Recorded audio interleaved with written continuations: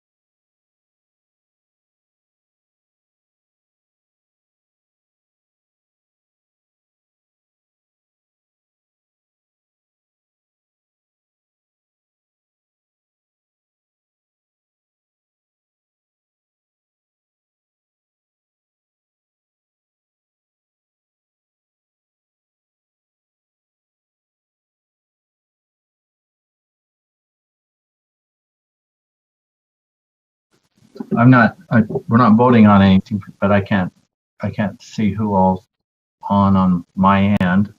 But we'll get started. I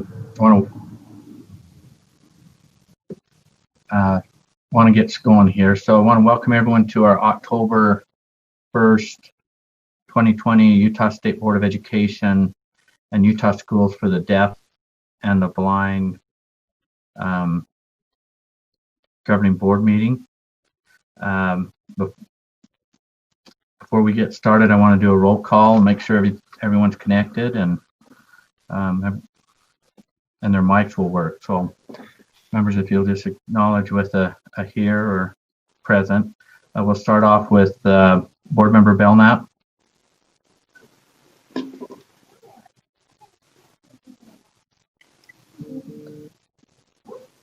Board Member Belknap, can you hear us and are you present?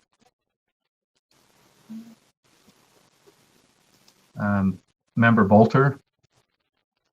I'm here. Thank you. Member Cannon. Good morning, I'm here. Great. Vice Chair Cummins. Here. Thank you. Member Davis. Here. Member Earl.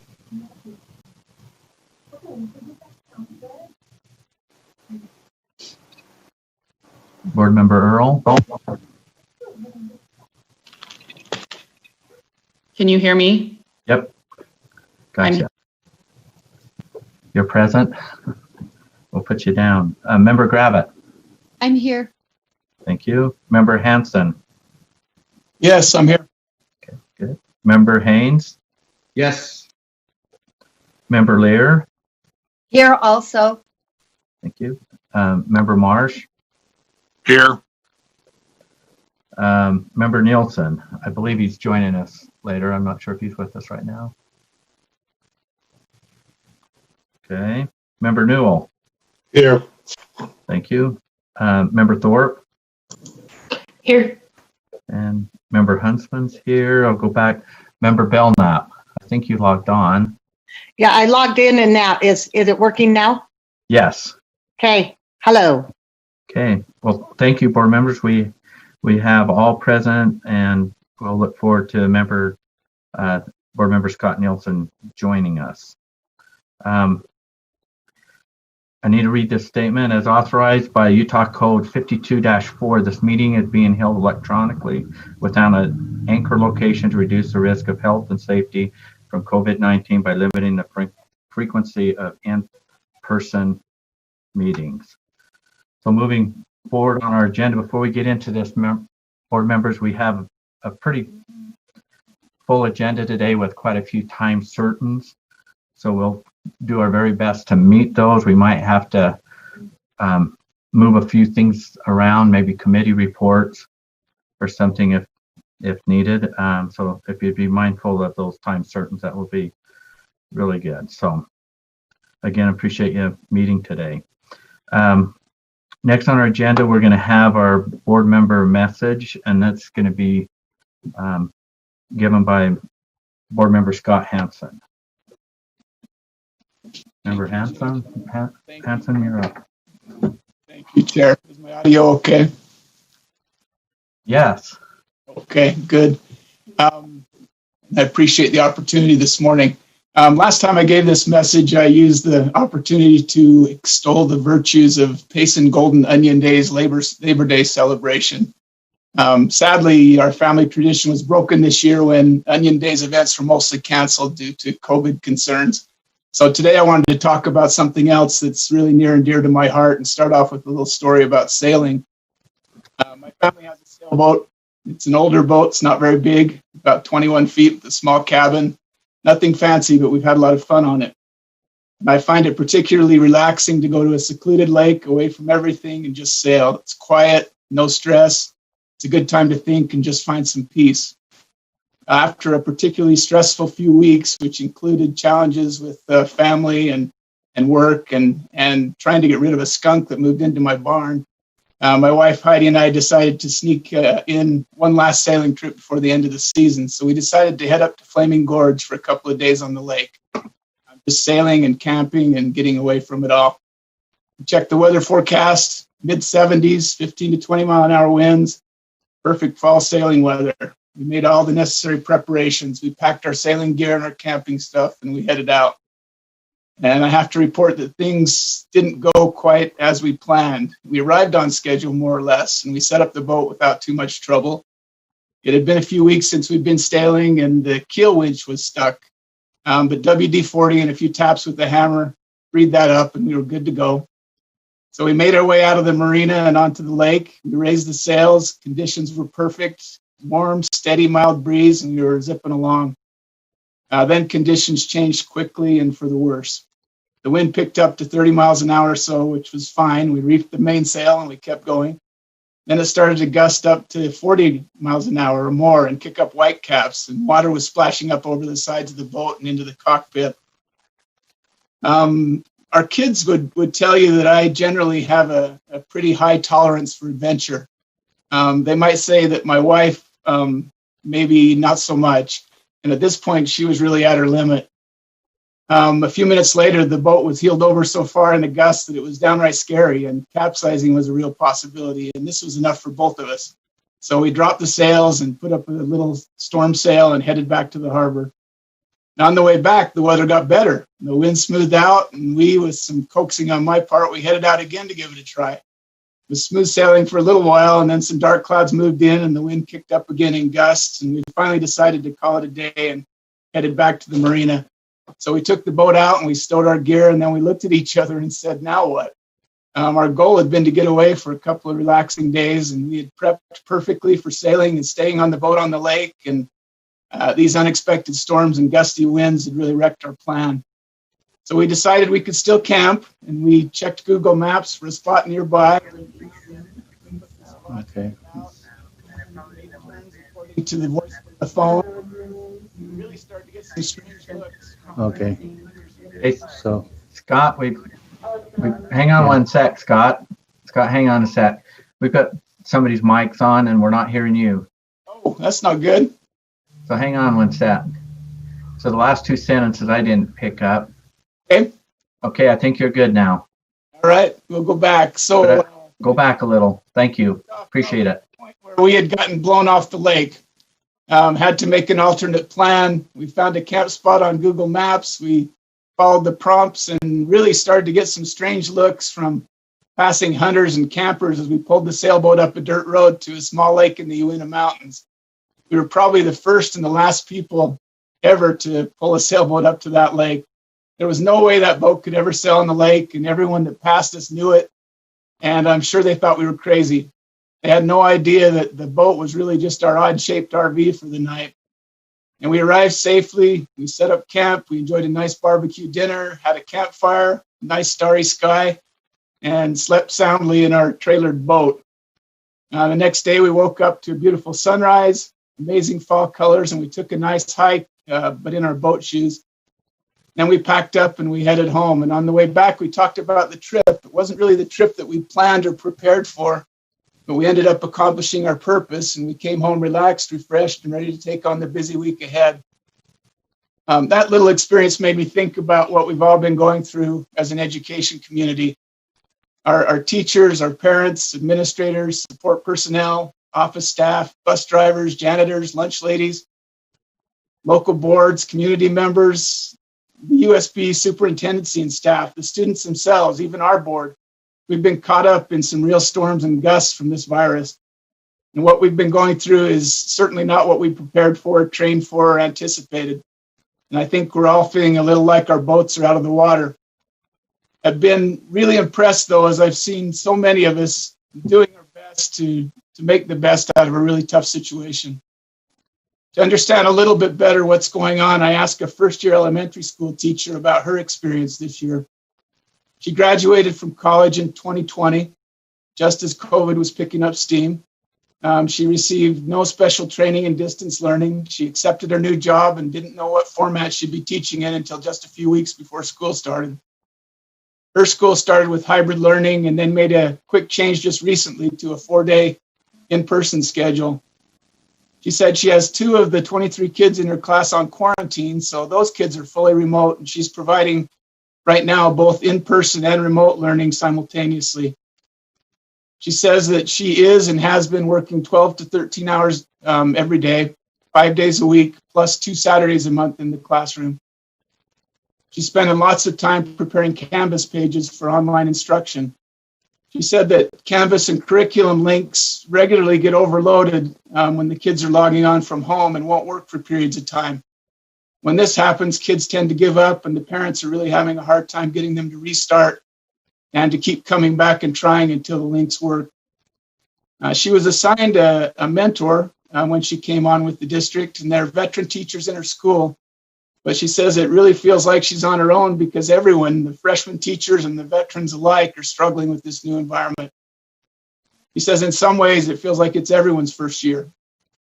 Plus, everyone's so busy and working such long hours that she doesn't want to add to their workload by asking for help. And many of them can't provide help. She's seen at least one teacher in her school break down and cry in frustration every week that she's been there. She feels in other ways that she's not alone. She says at least everyone's struggling together.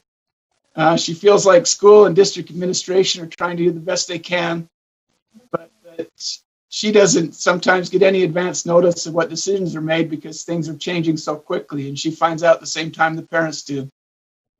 She'd love to have the kids back on a full-time in-person schedule, but she knows that that's not possible. What she would like is some consistency in the schedule. She felt like they were just getting in the groove with the hybrid schedule, and then everything changed, and they're starting up again in the new mode. Because it's her first year, she couldn't really tell me how the kids were doing compared to normal. She did say that she took a little poll in her class, and 90% of the kids were really happy to be back in person. She speculated that the other 10% might be the gamer kids who were spending a lot of their online time at home playing games instead of just doing schoolwork. She thinks the parents in her class are divided about equally into 2 camps: really supportive parents, really frustrated parents, and then disengaged parents. Now she's on a Friday remote schedule, and she says that's been difficult because a lot of families seem to be taking it as a day off, and the kids are completing assignments on Saturday or Sunday, which doesn't leave her any time to get her grading done. She's struggling to provide differentiated learning and follow distancing rules. She said that the desks in her class are about 2 feet apart. Says that kids are generally wearing their masks without many complaints, but it's toughest when they come in from recess and they're hot and sweaty. That makes it harder for them to wear them. And distancing's next to impossible, both in and out of the classroom. Despite all this young lady is smiling. She's enthusiastic. She loves her kids. And even though this isn't what she signed up for, she's doing her best every single day to make education happen. I think similar struggles are happening all across the education community at schools, district offices, and in homes. And just like my little sailing trip, we're all in a storm. There's a lot of uncertainty, fear, changing conditions, making decisions on the fly, and just doing the best we can with what we have. This may not be the trip that any of us planned or prepared for, but with everyone's help, we can and we are accomplishing our purpose. Education is still happening in Utah schools. I'll close my message with 3 quotes that I think are appropriate for our situation. First, Winston Churchill said, "If you're going through hell, keep going." Randy Pausch said, "No matter how bad things are, you can always make things worse." And the great educator Neil A. Maxwell said, "Regarding trials, there are no exemptions, only variations. The great challenge is to refuse to let the bad things that happen to us do bad things to us. That is the crucial difference between adversity and tragedy." I'd like to pay tribute to everyone in our school communities who are putting forth extraordinary efforts to educate our schools and make the best of an extremely challenging situation. I thank them for their efforts in formal education, but also for the emotional support they're giving our children by reaching out to them, by being kind, by learning their names, by greeting them with a smile and with kind words if it looks like they're having a bad day, or for going beyond the call of duty to stay in contact with our kids and to love them and help them. I'm not sure how a Zoom standing ovation works, but I'd like you to join me in trying one this morning.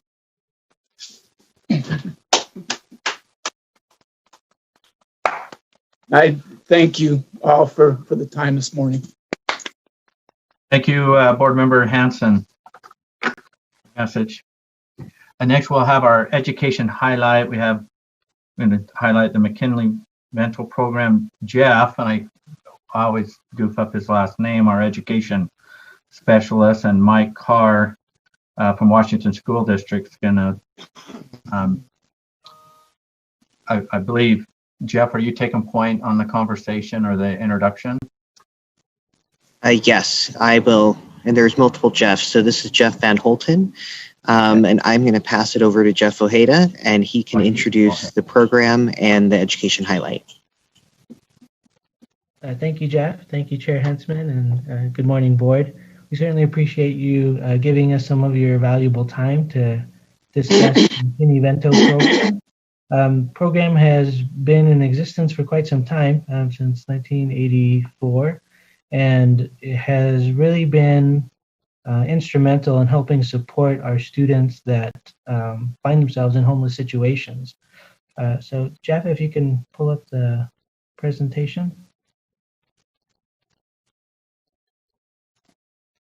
And while he's working on that, let me just go ahead and get started. So McKinney-Vento is meant to remove barriers that derive from homelessness caused by a lack of a fixed, regular, and adequate nighttime residence.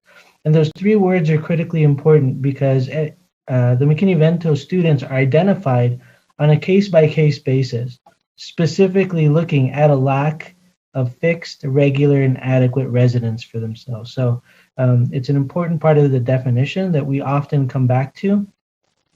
It's meant to remove academic barriers that may be caused by homelessness. So barriers that hinder a student's full participation in school and in sponsored activities. So the law requires that we ensure that homeless students continue in full and active participation in school and immediate enrollment in school as well. And the purpose for all of this is simply to create stability in a school setting for a student that's in a homeless situation. Our LEAs have quite a bit of work to do in identifying and finding students, and that is one of the key components of their responsibility to identify those McKinney-Vento students. It's also their responsibility to post public notice of McKinney-Vento rights to parents and youth at schools, and provide professional development and support for staff, including preschool, to ensure that our kids have access to education that can help them come out of homelessness in the future. And then it's also an opportunity for our LEAs to connect families with housing and health, mental health services, and other services in the community that can help support them going through this very difficult situation. So the definition, as I mentioned earlier, is very clear in that it expects that a student that is lacking a fixed, regular, and adequate nighttime residence meets the definition of a McKinney-Vento, but there are also other components to that that I wanted to make you aware of. So the sharing of housing with others, that is couch surfing or living with a family for a while until they can find another family to live with. This is a very common scenario for us, and actually one of the differing parts of the definition to the housing and urban development definition of homelessness. So while you may hear in the press and the media that homelessness numbers are actually coming down, what we see in McKinney-Vento is that those numbers are actually going up. And the reason for that is many, but one of the big reasons is because the cost of living is going up. And things are becoming more and more expensive for families to be able to support themselves and be on their own. So that, along with everything else that's happened this year, has caused some really difficult situations for many of our students. It's been a challenge. So that also includes, the definition includes families and students that are living in emergency shelters and transitional shelters. If they're living in a place that's not meant to be lived in, so cars, parks, abandoned buildings, substandard housing, bus or train stations, or similar settings all constitute a student that is in a homeless situation. And then when we talk about substandard living conditions, that includes places that are lacking in utilities, or there are infestations, or there's mold, or there's any kind of danger that would prevent or should prevent someone from living there, but has actually become a residence because there's nowhere else to go for them. And the last part of the definition that I wanted to emphasize for you was unaccompanied youth. And oftentimes we think of homeless students as being solely unaccompanied youth, but the reality is that we have many students that their whole family is displaced and they have nowhere to go. So SEAs and LEAs, according to the law, must develop, review, and revise policies to remove barriers to the identification, enrollment, and retention of McKinney-Vento students. And that includes barriers to outstanding fees or fines and absences as well. And to give you a highlight of what the makeup of our McKinney-Vento groups are, presented or created this chart for you to have a look at. Oftentimes I'm told that the majority of our homeless kids tend to be minority students, and that's not the case at all, as you can see here.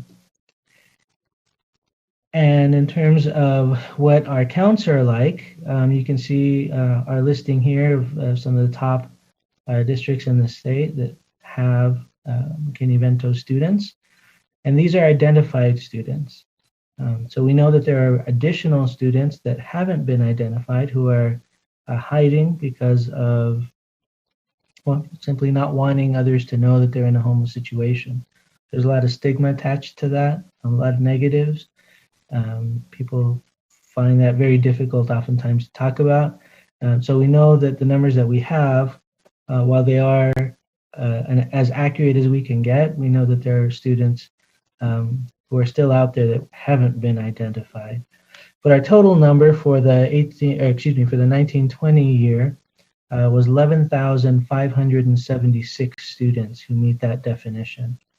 And it's heartbreaking because each one of those students, each one of those numbers is a student that is living in situations that are far beyond what we think of as the norm. And when the pandemic hit and things started to shut down, our students needed somebody to be there and be a voice for them. And oftentimes our liaisons were the connection between public services for our students and not having anywhere to go at all. So we had liaisons that specifically had to meet with city councils to try to keep restrooms open in certain parks and certain places, because while everything was shutting down, the reality is that those students had nowhere else to go to get any kind of hygiene whatsoever. So it is a really difficult job. I admire our liaisons. The law requires that every LEA has one person identified as the McKinney-Vento liaison at their school or at their district. And so I have the blessing of being able to work with these people who on a daily basis go out and sometimes even put themselves in danger to try to save our students. And I'm very grateful for Mike Carr, who is from Washington School District, who is with us today. He is one of those heroes. Definitely somebody that I admire and respect for the work that he does.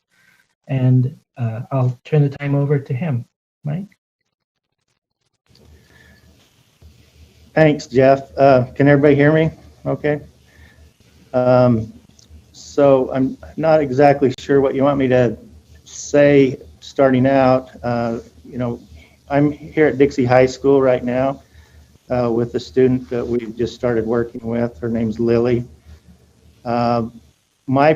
As I see my job, I work with the Maslow's hierarchy of need chart, and that very bottom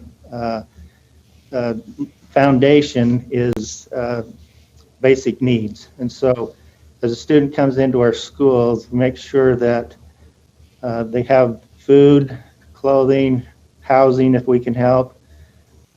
So we make sure that we provide them with some clothing if they have that need. We also have different nonprofits that are very good to supply backpacks and school supplies, so they don't have to worry about those things. And if there's needs for shots, we can help with that. Birth certificates, anything that's a barrier to enrollment is our job as liaisons to help. So that student enters the door, they look just like any other student, they feel like any other student, and we tell the teachers, you know, you're the next step up to the safety and love and belonging. And we say, you know, if that student needs to know they are cared for, that you love them, and that you accept them however they come. And so it's, as Jeff said, it's a privilege to have a position like this, to be kind of that middle person between the family and the community to offer services. So welcome to any questions, or I do have Lily here if you want to ask her any questions. Like I said, we've just started working with her a little bit. She would come under that classification that Jeff mentioned as unaccompanied youth. She's not living with her parent right now. She's with a family friend. She's a very hard worker. She works many hours a week, and she is doing well in school, and so she just needs a little bit of support, but we're glad to help her out where we can. So Jeff, what would you like us to do? Mike, if you could actually have Lily just share her experience so far and how the program has benefited her, that would be great. Can you see yourself here? Oh, hi. Little. Just tell them about your situation. So I started to move out of my mom's house because it was getting kind of crowded, and my friend said to come join her, and so I did. I don't know what else to say. There's nothing really much to it. Just I'm going to get this back over here and get my agenda back on this, but I think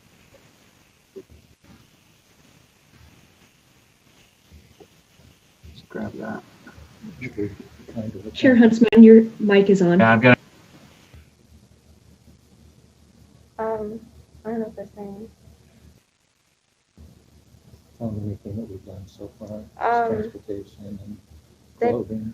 Helped me a lot with like getting me transportation to school, and they're going to give me some gift cards for clothes, and they've already given me some food and some clothing.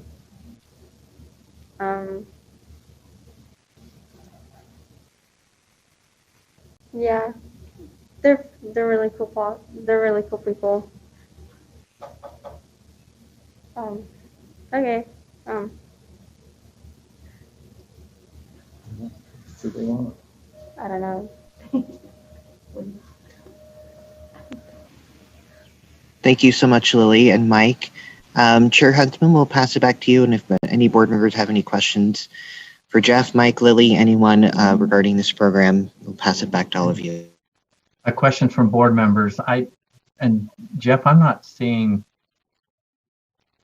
I'm trying to get it to happen. I'm not seeing the all of our participants, so I won't be able to see any hands raised. I'm trying to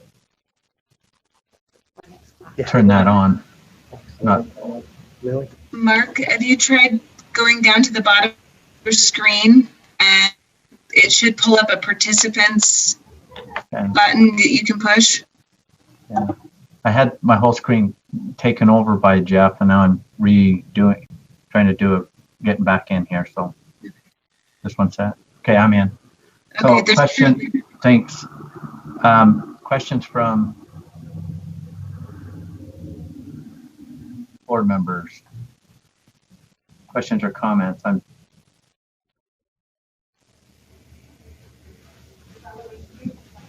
Is that Carol that I hear? I don't believe I can see Carol's hand, right? Board Member Thorpe has a hand raised. Okay, there it is. All right. Member Thorpe? Just a comment that I appreciate this program. It's one that I think really supports students in difficult times, and hopefully it's a temporary measure for them that provides support in a difficult circumstance for them. And I'm glad that it helps to provide some stability for them and give them some services that they need that support their success in school. So just wanted to say thank you for the program, and I'm glad that it's funded and supported, and I think it really makes a difference in these students' lives. So thank you for what you're doing, all the coordinators, and keep it up. Member Haynes. Thank you, Chair. Thank you, Jeff, Mike, for your explanation today. And Jeff still has that number on the screen, 11,576. And that just breaks my heart. We know that there's some concerns that need to be addressed, but can you explain to me how those students are identified? Who selects them? Is it self-selection, or is it a school counselor that identifies those needs? Determination made. Could you help me understand that? Absolutely. So the law requires that the liaison, the designated McKinney-Vento liaison at the LEA, is the only person who can, they and their designee are the only ones that can identify a student as McKinney-Vento. So in order to do that, there is a requirement for school registration. They usually call it a homeless form. That's given as part of school registration every year to families, where they indicate what their living status is, where they're living, if they're in a home or if they consider themselves homeless. That's one way of doing that at the start of the year. But then as the year progresses, word of mouth often happens. Counselors can make referrals. School staff can make referrals to the liaison. School administration can also do that as well, but it is the liaison's responsibility to review each student on a case-by-case basis to ensure that they are actually meeting the definition of McKinney-Vento. And it doesn't mean that they won't give help or support to students who, are in a situation that's similar, but the law does require specifically that those students that meet the definition are identified and are counted as McKinney-Vento, and then provided some of the services that we discussed a little earlier. And Mike, do you want to add on your end what that looks like? That's a pretty good description. We try to, like in the summertime, we'll erase every student that was considered McKinney-Vento the previous year, and so we're starting over. So one of the things that I have our registers do is to contact the parents of those who were considered McKinney-Vento the previous year to see if their situation has changed. And so that's kind of the process we've been working on the last couple of weeks is to revisit those families. So if there's still a need, couple of things that they benefit from being considered homeless is free lunch, fee waivers. I think it's one of the things you've been talking about on the state level, and transportation if necessary. And then if the student wants to pursue college by being considered homeless, it helps them with their FAFSA applications for financial aid. And so there are some perks, I guess, to being qualified as homeless, and so we really try to identify as many kids as we can to help them. Thank you. Chair, can I ask a follow-up? You bet. Follow-up? Yes. Mike and Jeff, for that explanation. Can you tell me if you identify some additional needs that are not being met that are critical? What's your second level approach? What do you do to help assist those additional needs? Do you have a process in place, or are you confined to remain in the lane that you're in currently? So McKinney-Vento is specific to education, and going past that for any additional services, one of the roles and responsibilities of the LEA liaison is to ensure that they become the bridge between that family and student to community services that can help support in ways that we in education can't. So we do get some federal funding based on our numbers of McKinney-Vento students. Those funds are specific to address academic needs. Can't be used for rent or any of that kind of support for families or students. But again, the law requires that the liaison have contacts within the community that can help provide some of those resources that we in education can't. So the liaison really does become the student advocate in a way that is rare, I think, in how we work with students, because it is such a one-on-one type of relationship. We see the folks that are in that situation, like Mike, really having strong relationships with students, and this relationship not only helps to provide those additional services, but also helps to support those students in school, because they have someone who is actually observing them and caring for them as they go through the process. And we haven't talked yet about some of the other things that our liaisons do, like work through credit recovery and credit accrual, and matching up credits for students that are coming from 5-6 different places, and trying to fix and set what that means in Utah and how that student can keep those credits. So there's a lot of work involved that happens, and our liaisons really are our lifelines for our students that are in a situation like this. Okay. Did that answer your question, Board Member Haynes? Yes, thank you, Chair. Thank you, Jeff. Appreciate it. Can I share just a little bit more? Is that okay? So,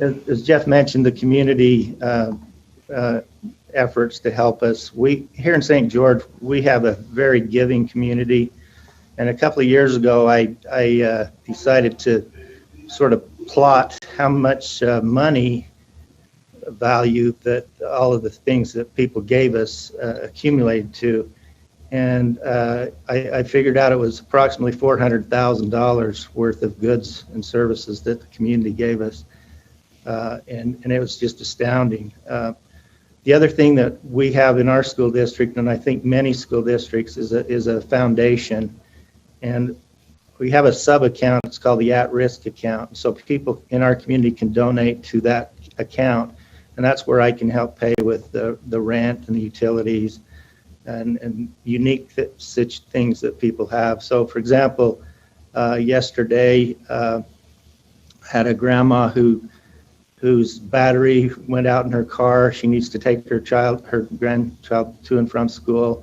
so we helped out with that. A lot of times, tires for a car.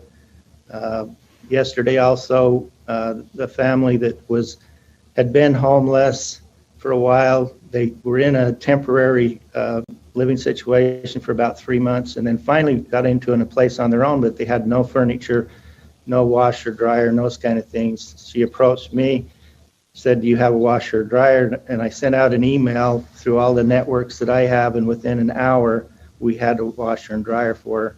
So those are the kinds of things that are really special, is in terms of helping any of our students, not necessarily just those who are considered homeless. Thank you. Board Member Lear.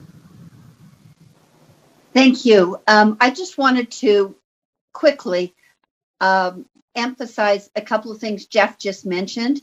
I really have always appreciated this program because there is a little bit of money from the federal government that goes to LEAs who serve homeless students. And I think that is a holdover and very unlike most programs. So I heartily support that. And the second thing is kudos to one of the districts I represent, Salt Lake District, that serves a lot of those homeless students and has always done that in a very generous and inclusive way. And I very much admire the efforts that Salt Lake has made to serve many homeless and sometimes emancipated students who live in its boundaries. So I really heartily appreciate and support all of those who work with this program. Thank you.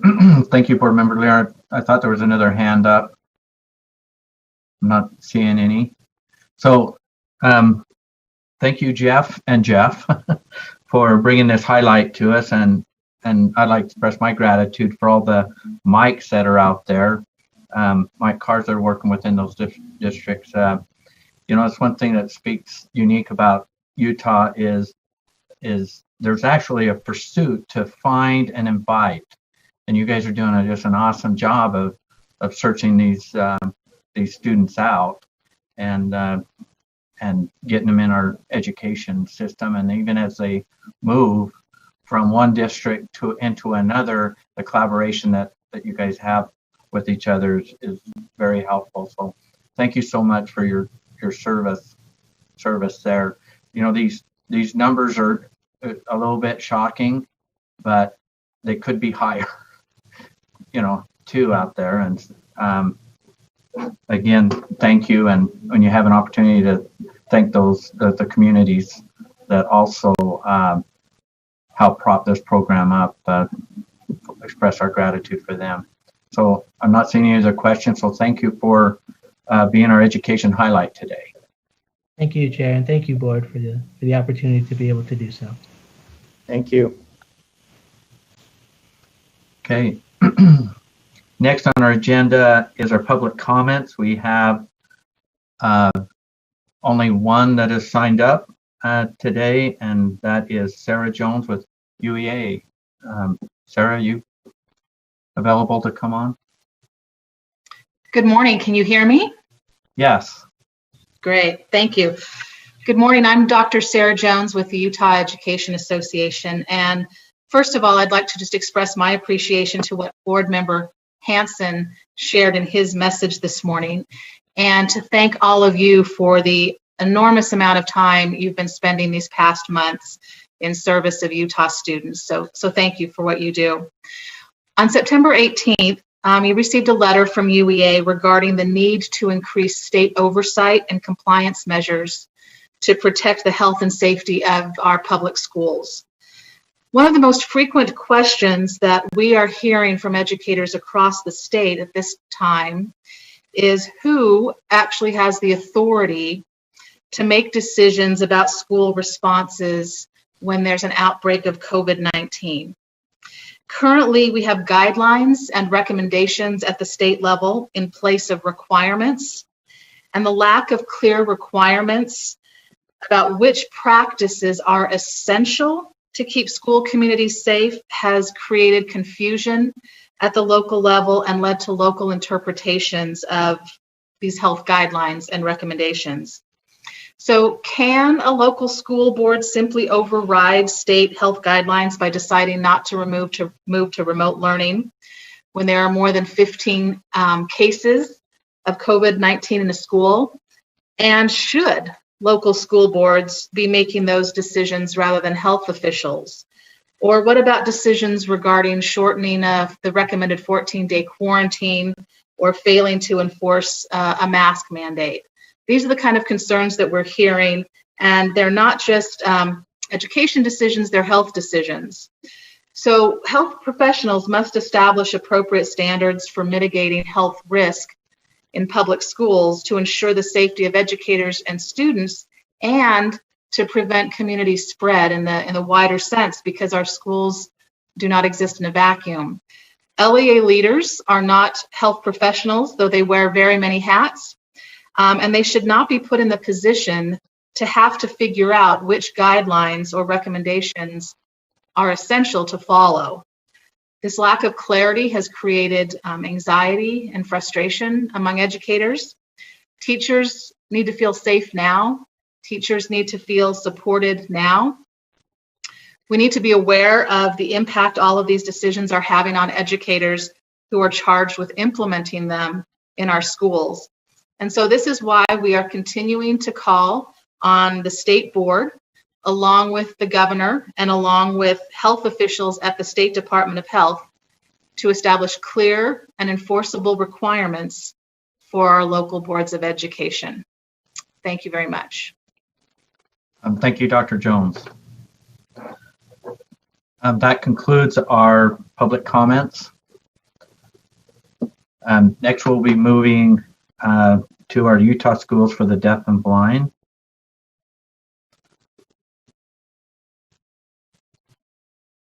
And first on that agenda, we have Finance Director Carl Empey. Are you ready to come on board? I am. Good morning, Mr. Chair, Madam Vice Chair, and board members.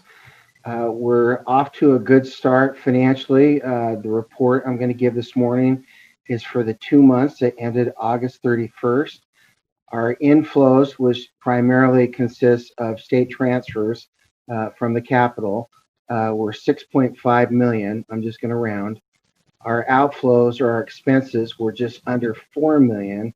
So we had $2.5 million more in inflows than we did on outflows. So we are financially solvent for the first 2 months and look to be in good shape as we start this new fiscal year. The number of students will be reporting as of the next month when we've got a full count for the month of September. The enrichment fund balance was $1.2 million, and our donated funds was $1,239,000. The next report, the budget status report, is just gives all the detail supporting those numbers that I just referenced. The report after that is our donated funds account. We've got currently $1.239 million of donated funds. The majority of that comes from one donor organization, the Norda Foundation, that just is in excess of $1 million. And then the last report is our enrichment funds. This is the money that comes from the Land Grant Trust Fund. Of the $1,084,000 in projects that you approved back in April, we've spent $108,000 so far, giving us a balance of just about $1 million left to be spent throughout the rest of the fiscal year.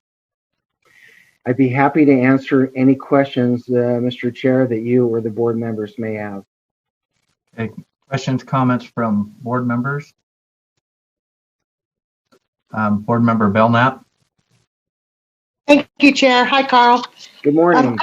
I actually have a question on your growth this year. If I remember the chart from last week, the deaf and blind school did increase in number, but what is that percentage in comparison to what the increase you were planning to get, and how will that affect your budget? Are you talking number of students, Board Member Belknap?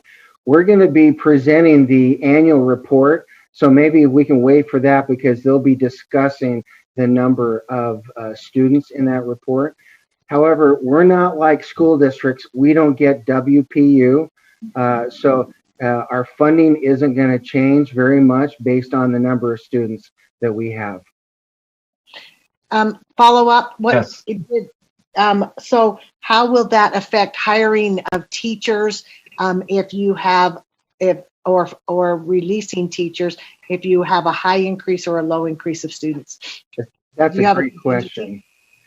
We actually have built a business case, and as you may remember, last year we requested that the legislature fund 7 new educator positions that were initially approved, and then they retracted that based on decreased state revenues due to COVID. So we have to go to the state and ask them for additional funding for the new educator positions that we need. We're having those internal discussions right now to maybe address that with this next legislative session. Thank you, Carl. You're welcome. Any other questions or comments from board members? The enrichment funds, I've got a question on that. there's usually been some spend plans, and with COVID, it seems like it's changing a little bit. Do you maybe this is a question for the superintendent. The superintendent can weigh in if you can't answer. Is that are we still able to benefit? Are students able to benefit from those enrichment funds with this? With now that we're dealing with COVID? They are. In fact, because of COVID last spring, we did not execute some of our enrichment programs that were temporarily suspended, and so we actually will have ongoing carry forward this year more than we would have normally, slightly more, because we just didn't spend it all down. So they can still benefit. And what we've done is we actually still had a lot of summer camps and other things that were funded with that. But yeah, generally they are benefiting from that. And obviously there's a few things that we won't do until the restrictions are lifted, like our study abroad and a couple things like that. Also, while I have the microphone, Susan Patton, our associate superintendent for the blind school, is waiting to be let into the meeting. If we could get her approved, that would be really great. Okay, I believe that request has been heard, so let me know if it's not happening. Okay. And we'll bring it up again. So I wanted to bring... Is she the telephone number? We have a telephone number. Yes, I believe she is. Her number is 801. Oh, wait, let me see. 380-493. It is her. Oh yeah, okay. So it looks like she's on there now. Great, by telephone at least. You won't be able to see her, but that's better than nothing. Thank you. Okay, well, I just want to follow up a little bit more on the enrichment funds. Yeah. It seems like USDB is constantly reinvents themselves very creatively. And so I'm curious, do you have anything on the horizon that's a little different than the norm on using these enrichment funds? Not so well, not so far. We are going to be, we've met with the advisory council, but we haven't presented them with the new plan for the next year yet. Okay. Actually, no, that was approved previously, and it was some of the similar things we've already done. But what we've been doing is working on the foundation a little bit to bring in additional donated funds for when we get real creative and it's outside the scope of enrichment funds or taxpayer funding. Okay. Things like providing, some of our families are in need, of course, of some basic necessities. And so we've had the Wagner Foundation, for example, that donated $10,000 to us recently for things like hats and coats and gloves and just those types of things.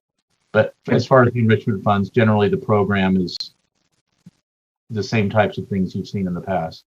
Okay. Well, thank you, Superintendent. I'm not seeing any other hands raised. Carl, are you?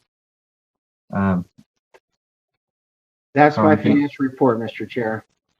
You don't have anything else to add, and I'm not seeing any other hands raised, so thank you. You're welcome. Next, we have our annual report. Superintendent Coleman, I'll have you take point on this. Thank you. So our annual report draft is prepared for the board to review, and you should have it in your packet. It looks, in formatting, it looks similar to previous years with a new cover photo. I just have your regular superintendent message at the beginning. And then it goes right into the data immediately that is required by the state legislature. And we have links to more data, but we thought putting directly in the report, we would just put what's required there, and then they can look on our website where we have a lot more information and lots of reading if people are interested. So with that, I think what I will do is just allow the associate superintendents who compiled this and monitor it during the year, and their staffs are the ones that report out on it. I'll have them go ahead and walk through the report with the members of the board. Normally we do this time of year, but we do it in our annual meeting, and that date has been changed. So we just did it during a regular meeting with you, and after we will take any feedback you have, and after our meeting today, we will submit this to the legislature to fulfill the requirement to submit the annual report to them.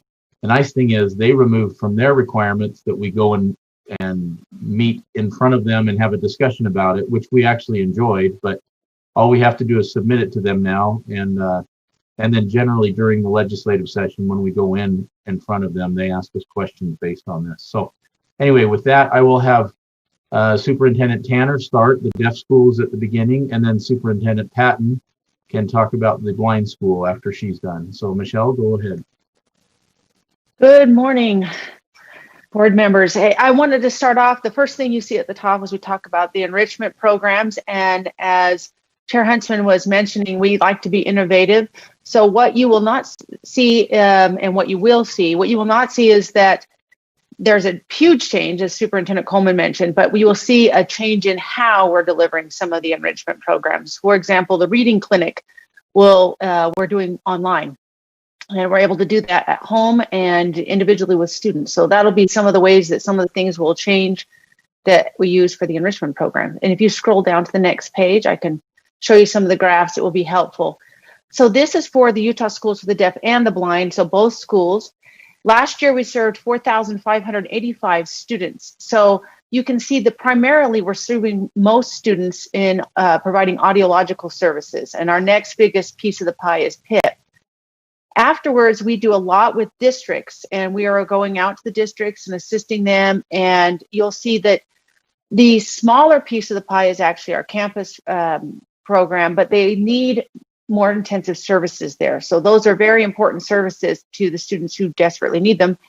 And then the bulk of them are across the state. If you look by location down on the left, you can see that most of our students, again, it just takes and shows you that 45% of the students are in the outreach. Then we have PIP, and then the 14% that are in the classrooms are campus-based programs. On the right is the breakdown of the actual campus-based programs. Where do we have the students enrolled in our campus-based programs? So you can see that the Jean Massot School has the larger number than KBS, and then EDS, and then listening and spoken language, and then the blind school. If we scroll down, we can get another way. We just keep on showing you different ways to look at the information. So across the entire state, both campus-wide and outreach, you can see we're pretty much split about the same. There's a slight bit larger number actually in the blind school. We just primarily serve those students across the outreach. So if you look at the graph to the right, within PIP, the School for the Blind and School for the Deaf have pretty much even numbers. In the classrooms, you'll see primarily deaf students are in the campus-based programs. And that on the other side, the outreach program, you'll see that primarily that's where the blind students are served, and there are less students served by the deaf on that side. So you kind of get to the 53, 48, or 53 to 47%, which is the graph on the right, very similar. Next, we talk about one of the things we're asked to talk about is our graduation rate. Again, we continue to have 100% graduation. It's kind of easy, I guess, in a way when we are really attentive and we know these children like our own children, they're kind of family. And so we're vested very deeply in every single one of them because there's a few of them we can really get attentive to them, and they've been graduating. It's been a good job with a different graduation year, but it worked out. Next, if you could mind scrolling up. Here we're going to talk about the student outcomes. And I'm going to highlight the graphs because I think that's easiest for people to understand. And if you would like, you're welcome to read the text. So people often ask how we're serving students. If you look at the outreach, this is across the state, not our campus programs, you'll notice that primarily they're served in a spoken language environment. So you have 62% that are served and they use just audition. We give them audiological services and we have speech services. And then on the other side, where those who are signing in the outreach, those are the students that use interpreters and have outreach teachers that use sign language to talk with them, and often also get speech as well. Now, if you flip it and you're looking internally at the campus programs, you can see the demographic changes. Primarily in the School for the Deaf, the students on our campus programs are students who want direct communication with their teachers and peers. And so they want that community, that culture, and there's a larger number that are using sign language. And there are less that are using just spoken language. The students, when it says dual language, are using spoken language, but they additionally use American Sign Language to communicate as their primary mode of communication. So if you scroll down a bit more, since we've had a focus the past year on preschool and what we were doing with preschool, I just wanted to give you and share a graph that shows you what is happening in preschool. So there was a concern, I think, expressed by some parents that it would diminish the number of students in our listening and spoken language program. As you can see, that's really not the case. The 53% of the students in our preschool programs are using spoken language only.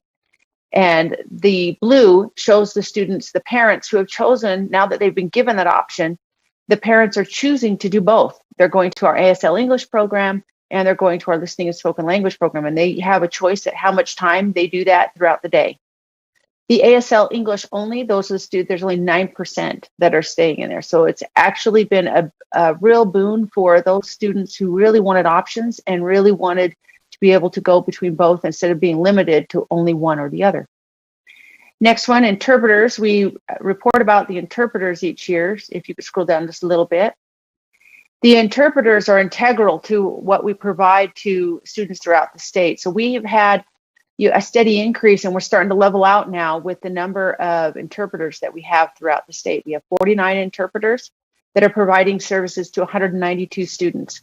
The bulk of those students are in the Salt Lake area. That's what the blue on the graph shows. The orange is showing the northern part of the state.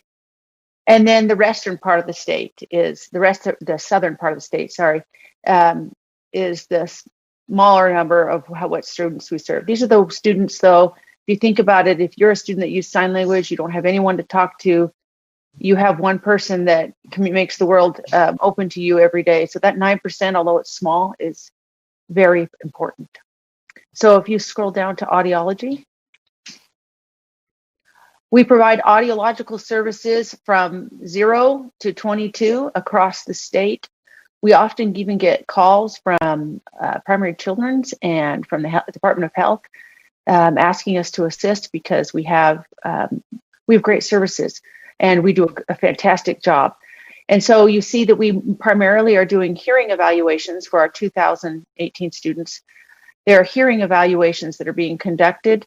The students served, that's going in on a regular basis and going back and forth. They've got a problem, we've got to fix it. We go in back and forth. We have FM systems. These are placed in classrooms throughout the state that we put a mic on the teacher and a loop over the child, and then the child can hear what the teacher is saying. And of course, we also give them as fits. We shouldn't say we fit. We don't always fit. There are some cases in which students do not have the services they need or cannot afford the services they need, that we help them with, or cochlear implants, just making sure that they're working properly and their hearing aids. So vocabulary growth. This is, I wanted to start when I talk about the vocabulary growth. There is a number, you can see a large list of assessments that we give our students. They get a great deal of assessments. The thing that's important to note, it's hard to report on these numbers on a large scale because our students are so individualized. Everyone has a very unique, different path. We may give one test to one student and not another, depending on the needs of the student and what the IEP team determines. So all these assessments could be conducted for a child, or it could be one or two. And as I talk about these results, I just want to impress upon you that all of these numbers are less than 10. So in statistic-wise, you can't take these numbers and generalize them. We can tell you a snapshot how the students are doing right now, the students we have in our program, but you wouldn't take those numbers and make generalizations on them, because the assessments that we're giving, first of all, There aren't assessments that are normed on deaf and hard of hearing that's also normed with the general population. So we have to take with a grain of salt any of the assessments we give because they're not normed on our students. And we have to look at the individual student and look at their individual progress. So I'll report those out today. Just want to make sure you have that caveat and that you're aware of that. Let's go scroll down just a little bit. So this right here is our longitudinal vocabulary growth. So we always assess our students every year on the vocabulary. We give an expressive assessment and a receptive assessment. Receptively, you'll see that's only going up to second grade because we found after second grade it was so invalid. It was not appropriate to do it beyond second grade because the students beyond that grade level were using a sign language and the test had to be so dramatically altered that it wasn't appropriate. So, and then the green shows our expressive test. Now that one's easier to extrapolate data. And again, still use it with caution and also using that all these numbers are for students less than 10. If these students were making steady progress, 1 year's growth in 1 year's time, you would see a graph with a straight line across this top and everybody would be excited because they made 1 year's growth in 1 year's time. You can see our students are making significantly more growth than 1 year's than what would be expected for 1 year. They are all doing a great job. So we are getting them from when they enter our program, we are making tremendous growth with those students that are on our campus programs to help them get to, and some of them may not be on grade level still, but their language has shot right up. And you've got to get the language up before you can do anything else. So that's a vocabulary assessment. And again, we're also doing language samples. Language samples are something that we wouldn't report out here. It's very individualized and gives the specific data that we need to do to work on with each child for their language growth. And it's an intensive process, and our teachers are doing a fantastic job with that. If you want to go switch to academic assessments, these are your typical reading, math, science, and language use is writing. So again, these are students, there are less than 10 in each of these grade levels. So we're looking at them. The line across the top shows the norm for the country. So we're comparing our students' performance with those across the national average. This assessment, which is called MAP, Measures of Academic Performance, is used by almost every deaf school in the nation. We're hoping by all of us using this one, this is the one that's most accessible for academics, and we're hoping that by all of us using it, we're soon going to have some norms that we can also compare them to other deaf kids across the nation. As it is right now, with this, they're not doing too bad. They're slightly below the national average for their performance. I anticipated as I was gathering this data that some of you may ask, how is this compared to previous years? Because what we did in the spring, we actually did test all the students in the spring. We brought them to campus at different times so that we wouldn't exceed any amount that would be a problem, and we kept them social distance. And we brought them back. Some, not all parents sent them in. So the ones who sent them in, this is the ones that we got the data on, which is one of the reasons why it's less than 10.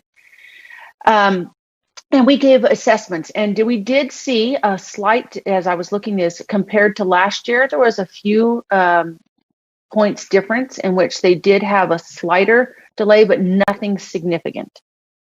We didn't assess when we brought them back in language use or science because we just had limited time and we didn't want to kill them off in testing in one day. So I reported here the data from winter. And so you can see their progress from winter. Reached out to the directors to see if they're currently seeing any slides. Most of them said they're not noticing a big deal or a big difference with the students that we have served virtually.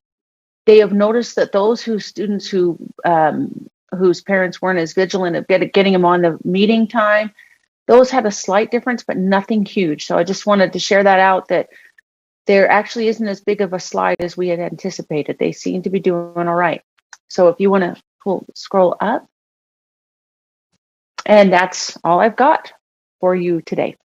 If you have any questions for me, or we can save them till the end after Susan is presented and just do them all at the same time.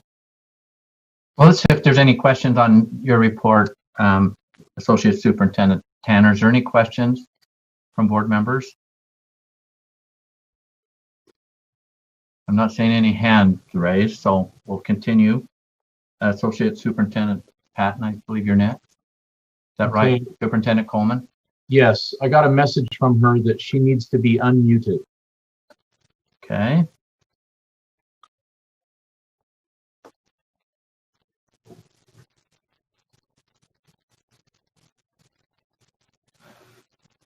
Jeff, do you know if that's been done?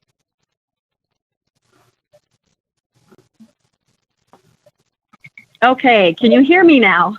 Yes, we can. Yes. Oh, perfect. Thank you. I am, any of these types of experiences where we can't see what we're used to seeing or hear what we're used to hearing, it always makes me think back to our students and the accessibility issues that they have, and how competent they are in compensating for that and making sure that they're getting the information they need, because I certainly have a difficult time with it. So I appreciate your patience. We'll make sure we get these things worked out for the next meeting.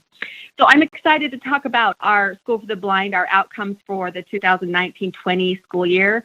I think as we go through, you'll see that we really have made progress. And the biggest thing for me when I was reading through the data was that we didn't see the regression that we anticipated seeing based on going to an online format through the school or through the COVID-19 pandemic. So one thing also is, the School for the Blind, we are really focused on the expanded core curriculum and trying to make sure that that is infused in our parent-infant program, in our campus programs, in our outreach programs, in deaf-blind, and then, of course, we have our ECC, our post-high program. So I want you to notice that we really are trying, and I think we're doing a really great job in making sure that our students are accessing the expanded core curriculum along with the core curriculum.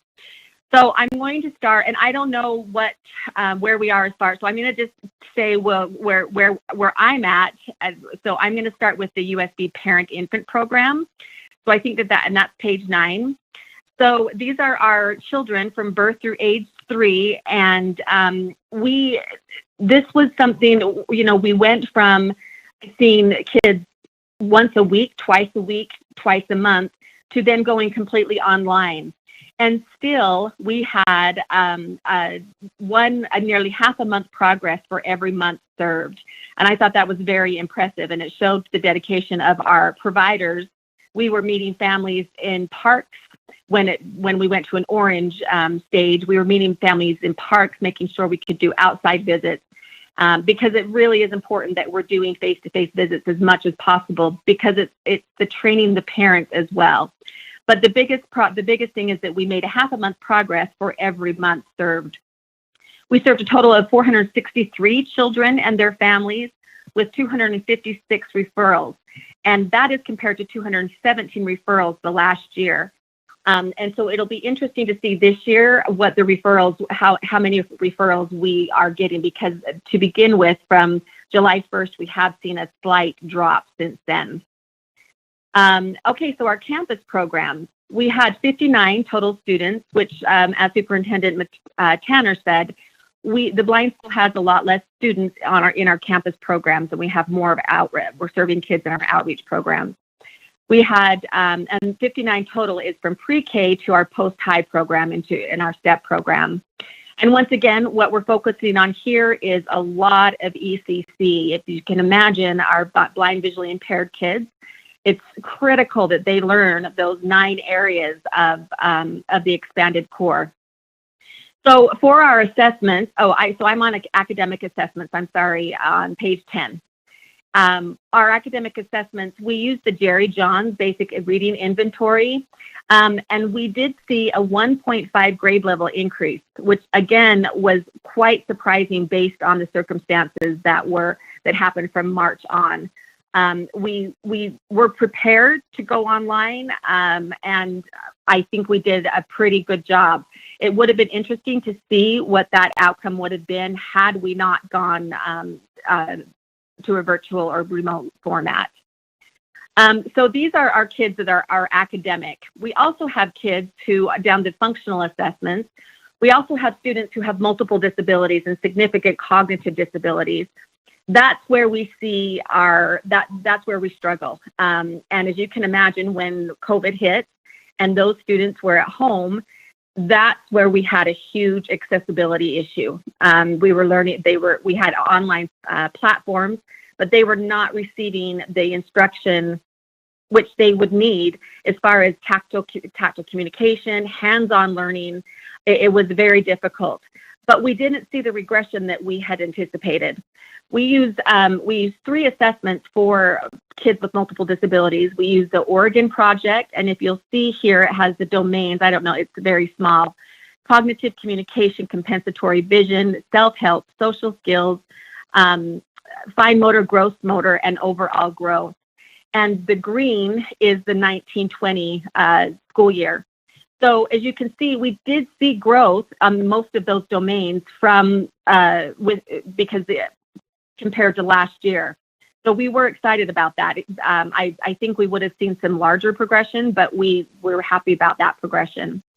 Then we also use an insight developmental checklist, and that is for kids that are up to age 6. So those are for our kids who are younger with multiple disabilities and significant cognitive issues.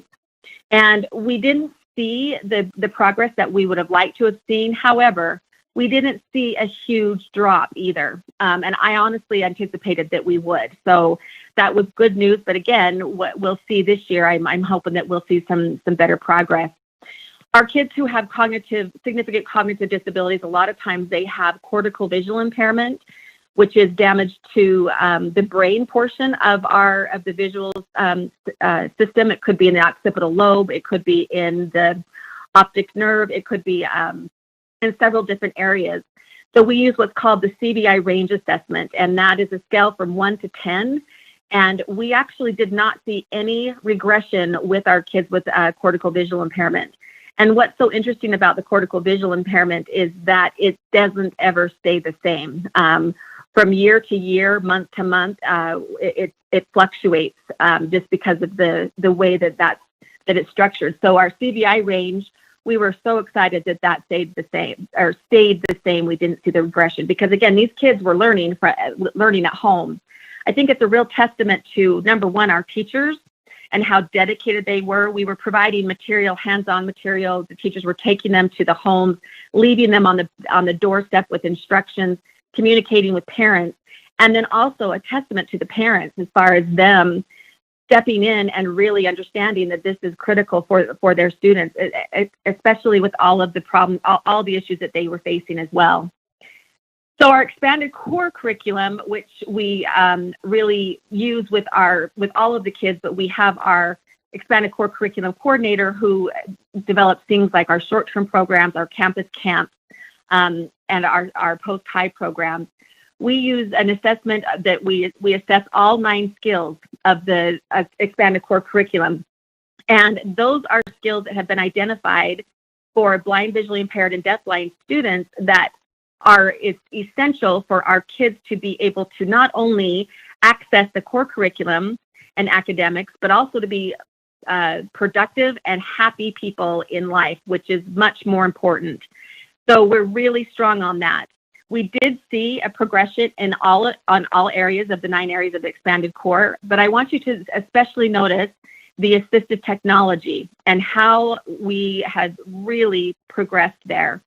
That is extremely important because if we are utilizing assistive technology and we're teaching our blind, visually impaired students to access what's available in their world technology-wise, we are helping them access every part of their life and academics, and we're going to see a jump or an increase in the results academically because of the use of assistive technology. So that was one thing that I really wanted to point out. So our outreach program, that's where we have the majority of our students. We served 394 students in 27 school districts and 32 charter schools. And we serve those with our 19 itinerant teachers, and then we have 12 orientation and mobility specialists that go throughout the state as well. We use the Jerry Johns Reading Fluency Assessment also, just like with our campus programs. And again, this is really we're really looking at our Braille proficiency. So at the bottom here, we have, sorry, I'm on page 13. At the graph on the bottom, we have large print fluency. It was an increase from fall to spring of 11.98%. Our functional Braille increase was 64.51%, and our academic Braille increased 34.39%. So again, we were excited about that we did see those increases. Our deaf-blind services, deaf-blind serves every school district throughout the state. So we have our deaf-blind teachers. We have 15 deaf-blind teachers. And right now we have about 70 to 75 interveners that work one-on-one with the students. We have last year we served up to 133 students from birth through age 22. Deafblind is very unique and challenging, and one of the reasons it is because we do not have an assessment that we can use for all of our students. It's very personalized. We typically use a communication matrix, and that was used for 75 students this last year. And with that growth, this is another very interesting point. We did a fall and a spring, and the average improvement was 5.7%. And this was a 3.15 improvement from the 2018-19 school year. I think that we need to look at that and realize that this could have been a result of several components. One of the components is we were doing the communication matrix has an interview portion for teachers, for other caregivers, and for parents, and we were really focused on the parents giving that interview. So I think that was one of the reasons why we saw such a high percentage, because we typically don't see that high of a percentage when our students, when we're assessing them in school. But also it kind of opened our eyes as far as, well, maybe we're not looking at the right things. Maybe the parents are seeing things that we're not seeing, so we need to involve them more. So I thought that was telling as well. So that is our school's data the School for the Blind's data. I, again, am happy to answer any questions. I felt like, it will be fun to see what's happening this year with the progress, because we made progress and it was a difficult year, very difficult year. So any questions at all? Questions or comments? Excuse me. Questions or comments from board members regarding Associate Superintendent Patton's portion of the report?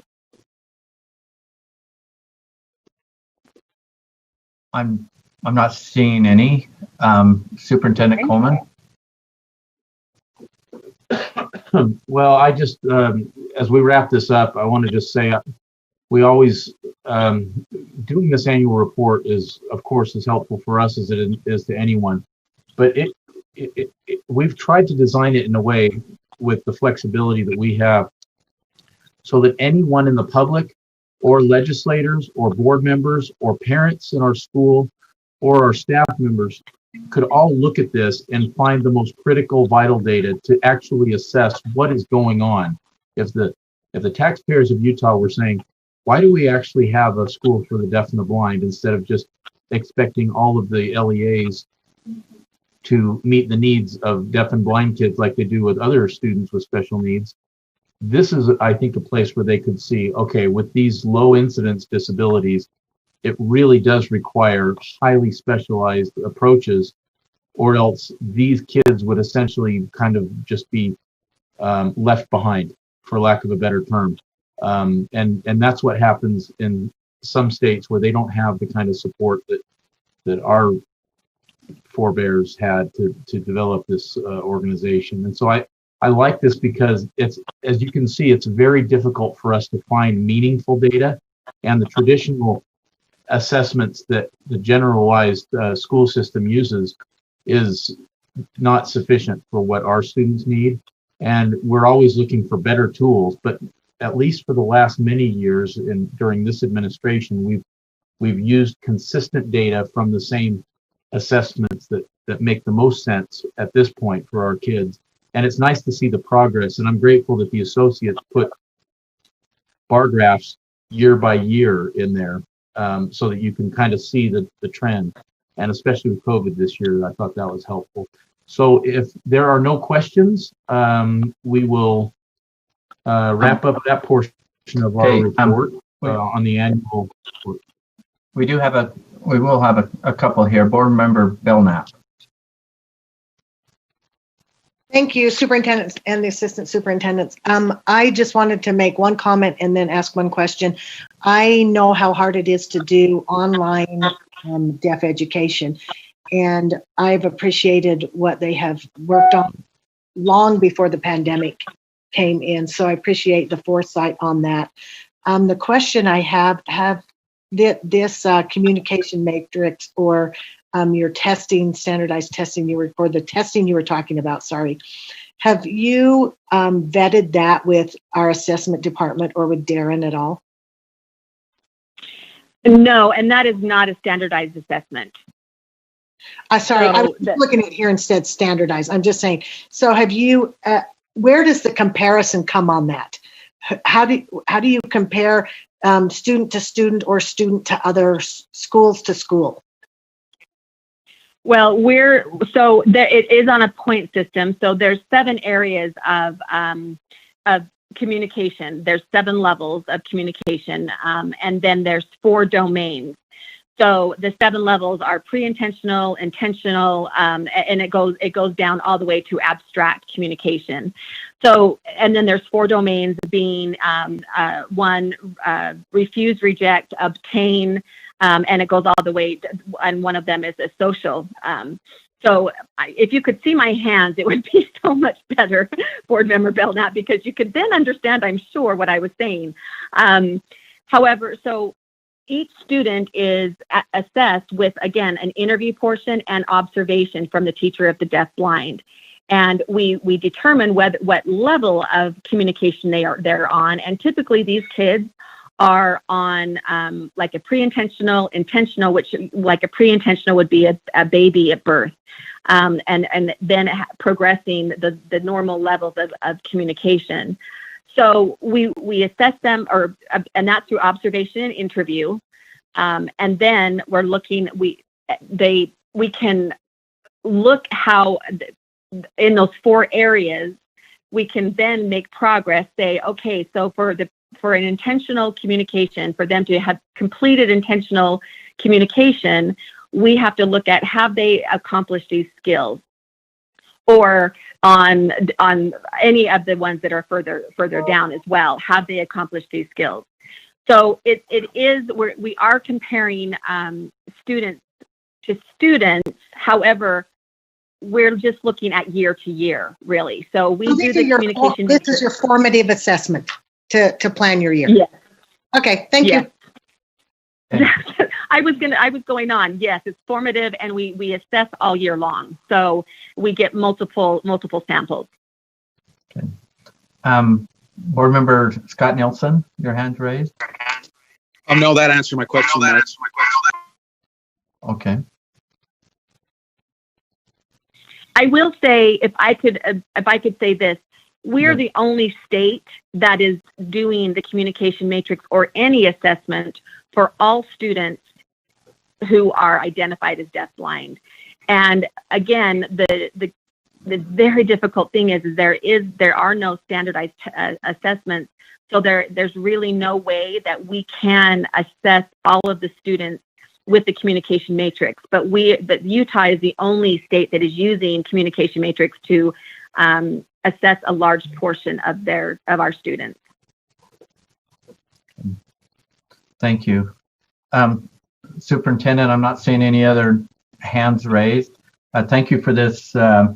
This is an information item, and this is our annual report, and thank you for all the work that's gone into it. This is all part of the transparency and get this out to the public, and it takes a lot of work, and appreciate the work that you've done on it. We're looking forward to continued betterments in your next annual report. So we've got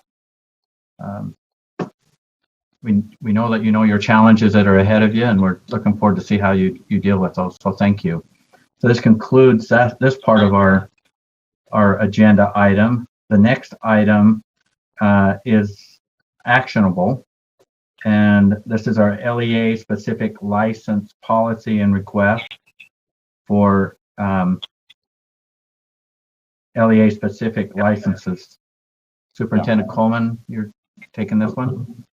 Yes, I will. Just as a reminder, all of our previous annual reports are located on our website too, for anyone who wants to do any comparisons.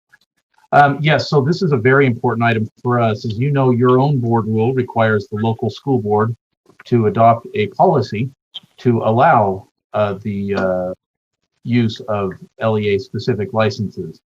And letters of authorization previously, and now under the new licensing rules, now all of that has been rolled into LEA specific licenses. And so we have several that need to be approved every year. It's always been a critical use for us in finding the best qualified people for our students.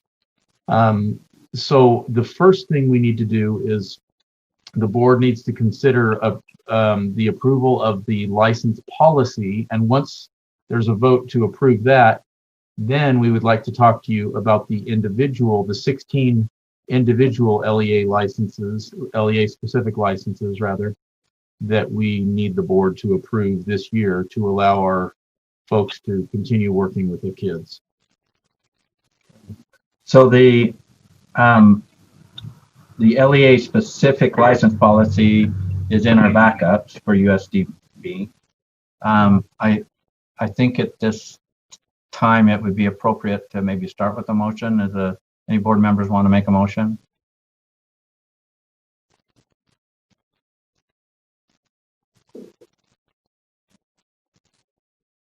I'm looking for the hands of the motion would read that the board approved the LEA specific license policy for USDB. Board member Belknap. So moved, Chair. Okay, so we have a motion. Do we have a second? I'll second. And that was board member Newell. Okay, the motion before the board is that the board approved the LEA specific license policy for USDB. Discussion to the motion. I'll give you a little background. You can see that the policy itself is rather short and simple, and it really just mirrors what's required in board rule. It's funny having the board approve a policy that complies with its own rule, but that's because you're all voters. There's not much to it. That is correct. I'm not seeing any discussion to the motion. So the motion before the board that the board. Sure. I see board member Nielsen's hand up. I don't know if he's trying to speak to this. I see board member Scott Nielsen's hand is that the one that you see up? That's still up? Yeah, I don't know if it's still up from the past or if he's trying to comment on this. Okay. Board member Scott Nielsen, did you still have your hand raised? I didn't think you could get it down.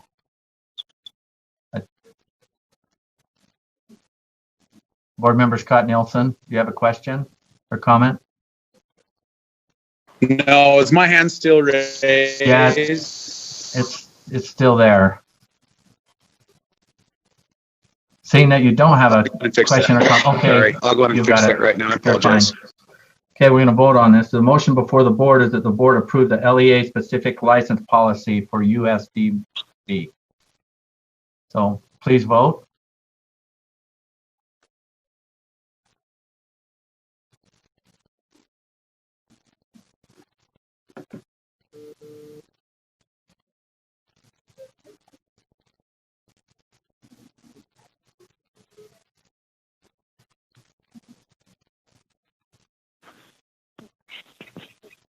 So it appears all the voting is complete with the exception of board member Nielsen. Can you see where to vote? Are you on a computer? Are you remote or? Yeah, no, I'm on I'm on my phone. It'll be down in the. I vote aye. It'd be right where you raise your hand. Right, I voted aye. It says it's green, so. Okay. I don't know why it wouldn't do that, but. Okay. Voting is complete, and it appears the voting is unanimous. Is that how you see it, Vice Chair Cummins? Yes. Okay, we'll have to work on that glitch here on Board Member Nielsen. Chair Huntsman. Yes. Board Member Nielsen, you were on twice. So you voted on your iPhone, but your computer is still on as well.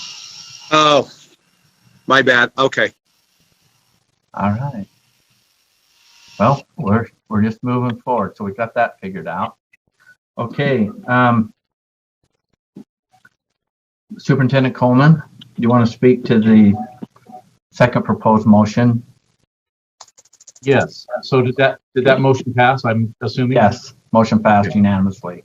Thank you. So the next item that is going to the only other item about licensing that needs to get board approval today is under the document called LEA Specific Data 2021.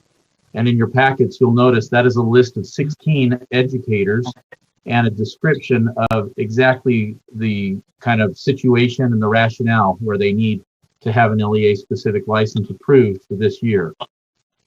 There are a few of these that are just starting out at the beginning of the process. However, most of them are highly effective, already been employed for us, are doing a fantastic job, and they have great qualifications, but it just doesn't match up with our licensing rules at this point yet. And some of that is a function of, for example, we have a school counselor who is a DOPL licensed therapist who is deaf. She's actually presented to you as a board previously. She's amazing, doing phenomenal things with the students. There is one class that she did not have in school that would be required to get a board license to be a school counselor, but she's working and being highly effective in that role already. And so we just need an LEA license approved right now until something happens with that other class and she gets that. There are others, for example, who we have one teacher on this list, and I'm not going to go through all of them. Let me tell you what we're going to do with this. There are some problems with the licensing rules currently as they apply to USDB that preclude some very well qualified teachers of the deaf mostly. I think there's only one person on here for the School of the Blind, but would preclude them from ever getting a or more permanent license with the board. So we're going to come back in a future meeting and talk to you about specific requests to allow licensing to happen for the people that need to be teaching our kids.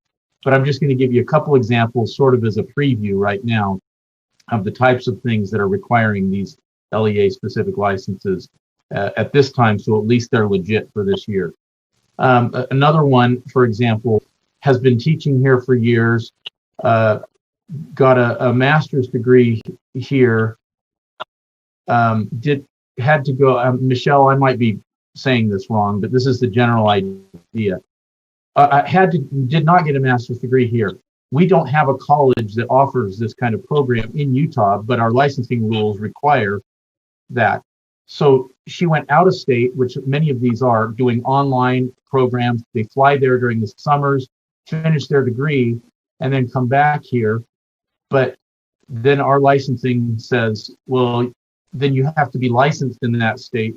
And so they go back to, this is Texas, for example, and Texas says, oh, we're not going to give you a license, even though you completed the program here because you didn't do your student teaching in Texas. You did your student teaching in Utah. And the teacher's saying, I've always lived in Utah. I've never lived in Texas. And then there's another one in Florida who's trying to get a Florida license approved here. And part of the problem is we don't have any colleges in Utah yet, although one is going to make application to satisfy or to qualify as a higher ed institution. And so our people are doing everything they can, but they're being caught in between the basically the requirements of our licensing and other states' licensing. when the bottom line is they are great teachers, they know what they're doing, and the children are benefiting from them in a great way. So you can look through all of the details of that. That's what they are. But whether they're just starting out or they're having these licensing challenges, these are the 16 this year that we need to be approved for an LEA-specific license, and that will buy us more time to get their individual situations worked out and to work with the board on making accommodations so we can have these good people get more permanent licenses as they go forward and continue with their careers. And thank you for that explanation, and also for how you put this chart together, especially that last column that kind of justifies why you're asking. Board members, at this time, do you have any other questions, or is there a motion? A motion that might come from the board would be that the board approve LEA-specific licenses for USDB as requested. Board member Cannon. I'd like to make that motion exactly as you stated it, Chair. Okay. And that would be that the board approve LEA-specific licenses for USDB as requested. Is there a second?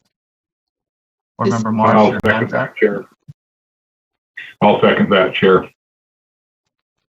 Okay. We have a motion and a second. Discussion to the motion. Board member Marsh. Let's see. I'm not seeing any hands raised. Oh, Vice Chair Brittany Cummins. Yeah, sorry, just a really quick question before I vote. On the list that was posted up here just a second ago, it had the license area and the endorsement area. Just for my understanding, was that the license area that's required for the position that you hired the person for, and then the rationale is the explanation of how they're working to qualify for that? That's correct. Okay, thank you. Now, some of these are special education license areas, but when they get their permanent licenses, it may be a deaf education license instead. Is that right, Michelle?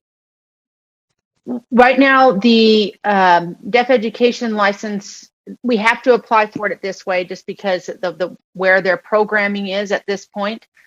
Once they get approved, we can switch them over, and the license area is intended to be a deaf and hard of hearing license with an emphasis in whatever ASL English, listening and spoken language. Right now, some of them haven't, some of the programs haven't made an application to be considered that way. The higher ed programs, right. So Correct, all that work the higher ed on programs. the deaf ed license 2 years ago still can't quite be implemented because the higher ed programs haven't applied to provide that with the board yet. They're working on it. Great. The two that we have internally in the state. The other ones out of the state will most likely, most of the out-of-state applicants will most likely be applying for the deaf and hard of hearing license with an endorsement in one of the three areas. It seems to be the preferred way that our teachers would rather be identified as a deaf educator with a specialty rather than a special educator with a deaf and hard of hearing specialty. Okay. Vice Chair Cummins, does this answer your question, or do you have a follow-up? That was sufficient. Thank you very much. Okay, thank you.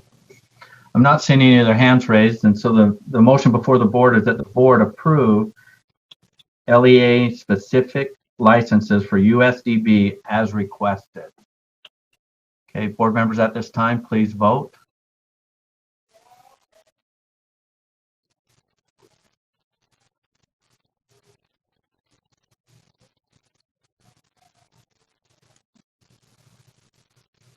Voting is complete, and the motion passes unanimously.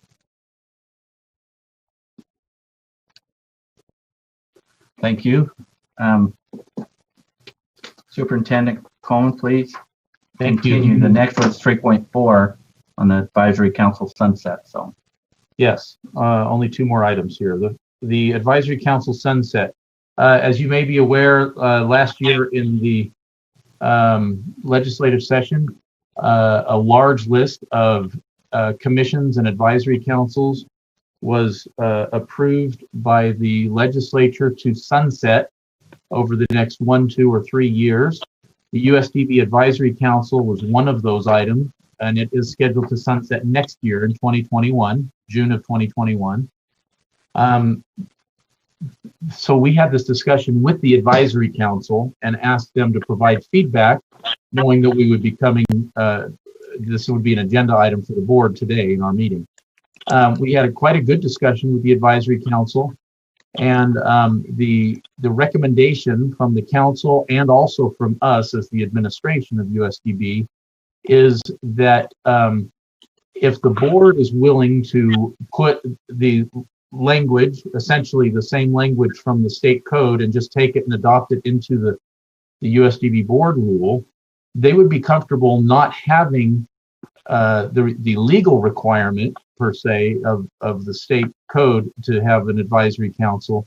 But if the board was willing to do that, they would like to just continue the way it is. As an administration, we support that, especially over the last couple of years. The advisory council has been a tremendous support, and they have given us very, very good insight and feedback to things, as well as I think they've provided good feedback to the board to reinforce or clarify things that you hear directly from us as your administrators. And so that was, for what it's worth, that's the feedback from the advisory council. They did not think it would be a good idea to just dissolve it and not require it anymore. They also like the way that it's organized currently. And board member Cannon will remember this because she was a board member at the time, but previously, a long time ago, we had what was called the Institutional Council. It was much more political, and it created more problems than solutions at the time. And this was actually before my time as well. I've just heard the stories from members of the board that I served with when I was on the board. And so anyway, but when the board or the legislature or both restructured it, they made it much more functional and helpful. And so it's our recommendation that, for what it's worth, this is not an action item at this time, but it's more of a just feedback from us in the advisory council saying, if you're willing to put it into board rule, then they wouldn't feel that it was necessary to request that the legislature keep it in the state law. So Superintendent Coleman, it is kind of an actionable item if we give direction to have the policy, that one sunset, and then we come back with a policy. And just FYI, at 11:15 times certain, we're doing the Teacher of the Year, and a lot of teachers are going to be logging on. So we've got about 15 minutes to get before we get to that space on a time certain. So I don't want to rush. This is really important, and I appreciate the feedback. Deputy Superintendent Stallings, do you have anything to add to this briefly?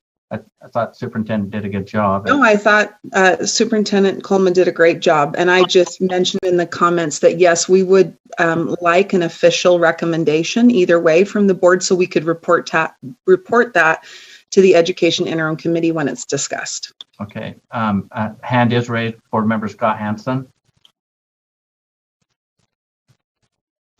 Thank you, Chair. I would like to speak in support of this. I think that advisory council has been very valuable, as Superintendent Coleman said, both to the administration at USDB and also to us. I'd hate to see that resource go away. I will make a motion that we approve the sunset, but that we also adopt some board rule that would allow the advisory board to continue instruction. Board Member Hansen, can I read something that might better state your position, and then you can see if you want to put this in a motion? And that is that the board recommends the Utah State Legislature sunset subsection 53E-8-2044, and that staff prepare a draft board policy codifying the USDB Advisory Council for discussion in an upcoming meeting. Would that meet your? Certainly accept that revised version of my motion, and I would make the motion as stated. Okay, do we have a second? Thank you, Board Member Hanson. I'll second that, Chair. Mark Marsh. Okay, thank you. Discussion to the motion, Board Member Earl. Yes, I do have maybe a clarifying question on this, because the first part of this, if we don't continue this, if we allow this to sunset, the very first part under it, if I'm reading right, 53E 8204, the state board is the governing board of the Utah School of the Deaf and the Blind. The state board shall appoint a superintendent for the Utah schools for the deaf and the blind. Anyways, it seems like there's more in here than just that advisory board, that there's more to it. Is it just the advisory part that's being sunsetted, or the whole? Yes, it's the, oh, sorry, Angie, or Deputy Superintendent Stallings, would you answer Board Member Earl's question, please? Yes, I'd be happy to. That is a great question, Board Member Earl. It's only subsection 4 of that section that would be repealed. So the rest of the section would remain.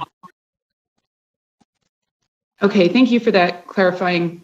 And you may have stated that, somehow I missed it as I was looking through the law, so I appreciate it. Yeah. Okay, so the motion that's before the board is that the board recommends the Utah State Legislature sunset subsection 53E-8-204, subsection 4, and that staff prepares a draft board policy codifying the USDB Advisory Council for discussion in an upcoming meeting. I'm not seeing any other hand raised, so please vote.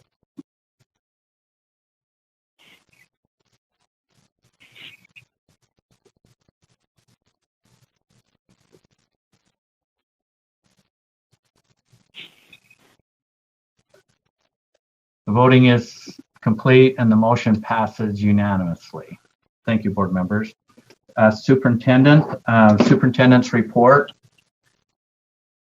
Thank you. Good timing. There are just 2 items on this, and we'll have plenty of time to get to the Teacher of the Year event, which will be great.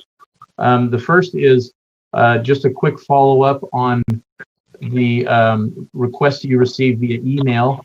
We held a press conference because due to COVID, many of the resources that normally send referrals to us for little babies who are deaf, blind, hard of hearing, visually impaired, or deafblind have kind of dried up a little bit, and so our numbers are down by 40 to 60% in some instances. And so we held a press conference just to create awareness. We had tremendous support from the media, which is great. There were social media stories. We sent an email to you asking you, and if you could continue to just sort of, when you talk to people, be aware of that. I think it'll bounce back pretty quickly now that life is getting back to normal a little bit, but we just don't want one child to be missed out there, because you have a delay of several months in the life of a child and it causes years of challenges for them. And in some cases, if they miss certain windows, they can't ever recover certain developmental things. And so just for what it's worth, we have a link there. It's a story that you can send out to your friends, any network, and ask them in turn to send it out, because networking is what it's all about. It's word of mouth. And if a neighbor says, oh, you know what, my neighbors have a child who was born with vision problems, I should talk to them about this, then it's like the starfish on the beach, one at a time, and we just want to try to reach all of them that we can. The second thing on my superintendent's report is this really neat, it's this link. If you could click on the deaf outreach directory by county, whoever's running the show here, driving this machine, it's down here, deaf outreach directory by county.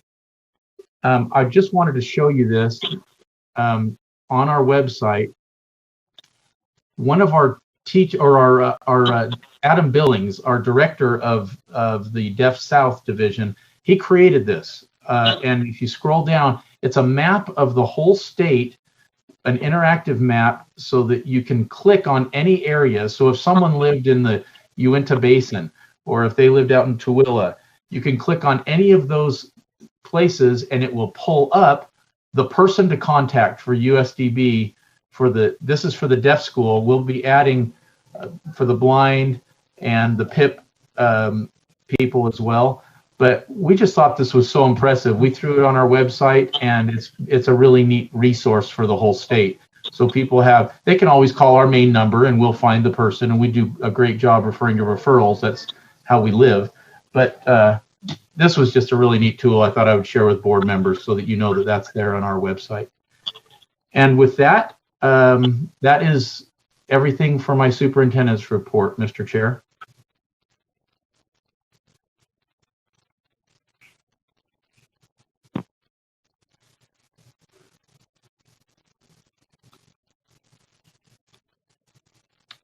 I think the chairman was abducted by aliens. Okay, hang on. Well, I'm trying to be really good and mute when I'm not speaking, and I forget that. I mean, hey, thank you, Superintendent. I'm not seeing any hands raised. And thank you, associate superintendents and all the staff that's making education happen for the deaf and blind, and appreciate all your effort. So we look forward to your next report. And more things for us to do, so we're looking forward to it. So thank you. Board members, at this time, we have a time certain at 11:15. So before we dive into our consent calendar, I thought, well, we could get into it. We might pull a few items, but maybe a small break would be appropriate. So board members, if we could be back online, I'm going to start promptly at the time certain, 11:15 superintendent's report. So let's take a little quick pause here. Thank you.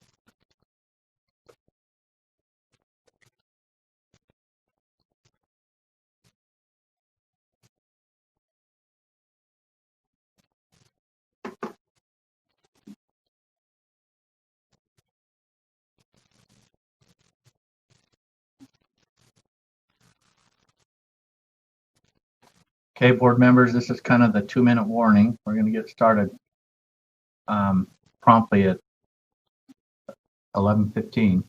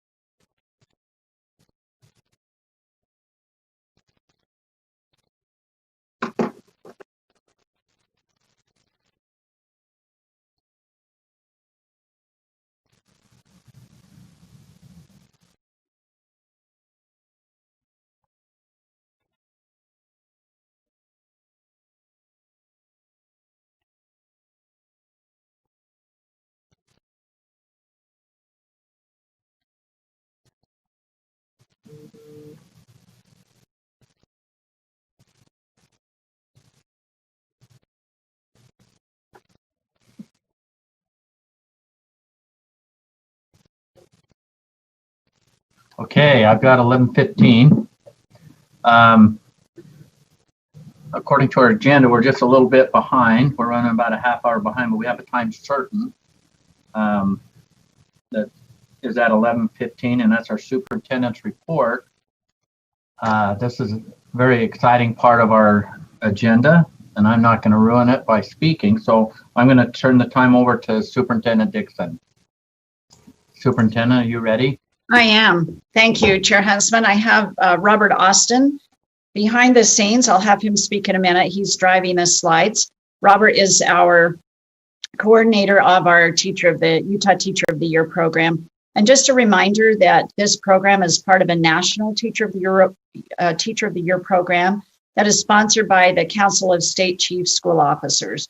So I'm really proud to belong to an organization that honors teachers in this way.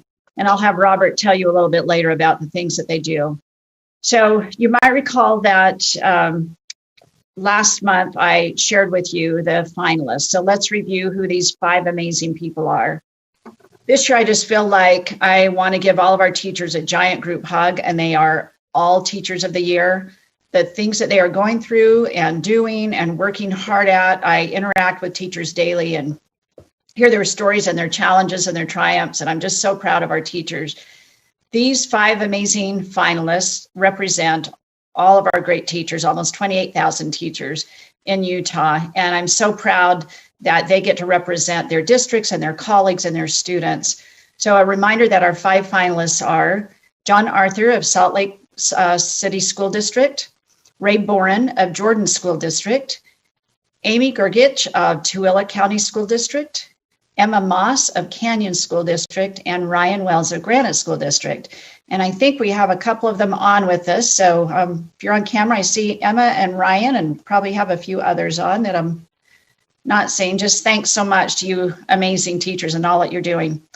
So we are going to announce 2 semifinalists or runners-up. And since we did not get to hold a banquet this year and dress up in our fancy clothes and show up after board meeting, which we would be doing today, we've been able to take some money and give some funds as well to these runners-up. So we'll announce these now. And our 2 runners-up for 2021 are Ray Boren of Jordan School District and Emma Moss of Canyon School District. And Ray and Emma will each receive $4,000 and some other goodies. So congratulations, Ray and Emma. We're very excited for you. Yay, thank you. This is like a jazz hands. Yeah, there you go. And personally, I'm going to come visit both of you ladies soon. So thank you for all that you're doing.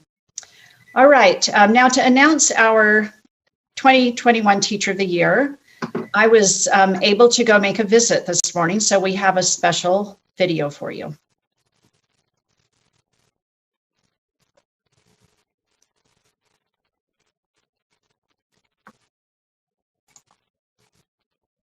And crossing fingers. The video is on its way.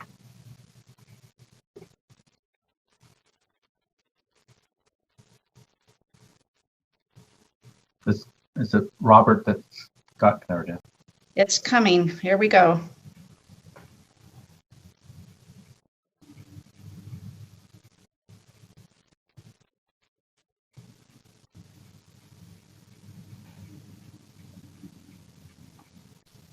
Is there audio attached to that?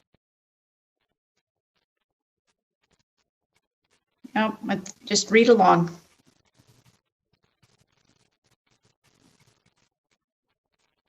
And again, going through our wonderful 5 finalists.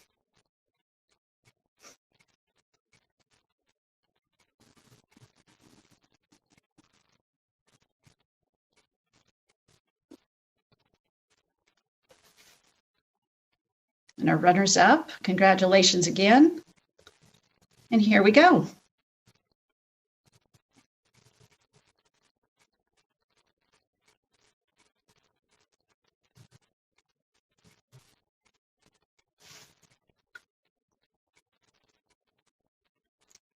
And this really is supposed to have audio, so I'm not sure what's happening.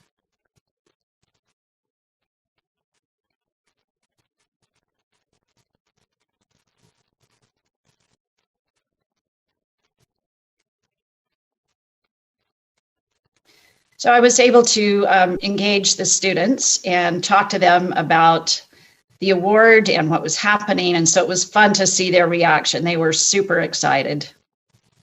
Using my teacher skills.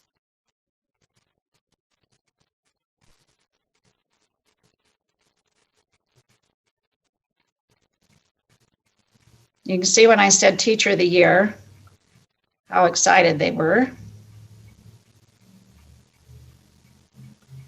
Showing them a $10,000 check. It's backwards in the screen, but they can pick it up. Robert, I think you are muted.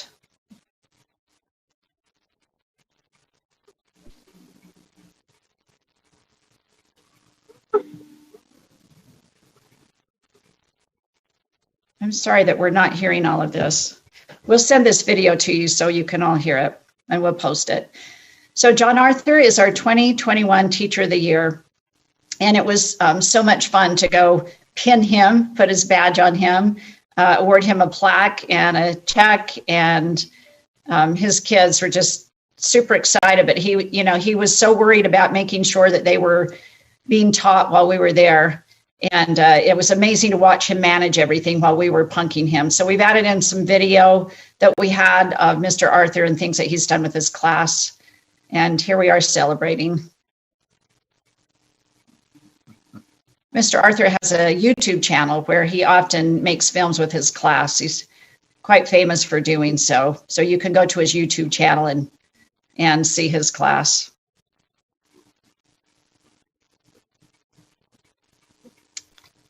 Okay, and with that. Fantastic.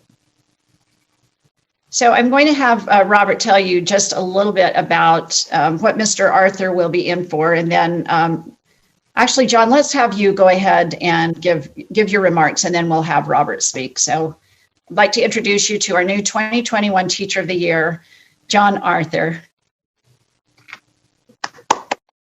Thank you. Hey, you're on, John. Go ahead. All right. So I'm still in shock, obviously, having been met by such a warm and incredible surprise this morning, but I'm incredibly grateful. I'm proud to bring this back to the Salt Lake City School District, to Meadowlark Elementary. I feel so blessed. Children are the best people, and teaching is the best job, and there's just no better way to spend a day than working with kids. And I owe this recognition to 5 very powerful women in my life. My principal, Maggie Cummings, who nominated me, and who has shown unprecedented leadership in an unprecedented time. My first principal, Heidi Green, who hired me and took good care of me through the good times and the bad. My mother-in-law, Sue Ann, who's tending my kids so I can care for my students. My mother, Suka, from Korea. She bought me this tuxedo jacket when I got married. I'm looking very 2020 COVID chic. I got my gym shorts on, but my tux on top. She always had this ambition that I would wear this tuxedo after my wedding when I won an Oscar or did something like that. And this is as close as I'm ever going to get. So I'm glad she gets to see it. And then my wife, Stacy, who is everything and is just a far better teacher than I'll ever be. I don't know how to wrap my head around being Teacher of the Year, especially this year of all years. It's hard to feel confident or sure about anything when everything feels conflicted and mixed up. I am both incredibly excited about the future of education, especially here in Utah, but also terrified of our present moment. As you can see, I'm teaching entirely online, and it's funny because I thought that I would feel distant from my kids, but having no physical contact, but getting to see their faces every day, and also being forced to go out to find them and reach out to them in order to make things work. I've done more home visits and called more parents and sent more texts and emails in the last 7 months than I have in 7 years as a teacher. And even though I'm physically distanced from them, even though I'm physically distanced from you, I feel in a lot of ways more connected as a teacher to my community than I have before. This is the perfect moment for us to think about what education should look like when this is all said and done. We take good care of each other during this terrible time, but also start planning and putting into place the steps that we need to create a more equitable educational system. Like I said before, we should be doing everything we can as we think about how we get our kids connected now. We also need to remember the students that were pushed out beforehand. We need to make sure that the school to prison pipeline is such a pre-COVID thing and makes no sense in the future. And I tell you, it's difficult thinking about what it means to be Teacher of the Year right now, because it's so hard listening to how teachers are talked about sometimes and talking with my colleagues. And I guess the hardest part for me is just the idea that teachers are somehow misunderstood. Like, people don't understand why it is that there's pushback from educators when plans are released and other things are trying to be put in place right now. Everyone's doing their best, but the thing that sticks with me is anytime I hear somebody say, like, what's going on with these teachers, or what are teachers thinking, or what are they feeling? I guess it bothers me because teachers are a pretty simple group to understand. And right now, parents are teachers, and teachers are parents. My 2 little girls are at home, and all of us should be feeling more connected and more understanding of each other, but it feels like there's a disconnect. And so to help bridge that disconnect, I just want to say, people who have chosen to do this professionally and dedicate our lives to educating and uplifting children, we're super easy to understand. My wife will tell you, we sacrifice our minds, our bodies, our souls. We give everything in service to our kids and to their education, to our students. We'll sacrifice anything except for people. We won't ever make a decision that puts other people at risk, especially our kids and our colleagues. I appreciate all the leadership that I've seen in our state. I know that we can all do more, and I'm excited for the opportunity to join in that effort with all of you. I'm super grateful for this, and yeah, I'm also excited to start teaching again in 30 minutes, so I can just look at my students and say, hey, they were kind of talking pretty big. They're like, hey, I mean, I guess this reflects well on us, you know. They didn't use those words, but that's basically the theme. And I was like, it does. You are the best students, but, you know, let's get busy. Let's get back to work. So thank you all again for this opportunity, and I'm excited to be here with you. Mr. Arthur, I think your wife is in the room somewhere, is she not? Could we? Yeah, do you mind if I show off? Please do. Do you mind coming over here? This is my wife, Stacy. Hey, Arthur. Hello, Stacy. Couldn't be more proud. Yeah. Thank you for honoring my wonderful husband. Well, Stacy, teaching is a family calling, as you know, and it's John doesn't do this in isolation. So thank you for supporting him in this great honor, and always, every day, as he gets up and works hard on behalf of our students. So thank you, and it's a pleasure to meet you, and we'll be seeing more of you this year. Normally, this would be a time when you get to dress up and come and have some form of chicken at a education banquet, but we're super proud of him. John, I know that we have board members who are putting comments in the chat, and Chair Huntsman, if you don't mind, perhaps there are some questions that they might have for Mr. Arthur. Okay. Questions or comments from board members? I'm looking for hands. Board member There are a lot Cannon. of great comments in the chat. And we can keep them short if we can, because there's a lot of board members and you have another time certain, but we want to make sure we celebrate this appropriately. So, board member Cannon. Thank you. Mr. Arthur, I've met you before when you came and interviewed to be on our Access Committee. And I believe you still serve on that committee. I wonder if you just might comment on the role that you play on that committee and on what that committee has done and the interaction between that committee and the state board. And I want to give you also my personal warm congratulations. I feel this is so well deserved. Thank you so much, board member Cannon. I always know to call you board member Cannon because I'm usually watching this on YouTube for my committee, so I can report back on what was happening. Yeah, I represent the Asian community on the Access Committee for the State Board, and I still have the honor of doing that. And essentially, our role is to provide the board with our advice as community representatives regarding issues that may impact the equitable services and education that our students in Utah receive. It's been an amazing honor, and more than anything, just learning from my fellow committee members, representatives from the Black community, the Latino, the Native American. It's been such a incredibly powerful experience for me as an educator and just as a human being. And we provide advice in the form of board memos, and also we will come for public comment from time to time, just to make sure that we know you always have the best interests of Utah students at heart, but there's a lot of them, and they're from all kinds of different walks of life and background, and we just got to make sure that we're constantly shining a light on kids who might otherwise be forgotten. Thank you. Board member Gravitt. Mr. Arthur, congratulations. Hey, thank I you. wanted to tell the board and everyone who's listening that I had the honor of being in on the interviews with you and reading your wonderful application. And I have to admit, I mean, I'm a secondary teacher, but I was scrolling down ideas because I'm like, that's a really good idea. I think ninth graders can do it too. But I just wondered if you could share with the board, you had so many great messages about, what you would want to convey in this role. And I would love for you to express, what do you hope to convey in this role as Teacher of the Year to other teachers, to whoever?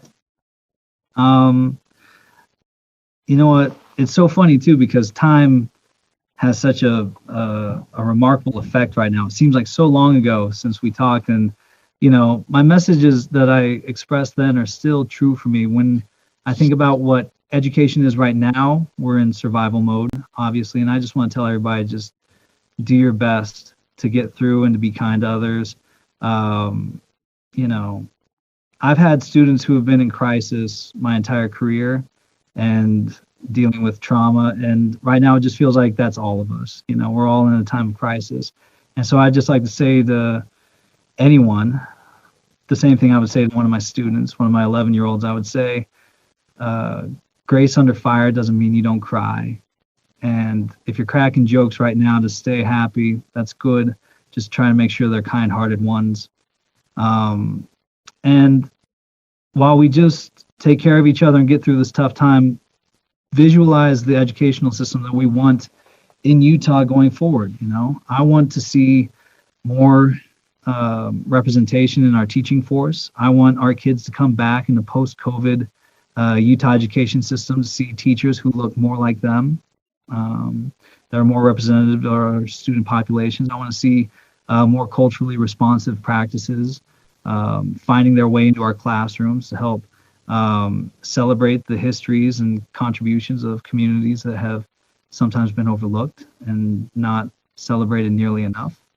And it's just like anything. When I was once stuck in my old Chevy Blazer in the snow, and just I spent some time thinking about how awful my current situation was, but I just kept thinking about what I was going to do when I got home and when I was warm again, and it's one of those moments where you reflect on everything. I got to do things differently with my life. How did I end up here? And that's what I would encourage all of us to do, because this is the time where we take action to make that better future a reality. This is where we start not only trying to survive, but also really take action steps towards creating the future that we want. We can't just wait and then deal with that then. We do it now, so then when we wake up on that better day, it's there and it's ready to go. Thank you so much. So proud of you. Thank you. Thank you. Board Member Davis.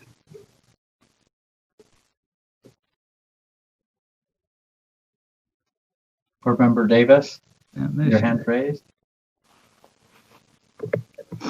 Sorry, congratulations, Mr. Arthur. Thank you. Very happy for you. I heard you speak a couple of years ago, and I was truly impressed. And I felt like you were able to express the realities of the education profession, but to express those with candor, but also with kindness.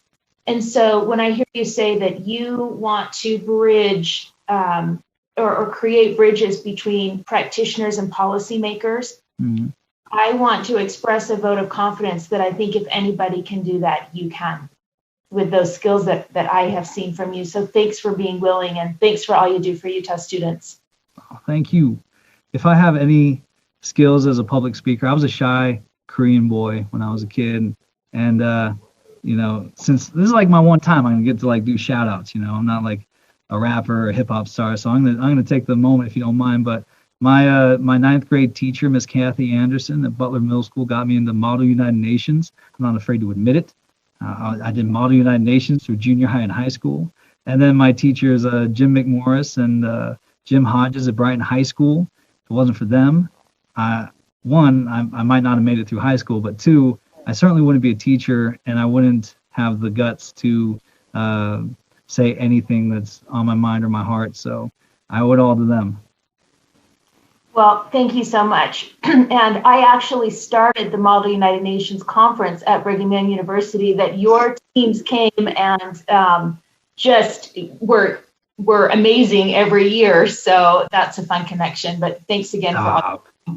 I represented Djibouti at the BYU. Yes, I'm sure you did. That was one of my favorites. Board Member Lear.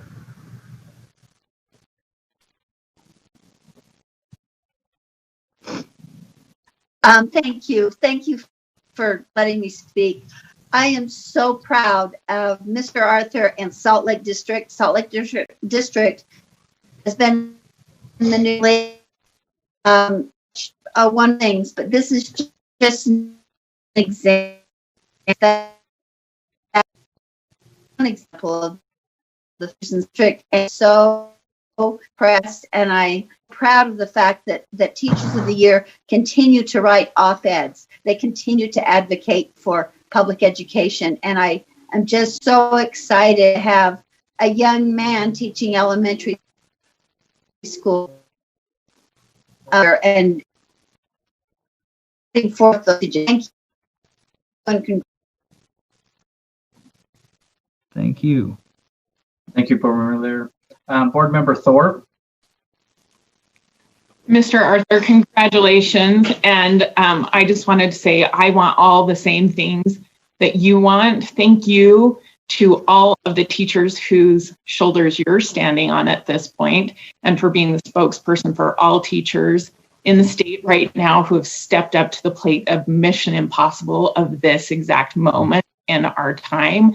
It's unlike anything we've seen before, but I am so grateful for the teachers of my kids, of your kids, of, across the state. Thank you for being the face of that for us for a little while and giving us a moment to celebrate all the incredible work that you're doing and that teachers across our state are doing. I just can't, you've just made us smile today, given us so much hope.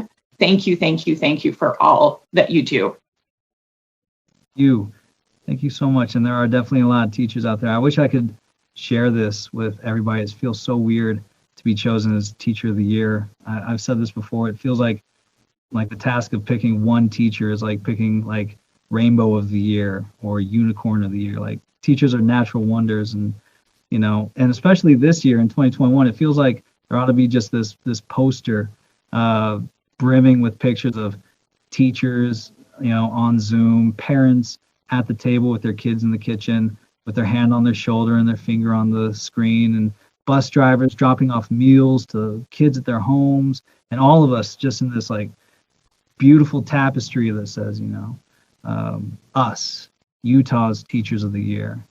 Just this teaching is a team sport, and it's never been truer. It's always been there, but now it's obvious how much parents are teachers and how much teachers are parents. And yeah, I'm excited, like I said, about where this is going. I love a lot of what I've seen, but I'm also deeply saddened by a lot of what we see out there too, and I'm excited to try and address issues that need to be talked about openly and respectfully and honestly. So thank you for the opportunity, and thank you for those comments, board member. Superintendent and Mr. Author, I'm not seeing any other hands raised, but I'll just keep my comments short. Thank you for your commitment. Thank you for your contribution. Thank you for an example. And I'm looking forward to see how you handle being an ambassador for all the teachers here in the state of Utah. I'm sure you're gonna, I hope you have a really good time representing the education community. So thank you so much for your accomplishments. Thank you. Superintendent, do you have more to add?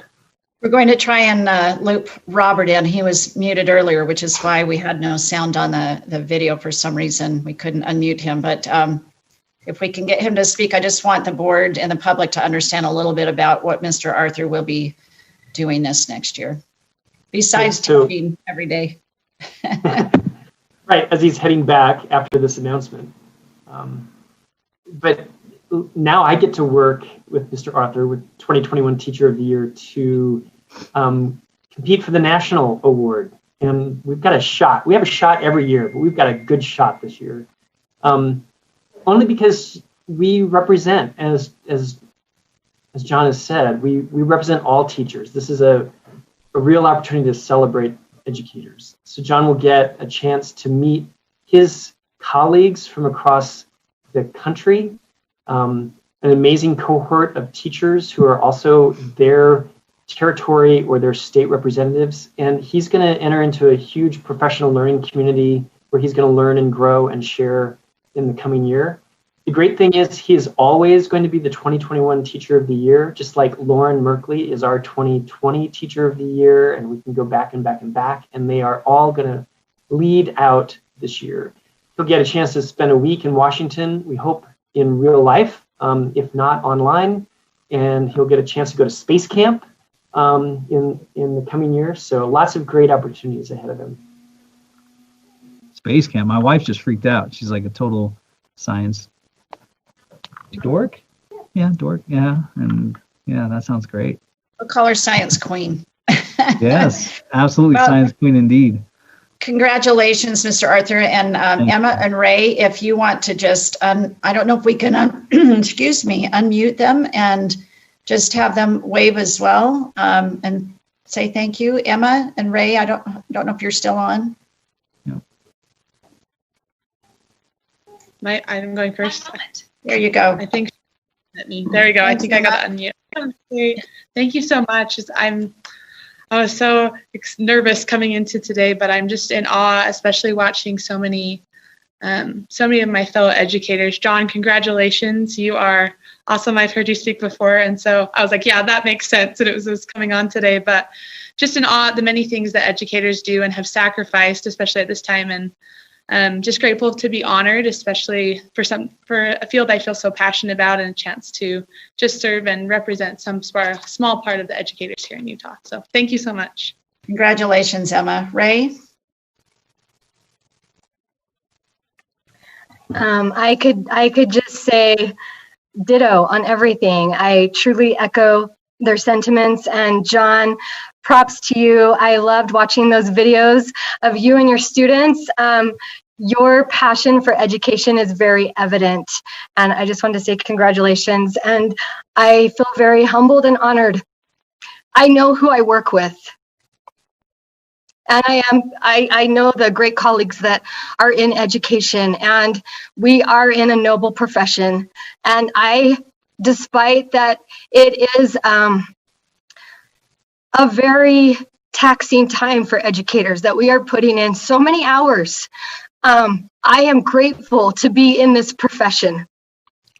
I know that we show up to work, and I know every day we have the ability to make a difference. And I think how many occupations can say that? I mean, I know different occupations do in different ways, but I share the passion for education, and I know that we really do touch lives, and I'm grateful to be a part of this, and very humbled and very honored. Thank you so much.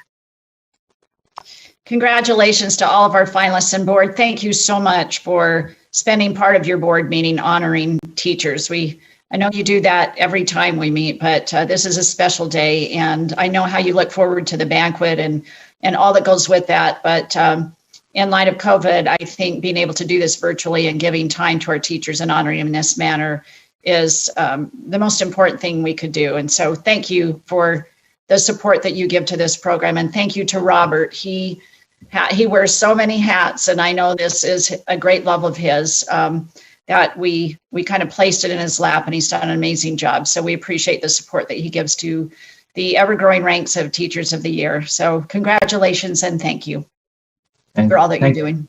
Thank you, Superintendent. This concludes your report, doesn't it? Okay. Yes, it does. Thank you. And I keep thinking Robert's going to change his name from Austin to Awesome, but or there'd be a lot of typos. I always want to say, put Awesome on the end, but one of these days we'll call him that accidentally, just because he is. So thank you for your work there, Robert. And thank you, runner-ups and also Dr. Osser. We're going to continue on with our agenda, and I know you educators are really busy, and so we don't want to interfere with education. So thank you. Take care. Be safe.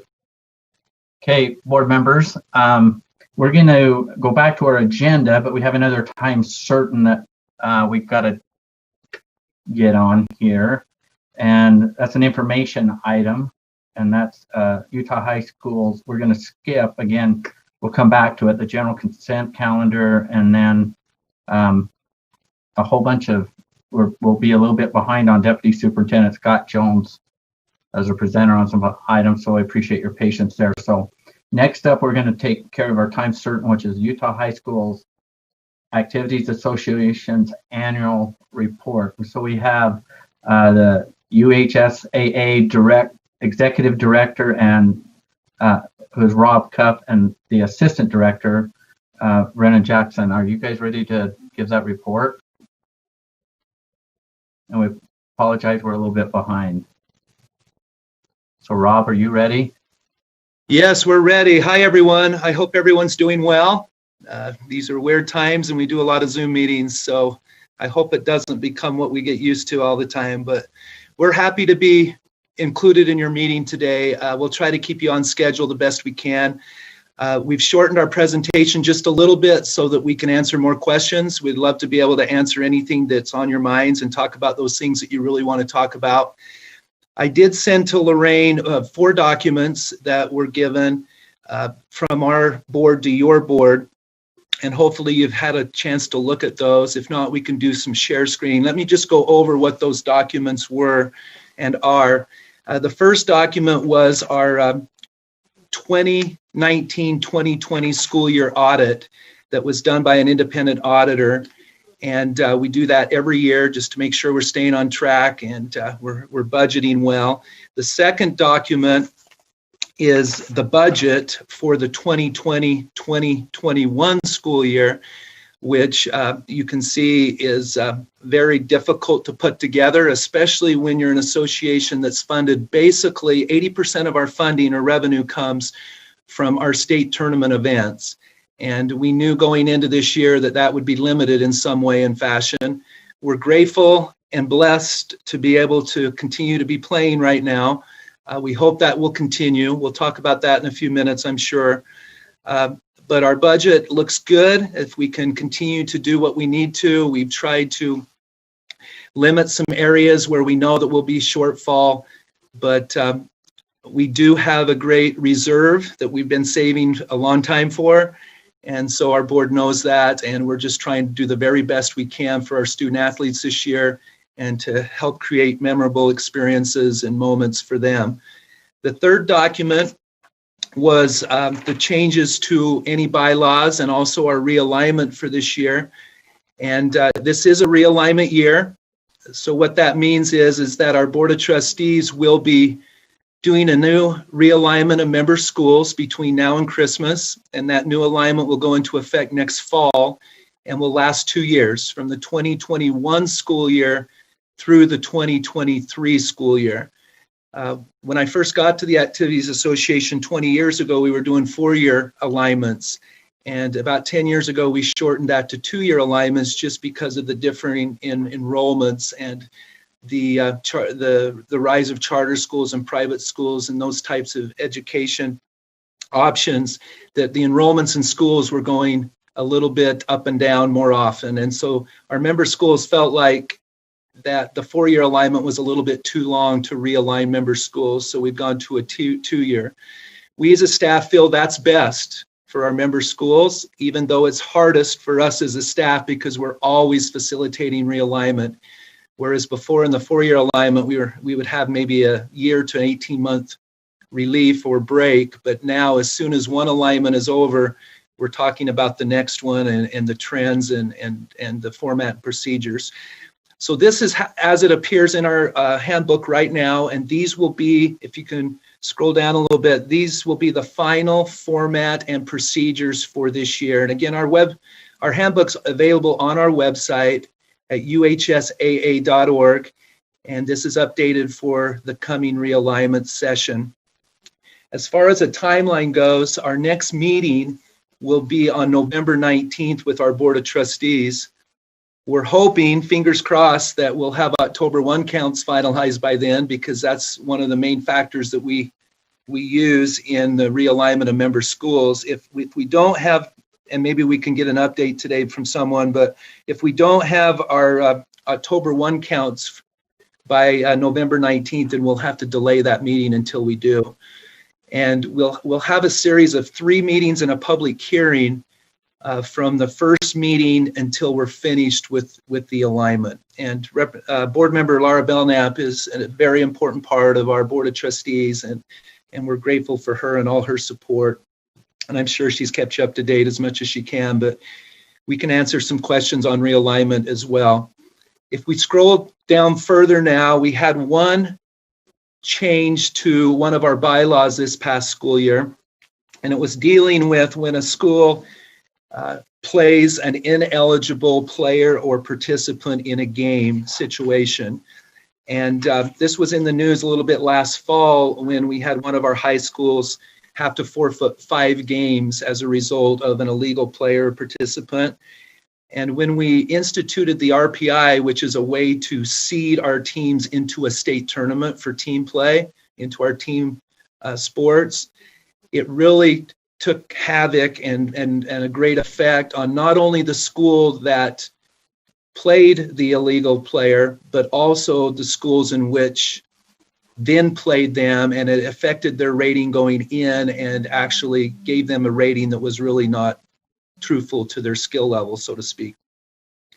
So our board worked really hard this past year to try to come up with something that would help to not impact everybody else and only impact the school that that plays the ineligible player or participant.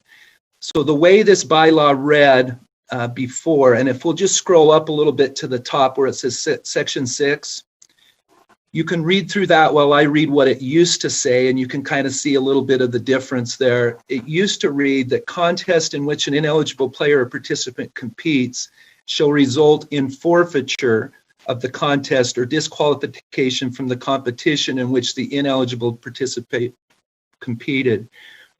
So now what it does is it puts the ownership on the coaches, and they're the ones that would play the players. And so if you read through this, it's now putting ownership there and with the school, or it could be all of the above, depending upon how many times it happens. Our region board of managers, which consists of principals from each of our member schools, make up what's called the region board of managers, and they will look at the sanction or look at the situation first, and then they will make a sanction, and then the sanction can always be appealed to our executive committee. But this is the way that it reads now, to where it will only affect the school in which who plays the participant or player, and it does not result in a forfeiture, which could affect the tournament as a whole. The last document that I shared with you was our event calendar for this year. And that event calendar is our state tournament games and also our festivals. I think many of you already know, but we do sanction 14 sports, and then we also sanction music, theater and drama, and speech and debate. And they would all be listed in the calendar as far as our events are concerned. We have 155 member schools currently. And we have over 100,000, or we have nearly 100,000 participants in those 14 sports and those 3 activities.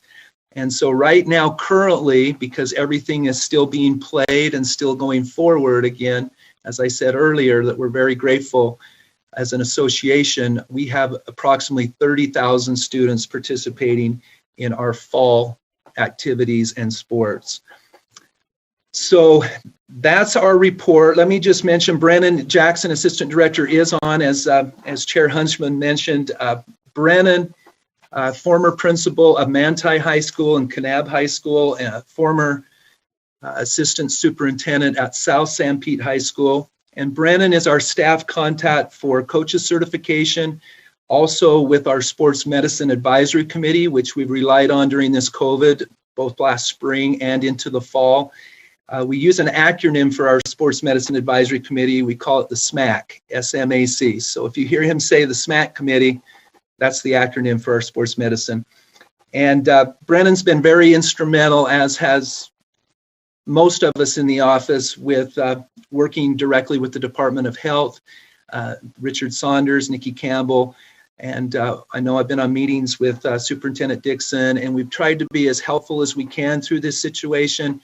But we know that it hasn't been easy for anyone, and we're very supportive. We're especially supportive to the education part of why we go to school. I spent 8 years in high school before I came into this office, and as I mentioned, Brennan has spent many years. So that's the end of our report, and we'd be happy to answer any questions about any of the documents or anything else that's on someone's mind. Okay, thank you, Director Tupp. I'm sure we're going to have some hands raised here. Board Member Earl. Yes, thank you. I have one question on Part B of the format for alignment of schools. On number 6 and number 7, it just says any school that with at least 50% free and reduced lunch per state Office of Education, well, anyways, may appeal to move down one classification. And then on 7, there's something about the football doing the same thing. I'm just wondering the reason for that. Is that because they're better able to, more kids are able to participate for some reason? I'm just wondering the rationale, if you can maybe share that with us. Absolutely, that's a great question. Our board has wrestled over the years with how to factor in demographics into our realignment. The main factor for our realignment is the enrollment of the school, but that doesn't tell the whole story. And so our board has tried to find an objective way to include demographics, and they've come to the conclusion that free and reduced lunch is a very good factor to include into the realignment. They used the Child Nutrition Program Survey, the most recent. The 2020, is my understanding, doesn't come out till after our realignment is finished as far as the results of the 2020 survey. So it would be based on the 2019 survey. So if any school based on that survey has free and reduced lunch of 50% or more, once they have been determined what classification they will be in based on enrollment, they would have the opportunity then to do an appeal to go down one classification than their enrollment shows that they are in. So for example, if a school is in a 4A classification because of their enrollment, and they are 50% or more free and reduced lunch, they would have the opportunity to appeal to go down to 4A. And again, it's basically the choice of the school and community as a whole, whether or not they want to make that appeal. I can tell you that every appeal that has been made has been granted. You have a follow-up? That, and maybe I misunderstood or something, but does that allow for more youth to participate? Is that the reason for that? It could, because a lot of times the competition level and the higher classifications are more difficult, and we know that kids play because they want to have fun, and if a school is really struggling, then sometimes they'll lose kids to participation. Okay, so maybe even the pressure of it or that type of a thing might be more so. Okay, thank you. That helps me understand. I appreciate your time. You're welcome. Okay. Board Member Davis? Yes. Thank you. Rob, you and I met briefly last year. Nice to see you again virtually. Nice to see you. It was at the state school board convention in January. That seems like so long ago. Yes, that's right. It's great to see you. I'm going to go with, you offered an opportunity to ask a question about something unrelated to what you presented here today. And okay. In addition to the thanks for all that you and your team are doing, I know this has been a difficult year for you as well, as anyone involved in education this year. I have a question about coaches. So I've recently received a slew of emails about a coach.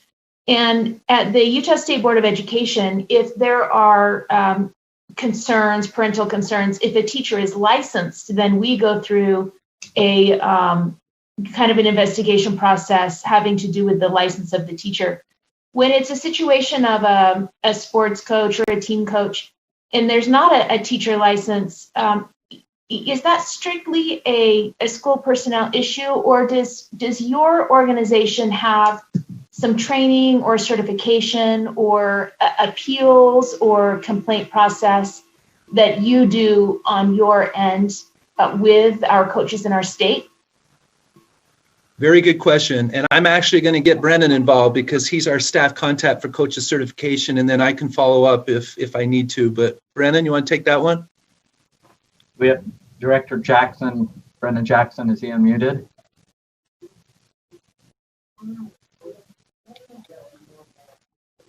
It looks like he's ready to go.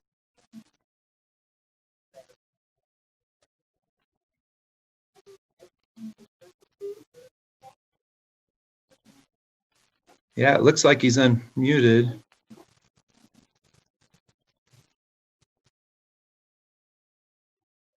Try it again, Brennan. If not, I'll take the question. That's fine.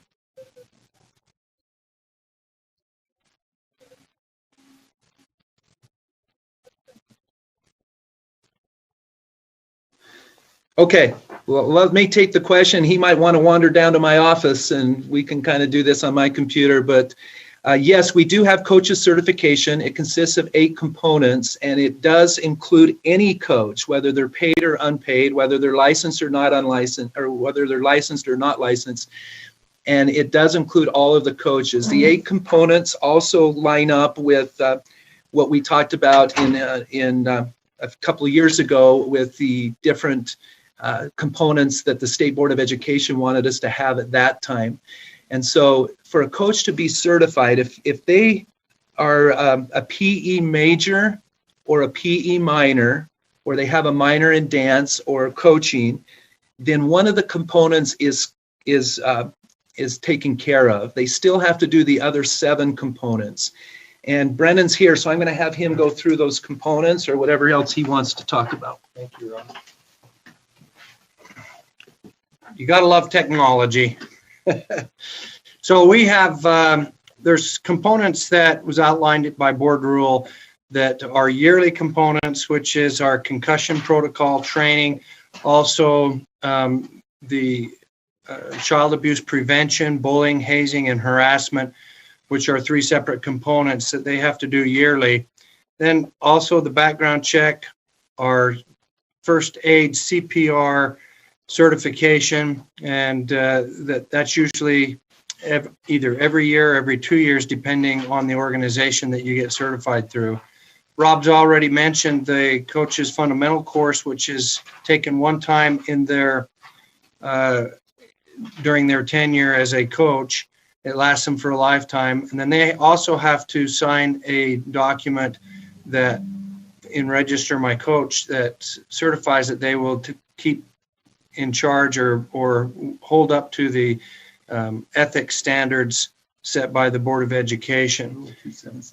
It's the R277515. And so we follow that. But I think in regards to your question, you're asking about coaches that may not have a educator's license versus a volunteer or somebody that's just in our community. If there are issues, they still have to go through that training. The responsibility, because we do not hire or fire coaches, that rests at the district or school level to impose discipline and or termination of a coach that doesn't follow the guidelines. And we would not have access because of personnel issues, liability issues. We would not have access to the reasons why they were terminated, nor do we track that. Does that answer your question? Follow up, Board Member Davis? It does. Thank you. I appreciate it. You bet. One thing that we are doing, just it might interest the school board to know that we are providing coaches credentials at the state tournaments activities. So we actually go through each school through Register My Coach, and those coaches that have completed all of their training and are deemed certified according to your board rule R277515, we actually give out a coach's credential that allows them to continue to coach and be involved at the activity site. And that's just something we have done to help maintain the sanctity of the board rule. So I just thought it might be interesting for you to know. I know we did that we piloted it in wrestling and drill team last year, and it was a great success. And so we're doing that for all sports this year. I actually do have a quick question. Would there be any reason that a certification would be canceled or pulled, or a coach would no longer be certified that was doing all of these things?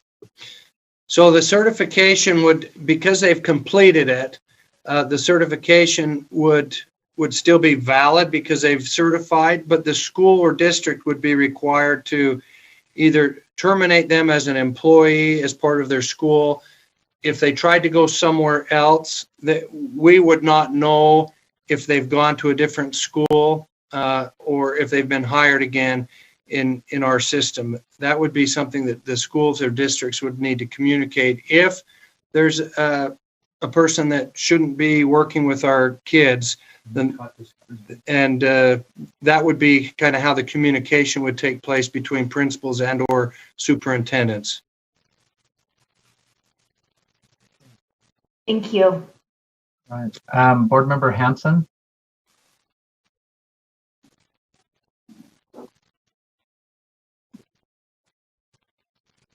Board Member Scott Hanson?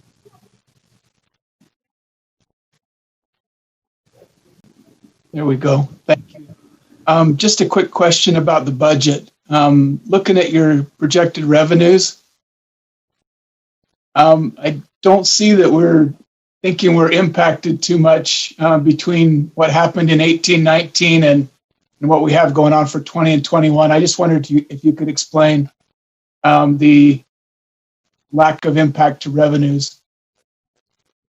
Okay, good. Yeah, basically we determined as a board that we would go with kind of our actual from 18-19, as you can see that, rather than the actual from 19-20, and even lower than that a little bit. But we anticipated, we were optimistic that we would be able to have the events. We didn't know how long this was going to take place.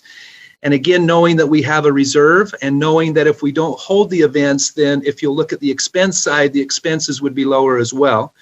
And so as the revenue reduces, so would the expenses, because if we don't do high school activities, then we don't have the expenses to do them as well. And so it was very difficult to do a budget to begin with, not knowing, looking into the crystal ball. But we basically looked at that as being a little bit lower than we were in the actual of 18-19.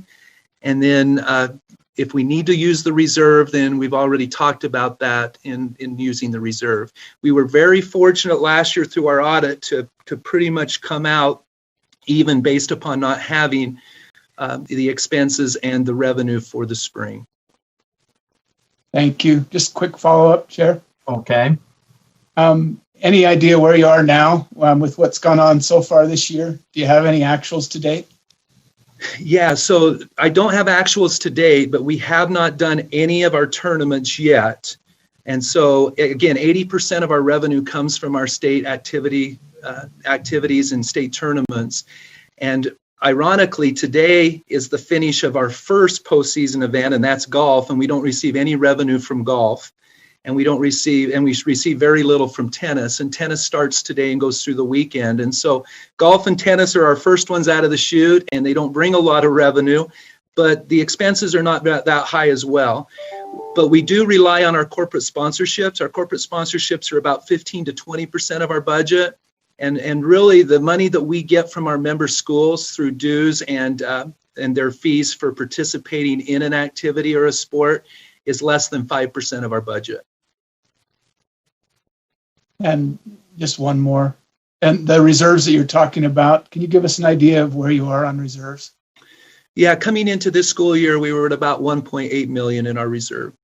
Okay, so adequate to get through the year, even if we really tanked on revenues then. Right. Yeah, when I came in 20 years ago to the association, we were about 500,000. Oh, thank you. Yeah. Good preparation for something none of us saw coming. Appreciate it. We got lucky, but we're hanging in there. And again, as I said earlier, we want to not have to touch the reserve. We want to be able to do these activities and make these events memorable for our student athletes as long as we possibly can. Board Member Earl. Yes, I also had a financial question, and it's dealing with, so you have a number of 1, 2, 3, 4, 5 that don't bring in any money. Is it the sponsorships that fund those particular activities? I'm just wondering where the funding comes, because there is expense associated with them. Sure, the corporate sponsors certainly help to balance that. But if you look at the net revenue for some of our highest revenue sports, you can see that the net revenue is pretty high on some of those sports as well. And so the overall budget just helps carry that, whether the net revenue between all of our sports and activities. If you look at music, theater, and drama, speech, and debate, we receive no revenue. We don't charge an entry fee for those schools to participate. And they're very expensive. They're about $25,000 to $30,000 each for music, theater, and drama, and speech and debate. Okay, thank you. I wondered where the funding came for those, so thanks. You're welcome.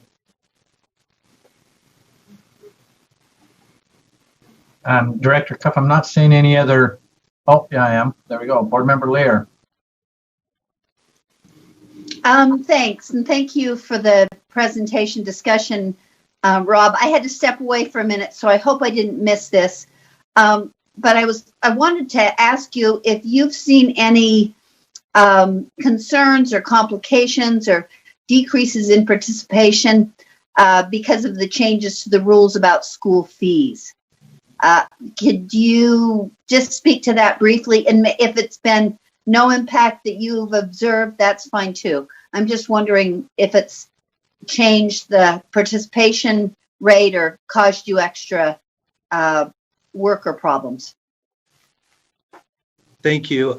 Going back to last spring, even though we didn't finish the sports seasons and the theater and drama, the speech and debate and the music, even though we didn't finish those events, we at least started them. And so we were able to get participation counts throughout all of last year, not just the fall and the winter. And our actual overall participation went up overall, both female participation and male participation. So we were really excited about that. The impact may come more this school year than last school year, so we can keep you posted on that. But really, we have not seen the struggles that perhaps districts and schools may see because we don't collect any of those fees. Okay, I know that, but I just wondered if you would have seen any numbers or you've heard from schools. But you're saying no, but you'll pay attention this coming year, and maybe we'll gather more information. Thank you for that. You're welcome, Carol. Again, across the board last year, our participation was up overall and in most activities. I'd have to look item by item and see if there was an activity that was lower than the year before, but the overall was higher, and I would say that most, if not all, of the activities and sports had higher participation last year than in 18-19.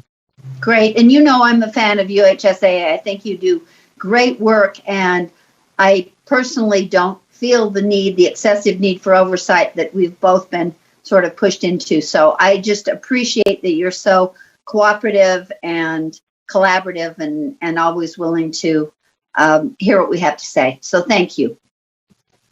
Thank you. Appreciate all you board members.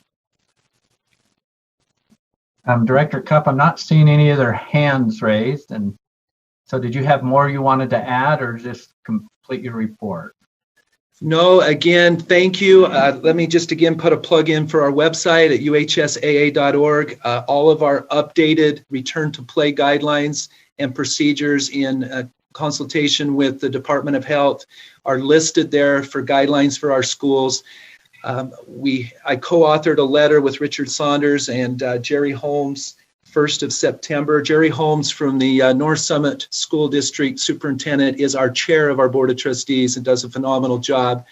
We appreciate our relationship with you, with Superintendent Dixon, and with all of our superintendents throughout the state. Brennan and I, or Mr. Jackson and I often attend their meetings, and we feel like we have a cooperative relationship with them.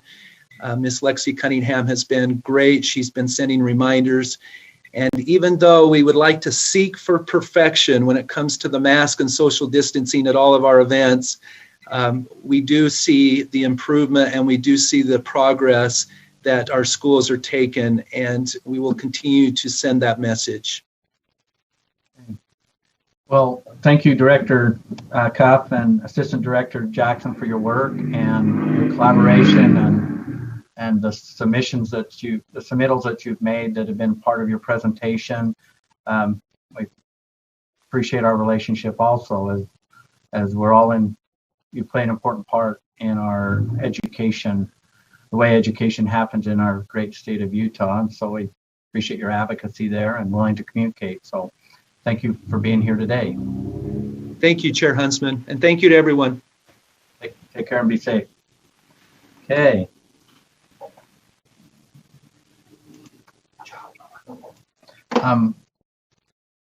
Board members, we'll go back to our calendar, and we've skipped over our general consent, so I want to bring your attention to the general consent portion. I'll bring that up on. There we go. So board members, at this time, if there's any items you want pulled from our general consent, this would be the time to do this. Board Member Earl, you have something specific you would like pulled? Yes, would you pull 3, please? Okay.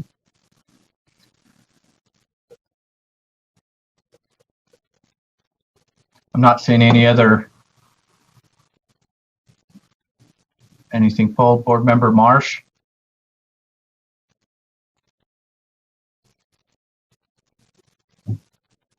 Member Marsh, Mark Marsh, your hand's raised.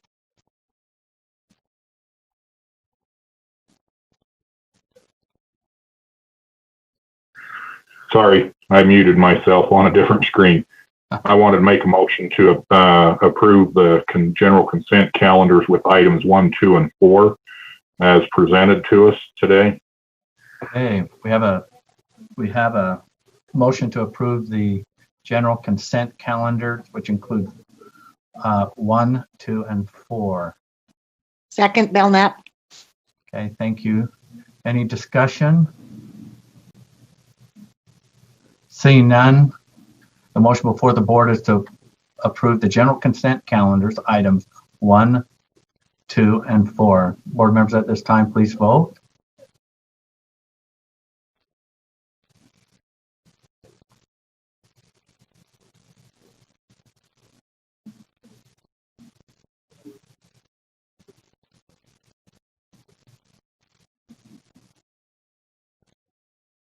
I think board member Lear is not showing on the screen. Hang on a sec. I'm going to vote. Hang on. All right. And there we go. All right. Thank you, board member Lear. Thank you for asking. Voting is complete and the motion passes unanimous. Anyway, okay, so oops, I got to mute myself. Okay.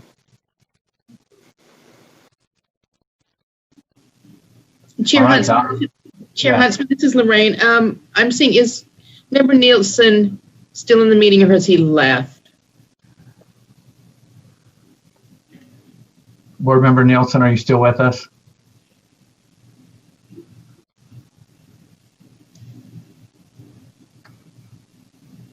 I'm not getting a thumbs up or a reaction, so I'll watch for a text.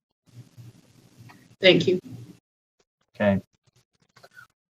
Board member Earl, you want to speak to item 3, which is our NASB dues?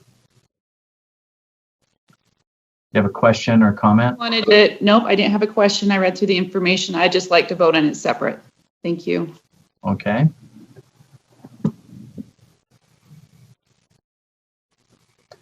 So to get this into discussion, is there a motion?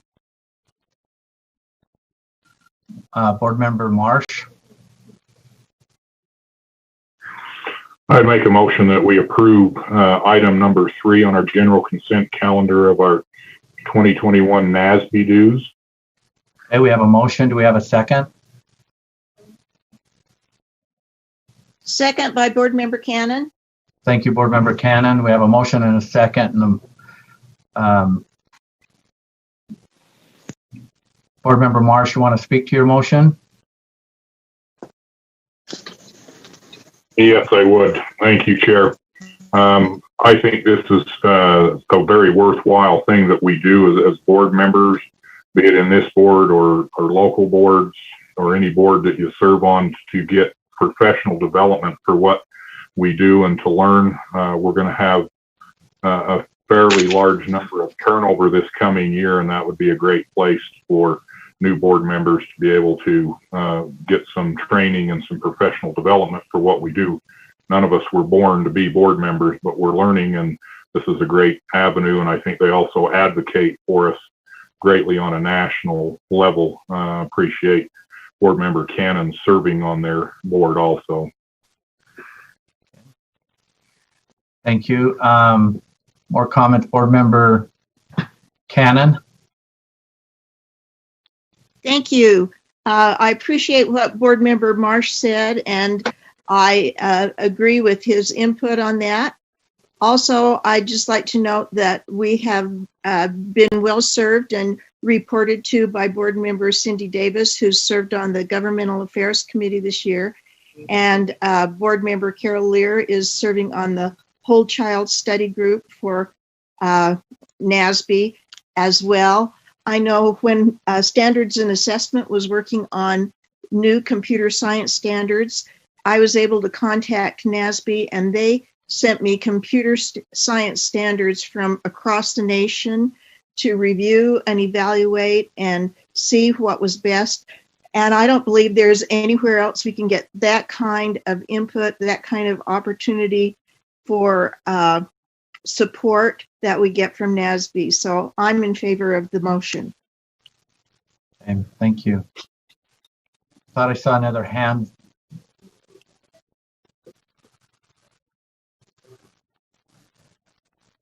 Vice Chair Cummins, you seen any other hands up? I thought I saw one, but I'm not seeing one now. I don't see anything. Okay, the motion before the board is to approve item number 3 on the general consent calendar, the 2021 NASB dues. All those in, well, all of those, well, at this time we're going to vote. So board members at this time, please vote.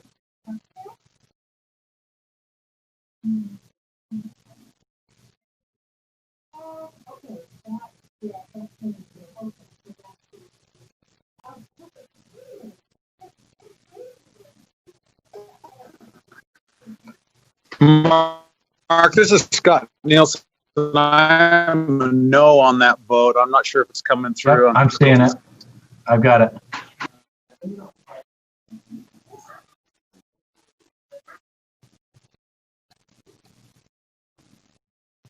Okay, the motion passes. The yes votes are Member Huntsman, Member Hanson, Member Thorpe, Member Gravitt. Vice Chair Cummins, Member Lear, Member Cannon, Member Davis, Member Newell, Member Haynes, Member Marsh. The no votes is Member Earl, Member Belknap, Member Nielsen, and Member Bolter. Okay, did you get that, Lorraine?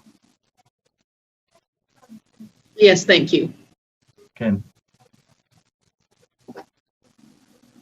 Okay, we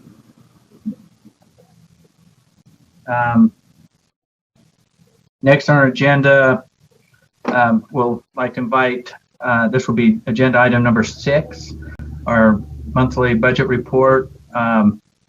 Deputy Superintendent Scott Jones, and we apologize, we're running a little bit behind here.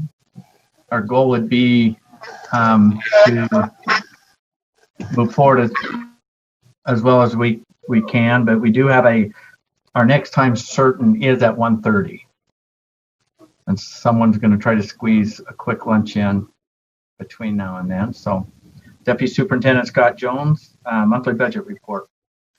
Chair Huntsman, thanks. Members of the board, good afternoon. This is the monthly budget report. The Utah State Board of Education is fiscally sound. We're able to meet all of our obligations and/or commitments, all known obligations and commitments, with additional resources for any unanticipated events to a certain extent. Backups is what is the period 2 report. So, the fiscal year started in July. So this is a summary of July and August, or up to the end of August, for your review. Chair Huntsman and members of the board, we're also tracking very well the CARES Act funding, meaning, obligations and, allowable uses. You can see the report, the monthly budget report for our sections. It's displayed now for your review. At this time, Chair Huntsman, I'd like to turn it over to Sarah Young, with your permission to provide details behind that, and then seek a motion and approval from the board. Before she go, Scott, before we have Sarah Young speak to this, I just need to clean one thing up. I referred to this as item number 6. It's actually number 5. I have it kind of wrong on my chair's report, so I apologize, but this is item number 5. Thank you. I acknowledge, sir. Thank you. So with your permission, can we turn it over to Sarah? And once she's done, sir, I do need to ask that we come back to the board's discretionary fund report, because we have an action on that as well. Okay. So we'll have Sarah Young. Thank you, Chair Huntsman. So Sarah Young, Director of Strategic Initiatives. I'm here today to speak with you about two potential action items in regards to CARES Act and the Coronavirus Relief Fund. So the specific funding that we're referencing was appropriated to the State Board of Education in House Bill 6002 in the August 2020 special session. And so within that funding, this is the Coronavirus Relief Fund, money that was appropriated to the state and has now been passed through to the agency.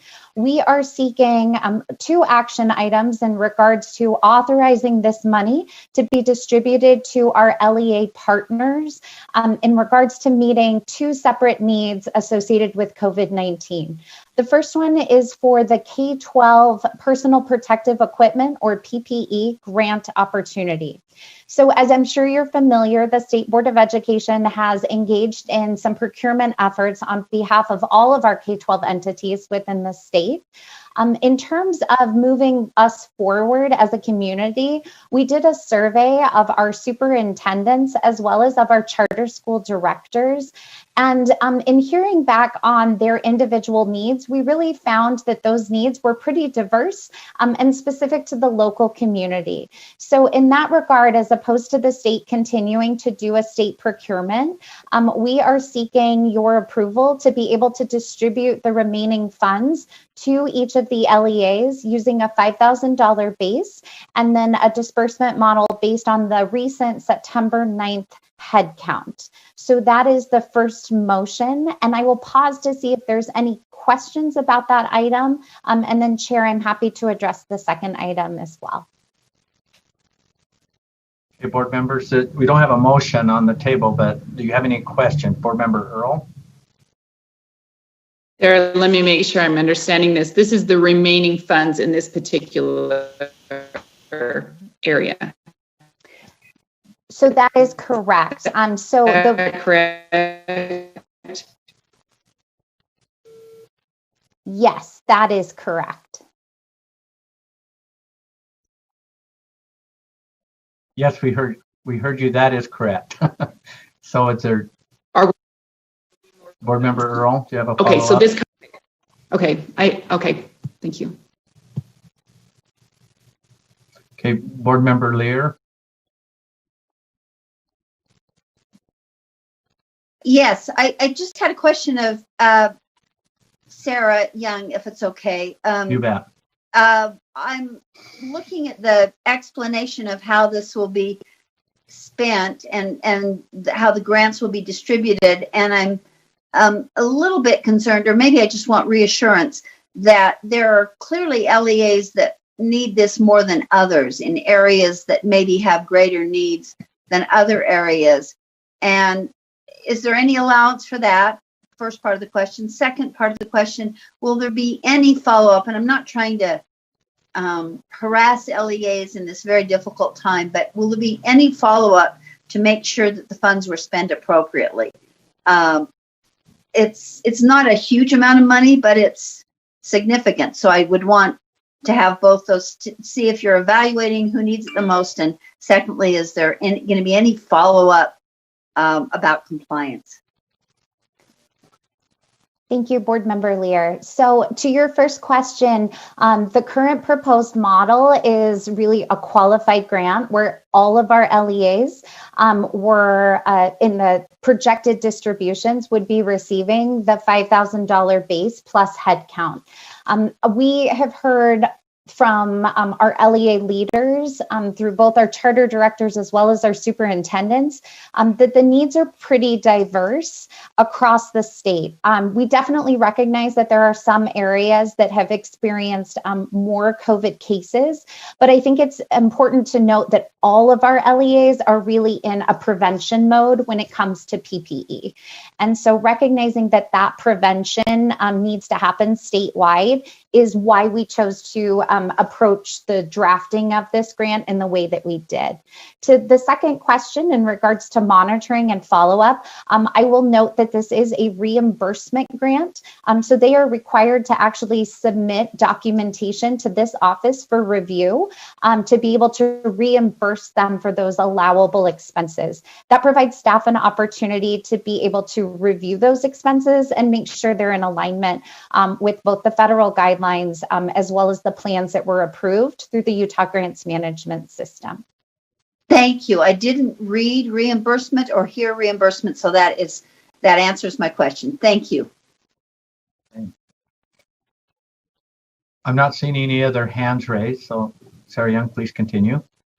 So the second grant item that we are proposing for consideration to the State Board of Education is the K-12 Coronavirus Relief Grant. So in the August special session, the legislature in their appropriation of this funding provided a direction to provide funds to the system in regards to classroom supplies, enhancements, and equipment. So this grant would basically take those funds as appropriated by the legislature, again, establish a distribution model of $5,000 base per LEA, and then plus the headcount reported on September 9th to allow LEAs to submit a grant that would also be a reimbursement grant for this particular fund specific to needs in those three areas. Any questions from board members?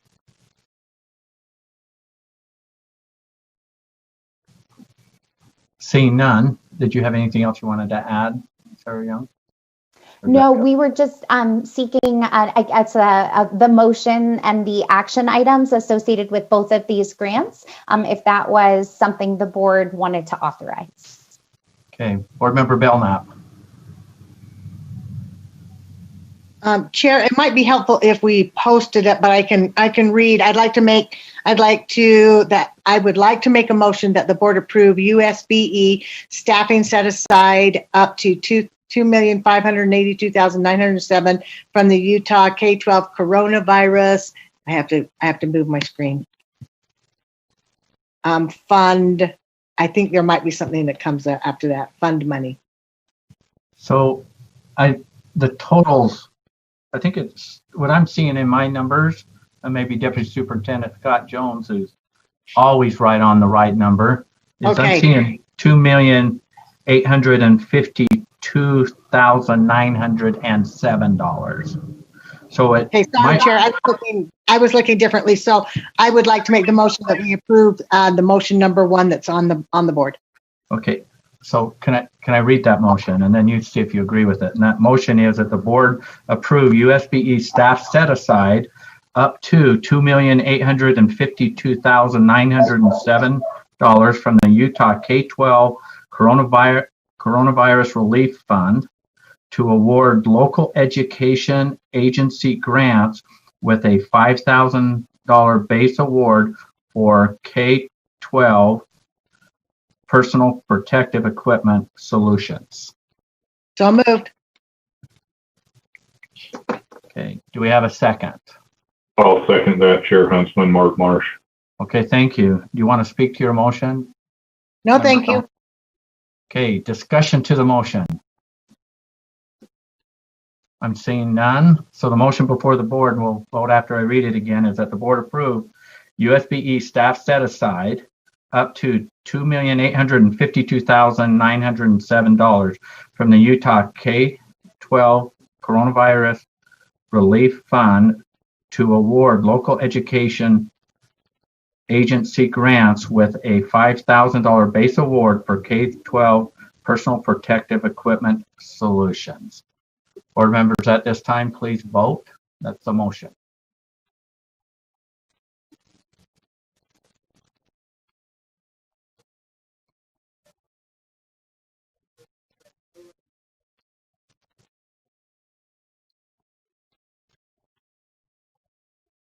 It appears the voting is complete, and the voting is unanimous. well, no, let's see, I'm waiting for one. There it is. And it appears the voting is unanimous. Am I seeing Board Member Nielsen? Is he still with us, or did you've been trying to join us with his? I don't think he's with us.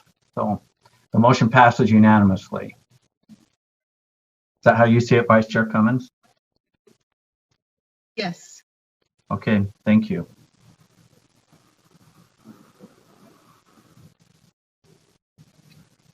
So there is a second proposed motion, and maybe I can be helpful here and read it so we get the numbers right.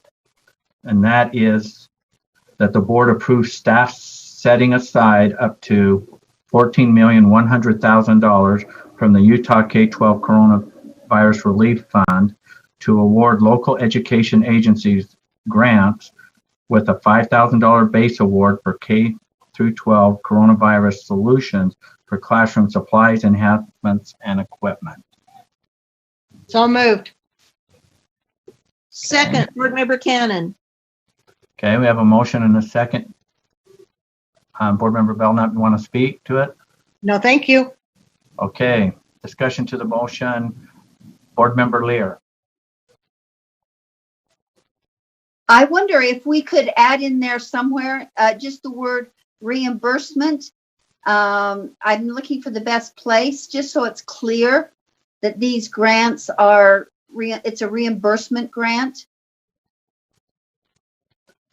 Okay, Local education agency reimbursement grants, or on a reimbursement basis or something along those lines. I would accept anybody's language. I just want it understood. Let's see where we can put it in, and without objection, we'll leave that in. Is there a good safe place? Or we can include in the motion that reimbursement is listed. So let's just find the best place for it to fit.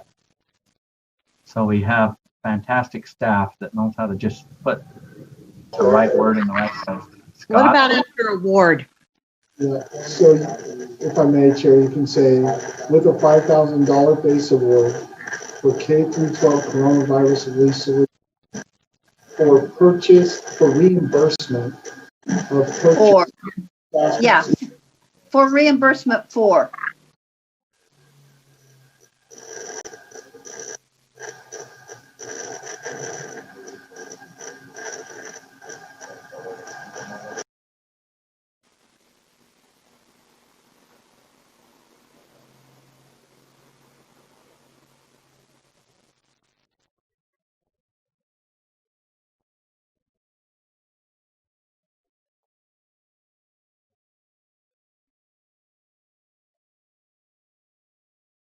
So, okay, so the motion, we can see that on our screen. Get rid of all that other stuff. Okay, so for the motion maker, are you good that we include for reimbursement where it's placed? Yes. And was it, who did the second? Janet. Janet, are you good with the second? Sure. So without objection, it would read that the board approved USBE staff setting aside up to $14,100,000 from the Utah K-12 Coronavirus Relief Fund to award local education agency grant with a $5,000 base award for K-12 coronavirus relief solution for reimbursement for classroom supplies, enhancements, and equipment. Okay, discussion. Board Member Earl. Sarah, and I don't know if you stated this, who is doing the reviewing of these grant applications? So those are reviewed internally by both myself as well as Sarah Harward, our new CARES Administrative Secretary, as well as two individuals from our finance team. That would be Sherry Gale and Kathy Olson. Okay, thank you. Okay, any other discussion to the motion or questions? Okay, let's let's vote on this. The motion before the board is that the board approve USBE staff setting aside up to $14,100,000 for the Utah K-12 Coronavirus Relief Fund to award local education agency grants with a $5,000 base award for K-12 Coronavirus Relief Solution for reimbursement for classroom supplies, enhancements, and equipment. So board members at this time, please vote.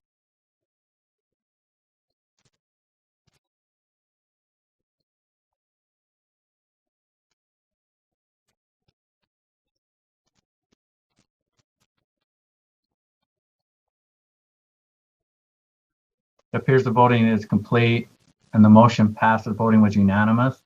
And I think we still, it appears that Scott Nielsen hasn't joined us. So if somebody sees that he has, then if somebody would bring that to my attention, I appreciate it.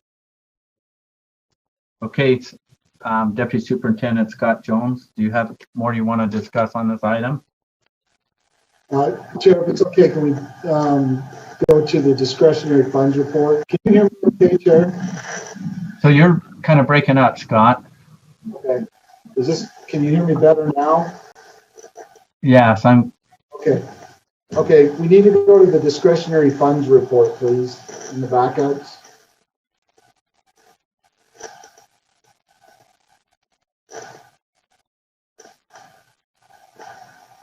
With Jeff driving, can you go to the, yeah, there you go, perfect, thank you. So Chair and members of the board, here is the status of your discretionary funds. Starting in the upper right-hand corner, the different types of funds, general funds, federal lease, land exchange, and dedicated credits. Anytime there's a request for use of these funds, we highlight that request in yellow. Every year, the superintendent, the board, or we request that the board allot $150,000 out of your state funds, your state unrestricted funds. So if you were to approve that today, the $150,000 request, the remaining balance of your state funds would go from $172,750 or $172,715 to roughly $22,750. So with that, Chair, we respectfully request that a motion be made to allot the superintendent $150,000 for use at her discretion.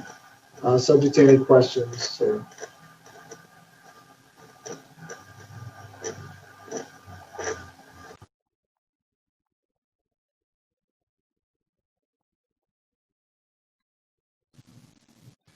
Board Member Belknap. Thank you, Chair. I move that the board approve the $150,000 of state unrestricted funds for the superintendent to use at her discretion. Second, Board Member Cannon. Okay, do you want to speak to your motion? No, thank you. Okay. Board Member Cannon, your hand still raised. Did you want to speak to the motion or do you have a question? Okay. No, I'd just like to speak to the benefit I've seen from allowing the superintendent some amount of discretionary funds. I know that our current superintendent and past superintendents have utilized this money to do some wonderful, creative, and supportive things for the state of education in Utah with this money. So I'm in favor of giving this money to our superintendent. Any other discussion? Okay. Seeing none, the motion before the board is that the board move $150,000 from the state unrestricted fund to the superintendent's discretionary fund. Did I state that correctly, Scott? Okay. Board Member Earl. I was going to call it to a vote. Now I'll have to say it again, but I'll try to remember it. We're not voting yet. So Board Member Earl. I just have a question. Is there a point where we have a accounting for what it was, even though it's in a discretionary, to know where those funds went from previous years? I'm just wondering. I'm not recalling. Deputy Superintendent Jones, that particular line item, do we have access to that and how? Chair Huntsman, we do. I just remind the board and Board Member Earl, hopefully this answers your question. So if you all recall, our carry forward dollars were swept, or brought forward from the legislature. So that included the balance that she had before. So basically we're going back now that that money was returned to us. There was part of the process of all the budget adjustments that took place. So we're just reinstating that amount. But I can tell costing, so that was last year. So if you want previous year expenditures, I can provide those in detail to you. No, that's fine, Scott. I was just if that was accessible. I'm not questioning that. Absolutely. It was to call on it is a kind of a thing. Yes. Thank you. Yep.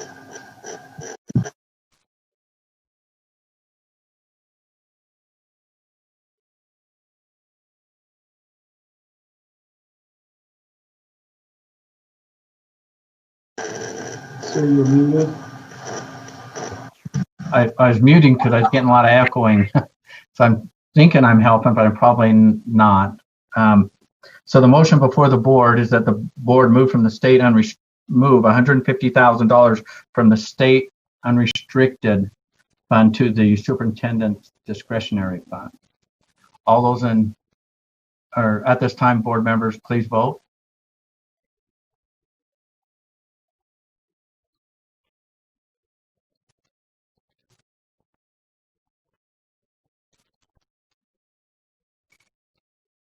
The voting is complete and the motion passes unanimously. Sir, that concludes the monthly budget report with the requested actions. Pending any other questions or concerns by board members. Okay, board members, any questions, comments for Deputy Superintendent Scott Jones? Thank you.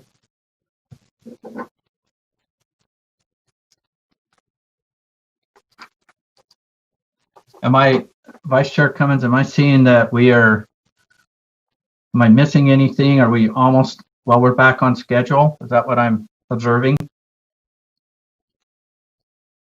We're back in order, a little bit behind. So we're back to item 8. Everything else is complete as far as I can tell. No, we're a little bit behind right here. That one's open. Yep. Okay, I think we have time to, we don't have time for that. There, would you like me, we have about 10 minutes before lunch. Would you like me to do the audit committee report? Yes, I had that as a relief. So let's save that till after our time certain, but let's go into the audit committee report. And Vice Chair. Thank you. We only have one item for the board, and it's a prioritization request for a new audit. And so the motion from committee is that the board prioritize an internal audit to address questions associated with LEA use of educational service providers, including gathering information for additional action, and that the audit be added to the end of the approved projects list on the audit plan. So the motion for the board from the audit committee is that the board prioritize an internal audit to address questions associated with LEA use of educational service providers, including gathering information for additional action, and that the audit be added to the end of the approved project list on the audit plan. Discussion to that motion.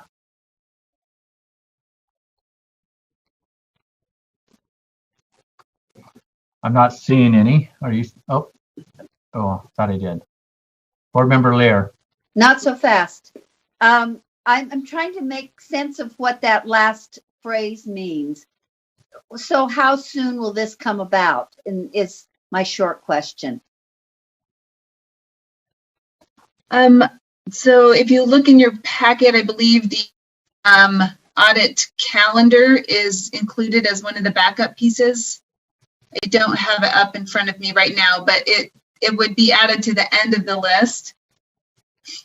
And so help me just practically, because I don't have it in front of me either. Does that mean it'll take place in 12 months, 2 years? What's your expectation? So I was going to see if Debbie Davis is online. Let me click into I'm here, Brittany, if you'd like me to respond. Thank you, Debbie. Debbie Davis? Yes, Debbie Davis, Chief Audit Executive for the board. So what that means, if you go to the second page of the audit plan, there are currently 3 approved projects. So the next audit that we would start, we anticipate starting in a month, is ProStart. After that would be the data reliability audit that was just prioritized by the board last month, and then the subrecipient monitoring audit. So we're probably looking 12 to 18 months before this audit would be started, unless the board chooses to change the prioritization. Can I continue for a minute, Chair? Yes, follow up. I'm just really concerned, and I don't know how to fix this. That's why I'm just expressing my concern. I think waiting 12 months or 18 months on this will perhaps make it beside the point. When it's happening right now, it's been happening for 3 or 4 years. The board has not been able to get its hands around it, or arms around it. It's a bigger thing than hands. And I don't know how to fix that. Those other 2 items that you identified are also important. So but I'm concerned that it doesn't, it'll be put off for 18 months conceivably. And then we'll have to deal with a new board and the new board's priorities, which is just a natural board situation. But do you have any suggestions for how that could start sooner? Maybe Debbie or Brittany? Debbie or Brittany? So this is Debbie again. As mentioned, the board has the ability to determine the prioritization. We're wrapping up 2 audits right now, and we anticipate starting another one in a month. So the question is, what is the audit that's of most value to the board? Right now, we've got ProStart and then data reliability, but does this new audit, should it jump to the top of the list? That's a question. Or should it be second on the list so that we'd get to it in approximately 4 to 6 months? We'd start it, middle of next year. We're a little bit limited on resources in internal audit right now while we have some staff dedicated to the school fees project.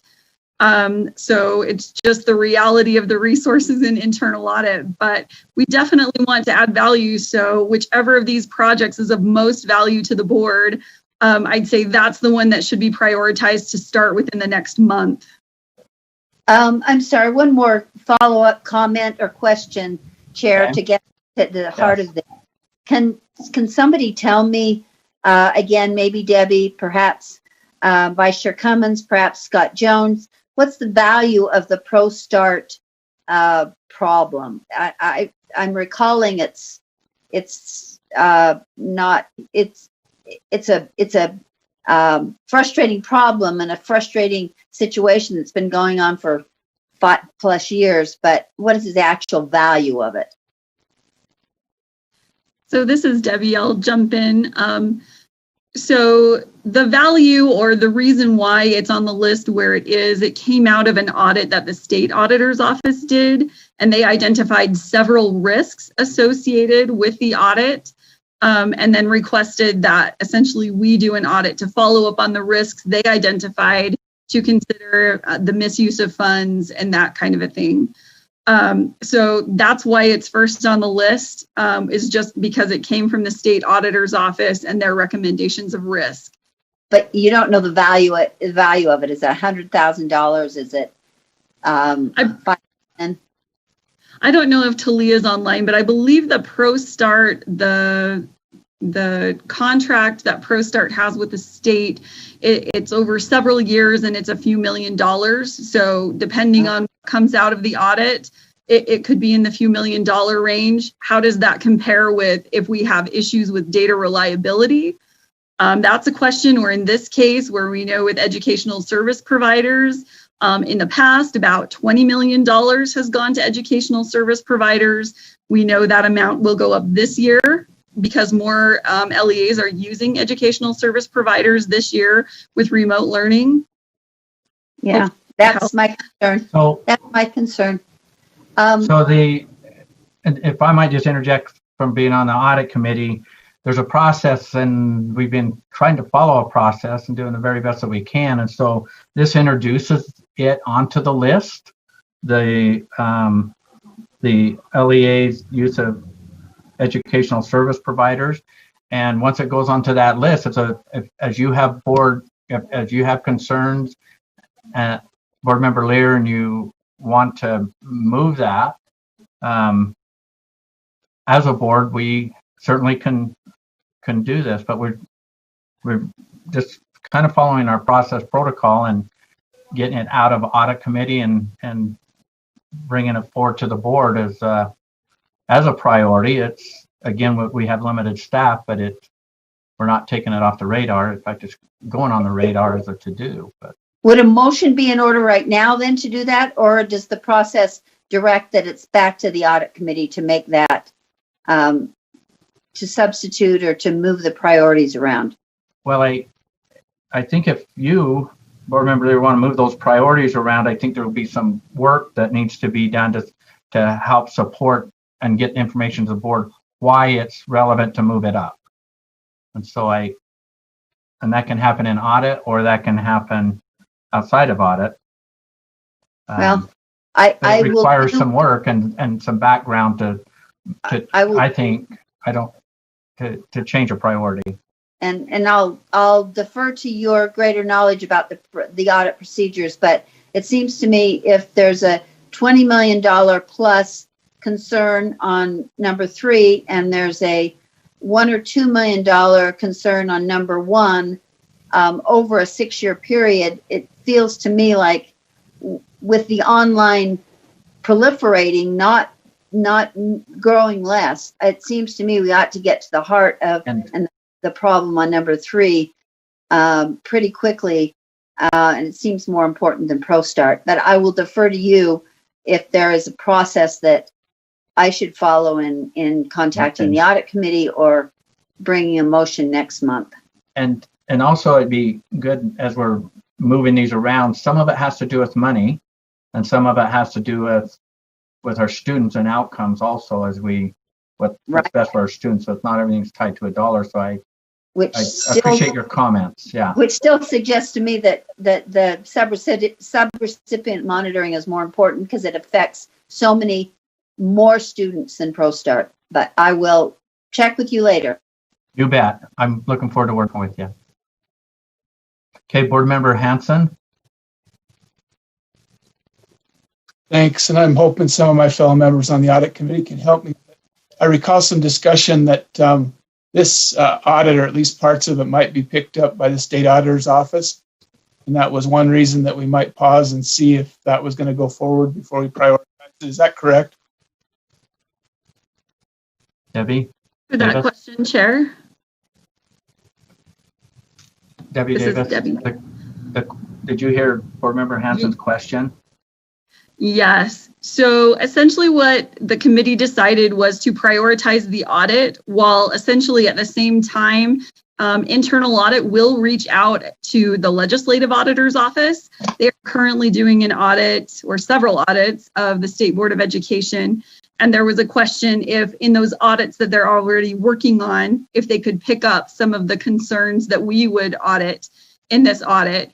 So the thought was, let's put it on the list, let's put it last, let's see what the legislative auditor's office is doing or willing to do. And then if we need to reprioritize, it could be reprioritized.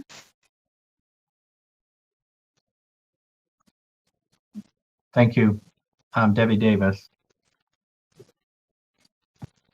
So I'm not seeing any other hands raised. The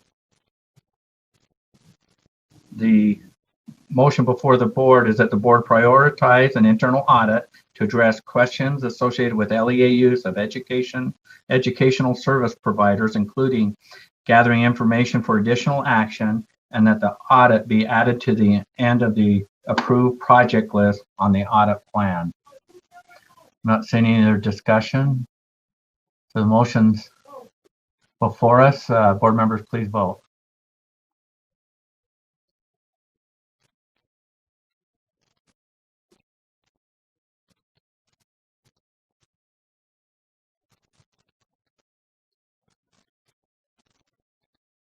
The voting is complete and the motion passes unanimously. Thank you. Does that conclude your report, Vice Chair Cummins or Chair of the Audit Committee? Yes, it does. Okay.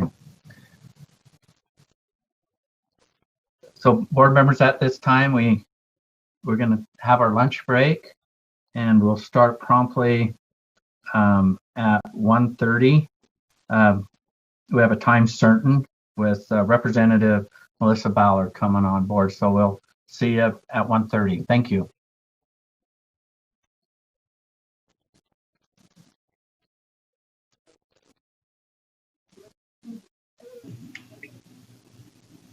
Jerry, this is Lorraine.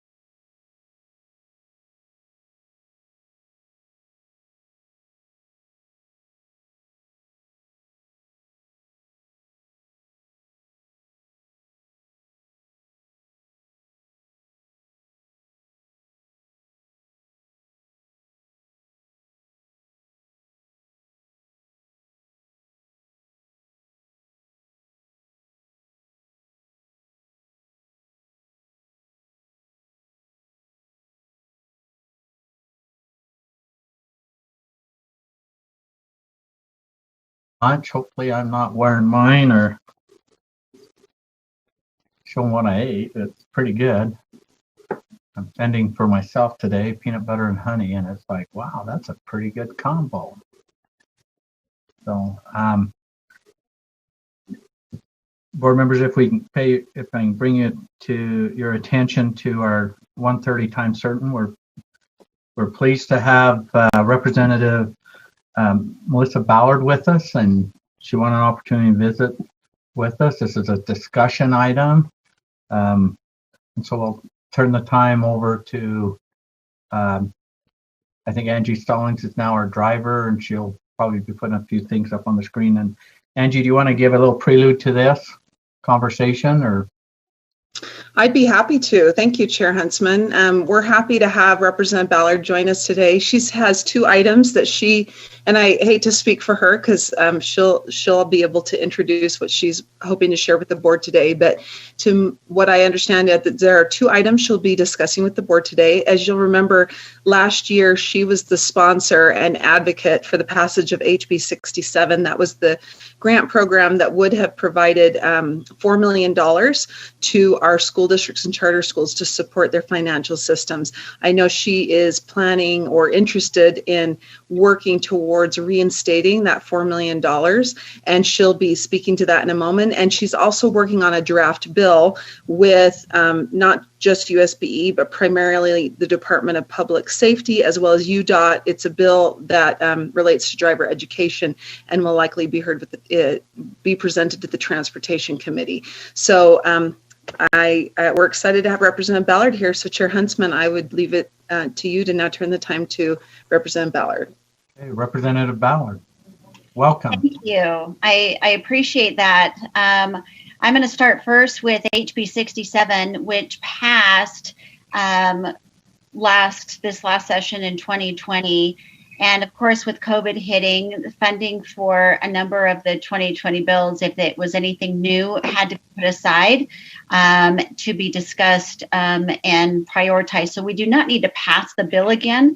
It just needs to be appropriated. So this is just a quick reminder of what HB 67 is. And I would love to be able to have you as members of the state school board have this be part of your request for funding priority for 2021 session. So let's just go ahead and quickly look through these slides as a quick reminder of what HB 67 provided. So that we found that the financial information systems throughout the state really needed more accountability and transparency so that the data input could work with multiple modules, making sure that they have real-time financial information, which is crucial for you to be able to help intervene when needed or in a variety of capacities. And right now, there's a lot of multiple systems used, and some really are not up to par for the information that you are needing. Next slide.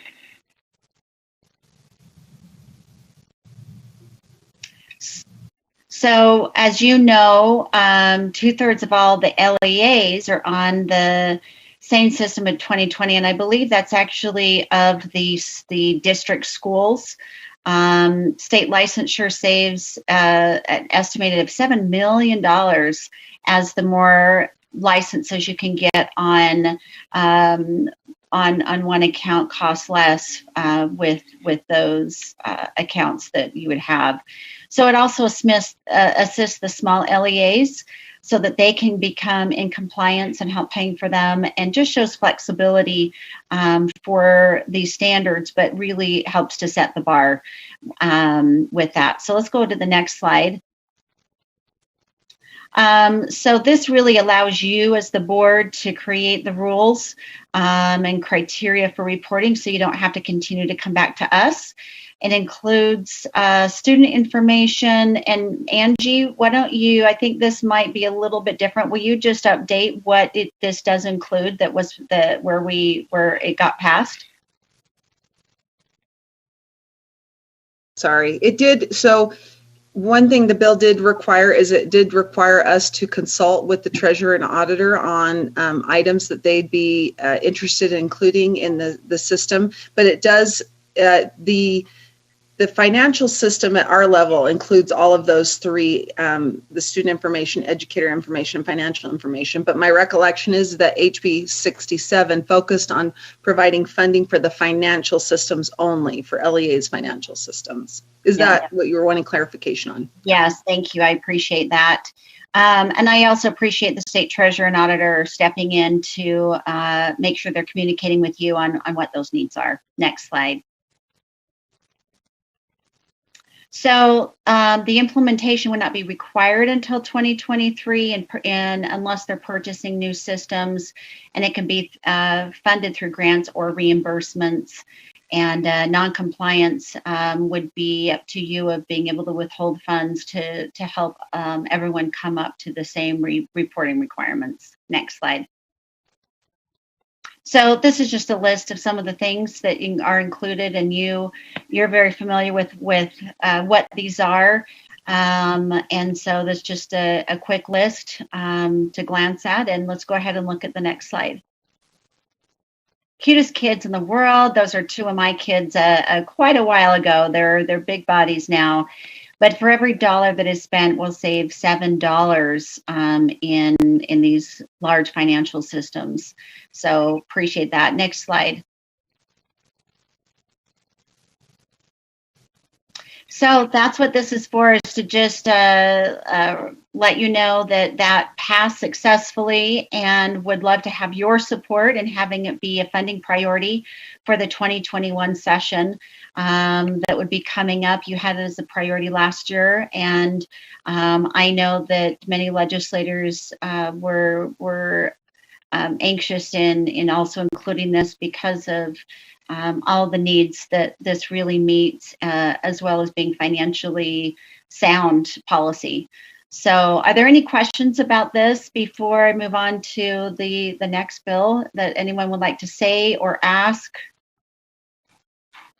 Questions or comments from board members? I have one.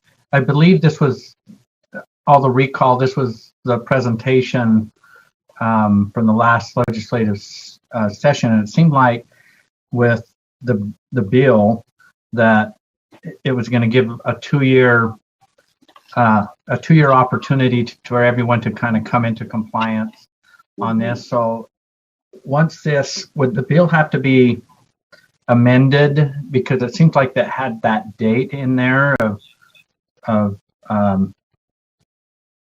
2023, if I remember right. So would that be something that, if it's funded, they still have a 2-year period of time? Wouldn't that push it out to 24, or would it? No, I will double check that. That's a good question. I know that the legislation that we passed in April really said that the laws would go into place, and that I believe that those with funding would automatically move forward. But I will double check that in the application to see if we need to move. If you would like that with an extra year in there, I think that would be appropriate. But I just need to confirm whether that would be required for the legislature to go in. That would be a lot of bills they'd have to go through and make those amendments. We may be able to do it combined instead of multiple individual bills, but I'll find that out. It's about managing expectation. Maybe Deputy Superintendent Scott Jones can comment on this, but it seemed like the LEAs with this $4 million, it was like a 2-year pause period to try to get into this space. And so we lost a year, but I just didn't, so I appreciate you looking into that. That was, that's my only question. Board Member Belknap. Yeah. Thank you, Chair. Hello, Representative Ballard. How are you today? Good. Good. I just wanted to say thank you for not stopping on this, because the importance of continuing with the correct auditing and monitoring of the money that belongs to the children of the state. I do have one question. Was the amount always $4 million, or at some point was there $7 million? At one point, we thought it would be 11 million. But because of the timing of being able to implement it, and maybe Scott, you might have some input on why that ended up being 4 million instead of 11. Deputy Superintendent Jones, you have a recall on this? Yes, Chair. Well, so Representative Ballard was going to it. We with the approval of USIMS and then the funding of USIMS, and then progressing to where we got to the point of the bill, we were able to identify even more cost savings and adjust it down to 4 million ongoing over. Yeah, so it was a process, that started back originally with this about getting everyone in the same financial system to USIMS, and now to this, and so. Yeah, there was a lot of savings that we identified, potential savings we identified, and so we went to 4 million per year. I so appreciate that it's always, everybody thinks that we always ask for more than what we really need, but the fact that we went backwards and said, no, we can do it with this, I so appreciate that, and thank you, Scott and Melissa. Okay. Thank you. Board Member Davis.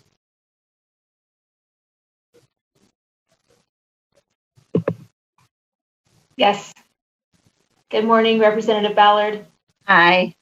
Thanks for coming and thanks for working on this. I just, I want to add a couple of comments in addition to the savings of the group licensure. Some of us have been meeting on staff and board members with a charter representative who has just expressed extreme frustration at the massive number of reports that are required and the limited number of manpower that have at individual charter schools.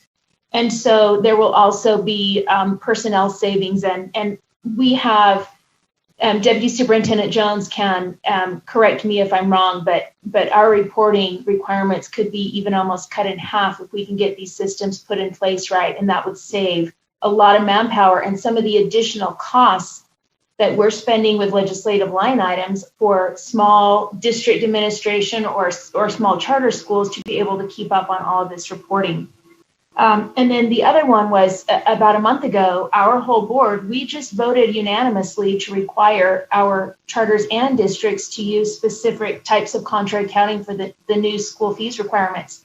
And the feedback from our BAs has been that is substantial, and it's going to be huge, and they don't have the tools to do it. And so this, also from what I've heard from Deputy Superintendent Scott Jones, you can correct me again if I'm wrong, and this is going to help get the tools in place so they can actually accomplish what we as a board just asked them to do. And then finally, Representative Ballard, I just want you to know that when we went through and did our 2, 5, and 10% scenarios, we as a board made only one request for this year, if there was any one-time funding at all, that it would go to this.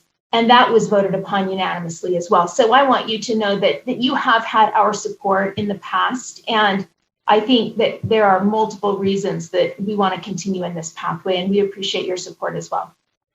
Thank you. Okay, I'm not seeing any other hands raised. So Representative Ballard, please continue.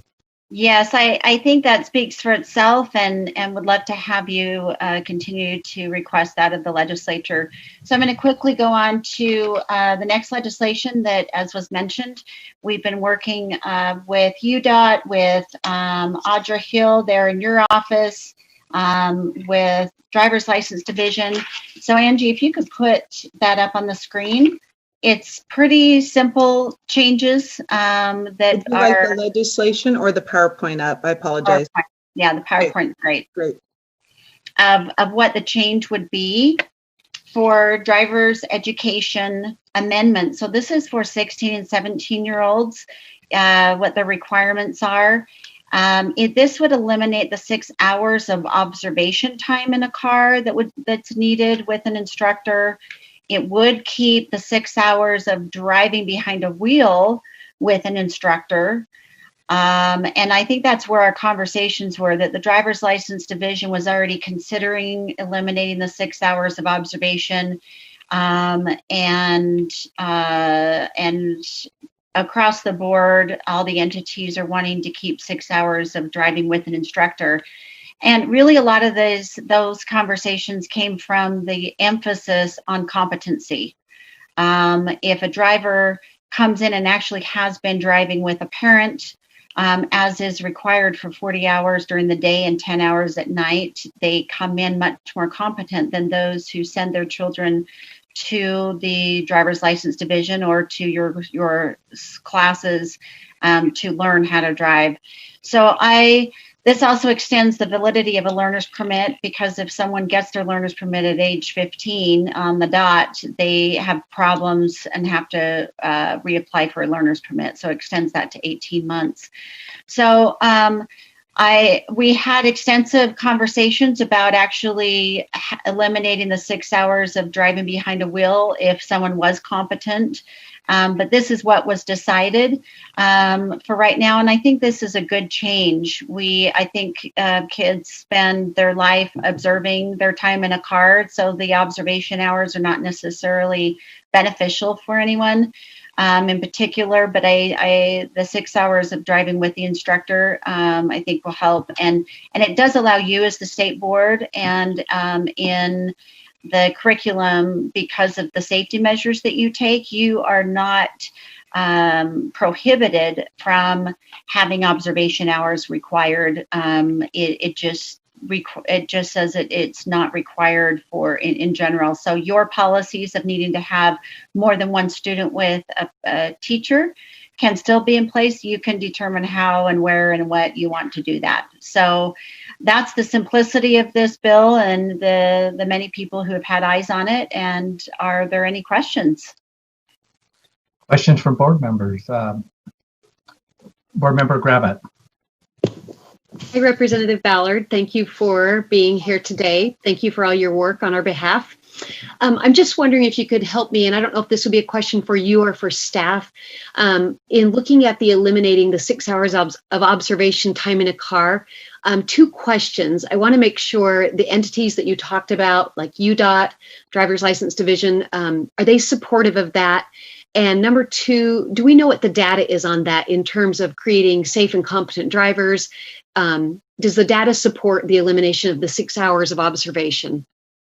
Those are really good questions. And I do have to say, our conversations really led to a lot of changes that your office and curriculum have made, as well as the Driver's License Division. They didn't have a lot of that data to know the effectiveness or not, but they didn't have a lot of connectivity between a lot of those things. I know that some of the conversation was the observation. They're not necessarily paying attention. A lot of them have their phones, and there's not really a policy for that. But the biggest thing that they have made a change to, that they felt would actually have a difference in the competency, is the quality of training for the examiners.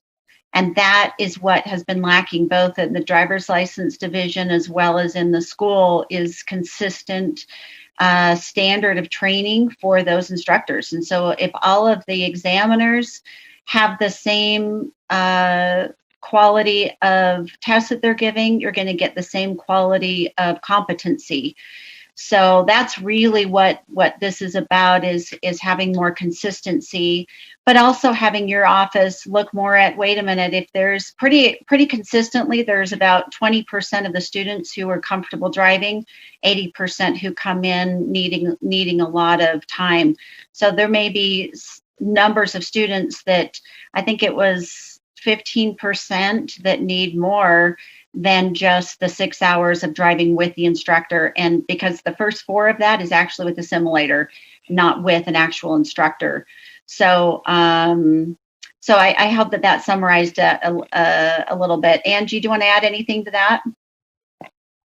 No, only that I would add that in the draft bill, which it should be up on Civic Clerk now or shortly. Representative Ballard sent that to me, and I'd be happy to show it. But one thing that we as staff had raised was the ability for the state board in rule, or even an LEA on their own, to still require the 6 hours of observation, and wanting to make sure that the bill did not impact your ability to continue to require observation time if you wanted. And so I was just looking at the draft bill, and it does prohibit the commissioner, and I'm guessing that's the commissioner of the Department of Public Safety, from including in their rules any requirement, but it explicitly states that the prohibition on rulemaking does not prohibit the State Board of Education or private providers from requiring the 6 hours of observation time. So I just wanted to raise that issue to you, Board Member Gravitt, that if we felt like, or the board felt like, for our public education students, that part of our program or the school-based program would include 6 hours of observation time, you as a board can clarify that and require that in board rule. Board Member Gravitt, did that answer your question? Yes, thank you both so much. I appreciate that. Oh, thank you. Board Member Earl. Thank you. My question has to do with, it's a little different, it deals with safety. I know when my kids have gone on a drive and observation, there ends up being 2 students in the car and an educator, whoever is doing the class. So are there any safety issues that we see arising if we've got 1 student, or how is that being dealt with if we've got a student and a teacher? Does that make sense, the safety concern there? That's why you still have within your guidelines as school districts and in curriculum for you to have any safeguards in place that you want to have for more than 1 student. That's up to you. So this also affects the private sector, right? So I know that the private sector, you go in and they have their own contracts that they prepare and do, but this gives you the safety and control that's important to you, and that you're liable for, and you still have control over that. Oh, okay, thank you. I think that does make sense, because often there are adults that this applies to too. I was just thinking with education. Thank you.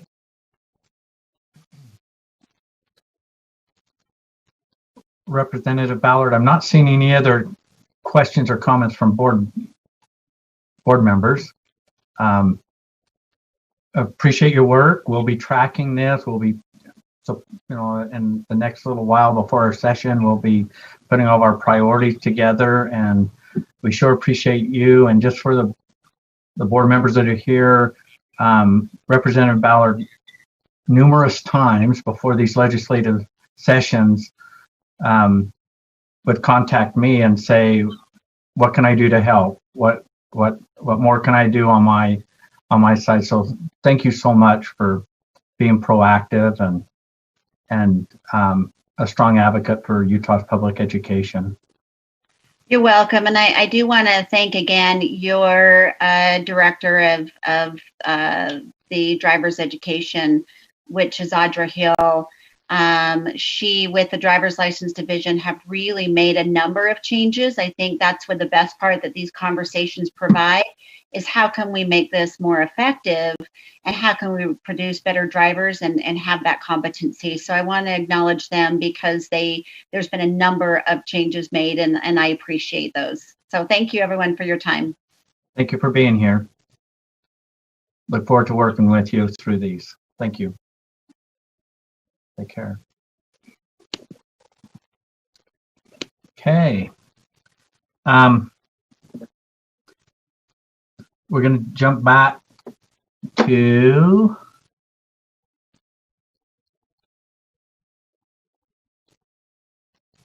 Deputy Superintendent Scott Jones. Are you ready to take on the Education Funding Constitutional Amendment G? You have a report? Chair. Yeah, Chair, I believe Deputy Superintendent Stallings is the lead on that. Dale Frost is Leanne Financial. She is. My mistake. No, it's all good. We're one team, and I like doing it. So we're ready for you, sir. We're ready for the presentation. Over. Okay, Deputy Superintendent Stallings. Great, thank you, Chair. Like Scott said, we are one team, and Dale Frost and I will be leading or facilitating the board's discussion of Constitutional Amendment G. I am hoping you can see the slide that says Constitutional Amendment G right now. I just had to change screens. Is that what you're seeing, Chair Huntsman? Yes. Great.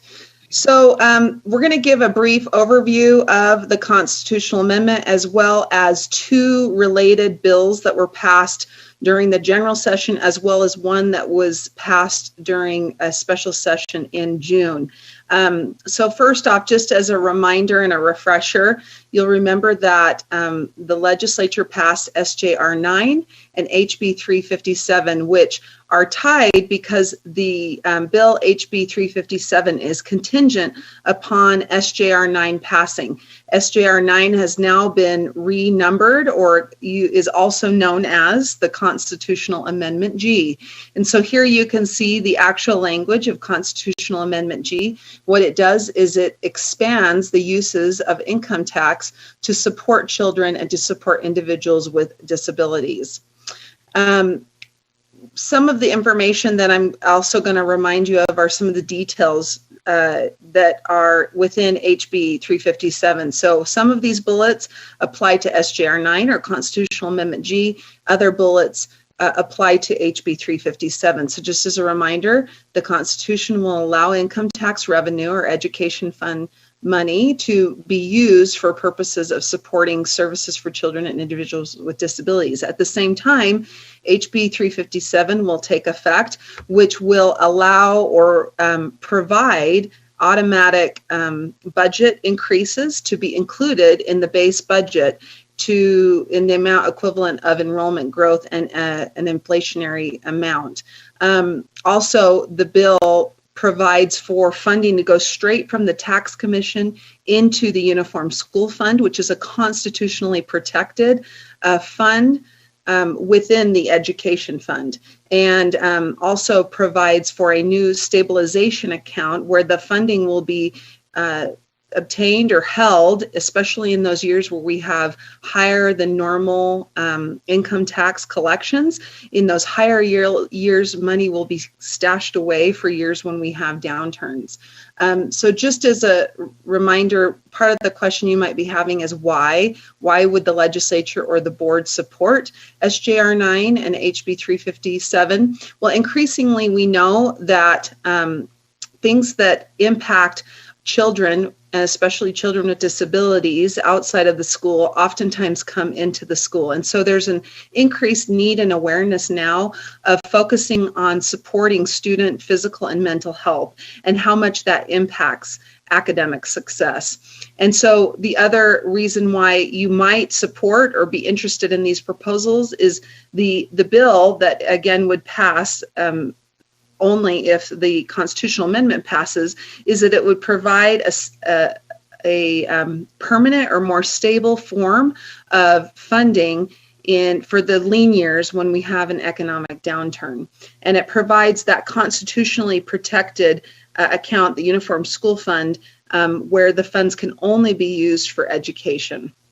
And then last is how I've pretty much described many of this, but number one, it would amend the Constitution to allow that. But second, you would see an automatic amount of funding equal to enrollment growth and inflation that would be deposited or would be appropriated in the base budget. As you know, historically, the base budget was simply what was, or has always been, what was funded last year. And then any increases, including enrollment growth or any increases at WPU, came at the end of the session. This last session, the 2020 session, the legislature did for the first time include enrollment growth in the base budget. If the constitutional amendment passes, they would include not only enrollment growth, but the automatic inflationary amount. Then after the general session, HB 5011 was also passed during a special session in June. And this bill, some people are calling it an IOU to state that in addition to the enrollment growth and the inflationary increase, as funds are available, that the legislature would also automatically appropriate up to $140 million of increased funding on top of the enrollment growth and inflation. The $140 million represents approximately 6% on the WPU. And the bill does not prevent the legislature from appropriating more than that $140 million. This bill, HB 5011, is also contingent on the passage of SJR 9 or Constitutional Amendment G. So now I'll turn the time over to Dale Frost to explain some of the financial implications before, and then he'll turn it back to me at the end just to make some final comments. Dale. Dale. Thank you, Angie. Thank you, Chair Huntsman, Vice Chair Cummins, members of the board. It's a pleasure to talk to you today. So when I was asked to do a financial analysis of Constitutional Amendment G, this was a difficult task. One of my many jobs is to manage the fiscal note process for the board. So that's every time a bill is introduced, the board is required to estimate what the direct impacts of that bill on both the board and LEAs would be. But as you know, this is not a direct fiscal impact. This depends on legislative action on how they want to use this new authority if this constitutional amendment passes.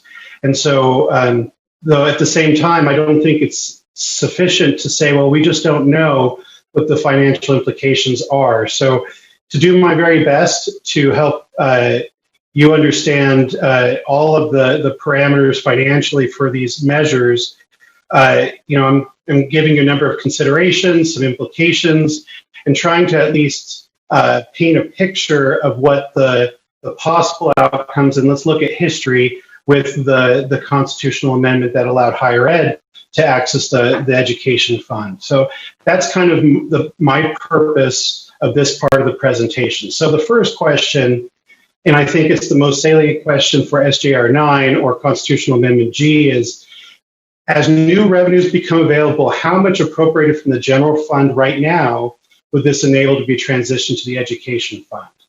And next slide, please.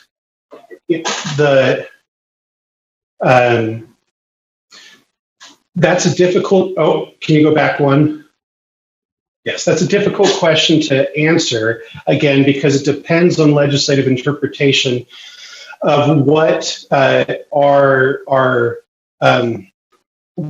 is spending to support children and spending to support those with disabilities. What does that really mean?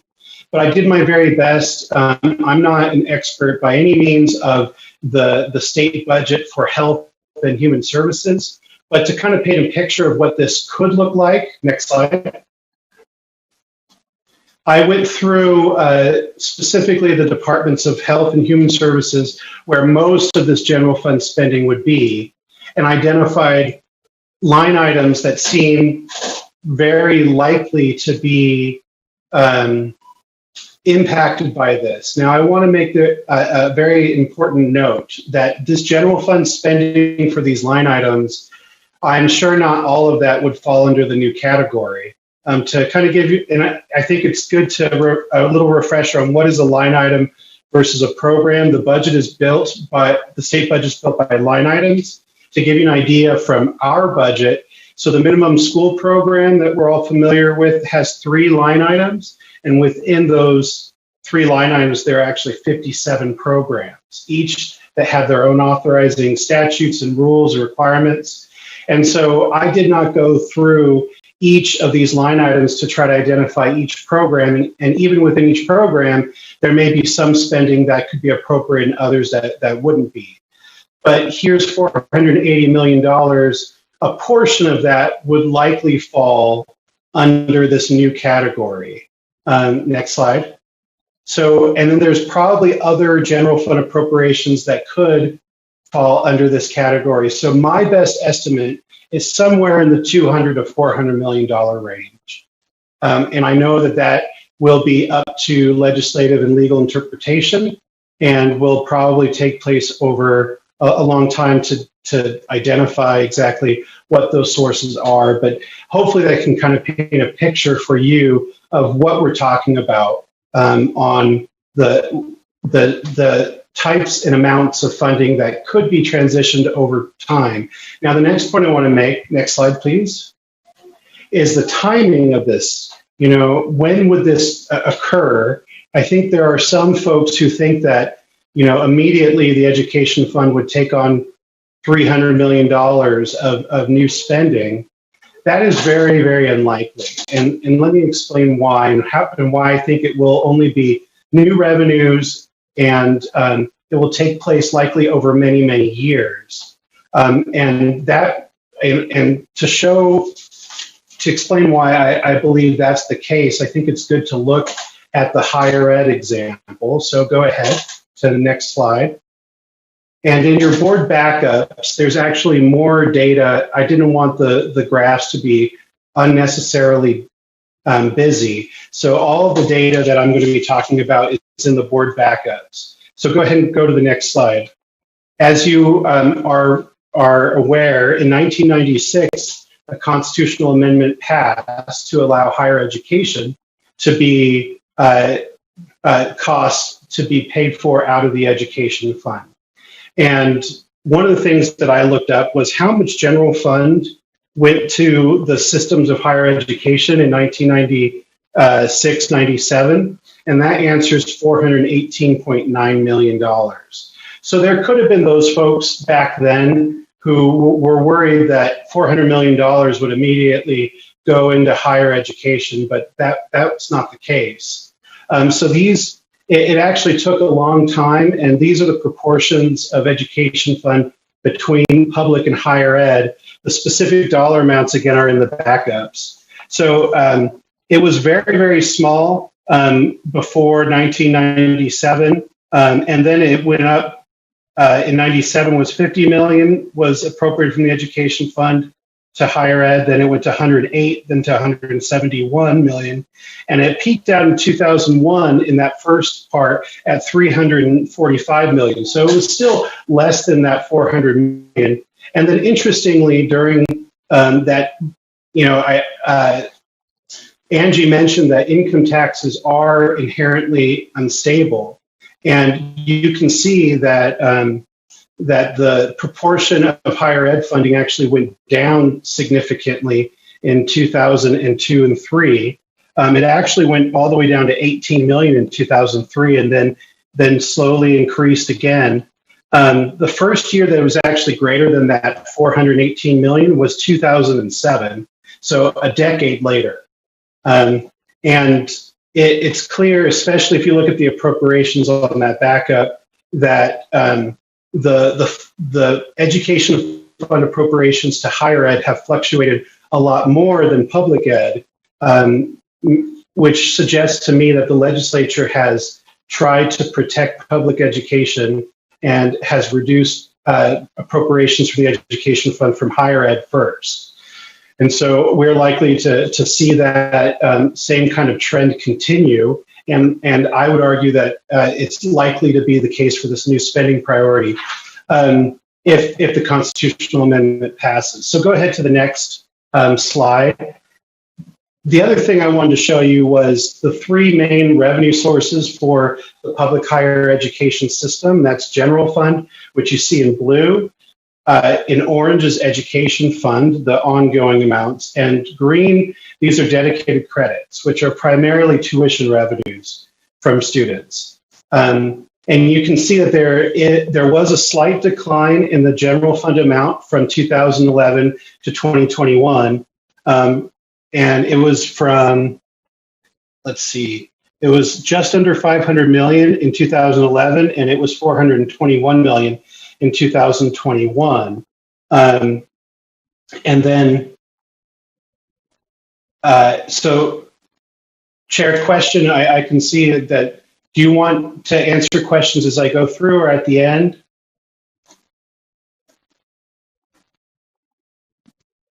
Why don't you finish, and then when you get to the end, then we'll open this up for questions from board members.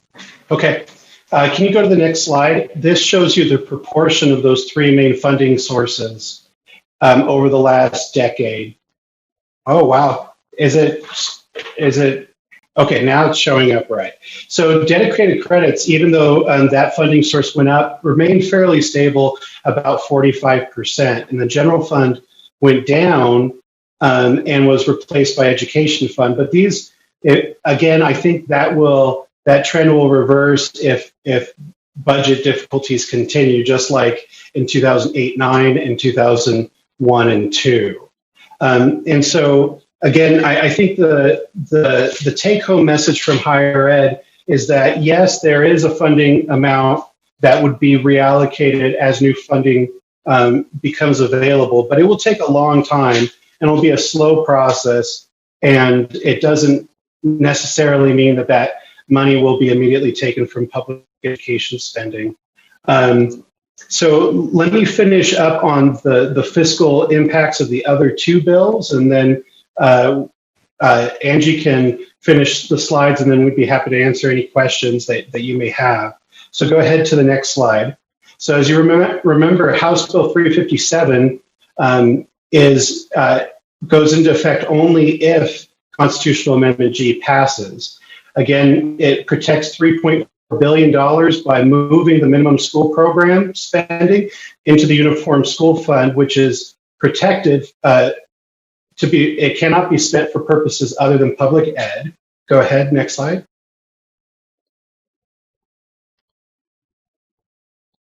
I think yep. And so then I wanted to show you numbers to what the enrollment growth and inflation factor could mean. So the LFA fiscal note for this bill estimates $99.6 million ongoing per year, which basically means that if House Bill 357 passes, and I think that's a fair estimate, that about $100 million additional each year would be required to be allocated to public education. So it's a protected funding increase. So let's take a hypothetical example. Let's say enrollment growth for the year estimated was going to cost $50 million, and the inflation factor was 1.5%. Then in the base budget, the WPU value would automatically be increased to add $51 million in new spending. But it doesn't prevent additional increases above that. And the legislature, instead of debating a 4% or a 6% increase, it would be the net of that. Let's say for this example that the legislature decided to increase the WPU by 4%, that'd be about 135 million. Then in the final budget, the increase would be 84 million, or a 2.5% increase. So we could essentially take to the bank part of that WPU value increase before the budget negotiations even begin. Next slide. Additionally, there's some important protections for school districts during bad budget years. In 357, it creates a stabilization account to pay for growth and inflation during those bad years, and then it enables school districts to utilize capital local levies for operating costs in those bad budget years. And then quickly going on to House Bill 5011, this bill is an additional guarantee above and beyond growth and inflation, and it requires that 10% of new revenues to the education reform school funds up to that 140.5 million would go to increase the WPU value. And once that 140.5 million is reached, then those increases to the WPU are rolled into the base budget. So let's look at a hypothetical for this bill and add that on top of House Bill 357. So we had already talked about this 50 million in enrollment, let's assume, and again, these are not real numbers. This would be a hypothetical in inflation. And let's say for fiscal 22, the state estimates 250 million in new revenues to the education fund. What this would require would be that at least 25 million more than that 51 million be appropriated to increase the WPU value. And let's say that the legislature decides to go with the 4% increase just as before, that final budget, instead of 85 or so, 84 million increase, it would be a 59 million. So a dollar increase. So basically it takes additional new funding and puts it into the guaranteed category. And just like House Bill 357, House Bill 5011 would only go into effect if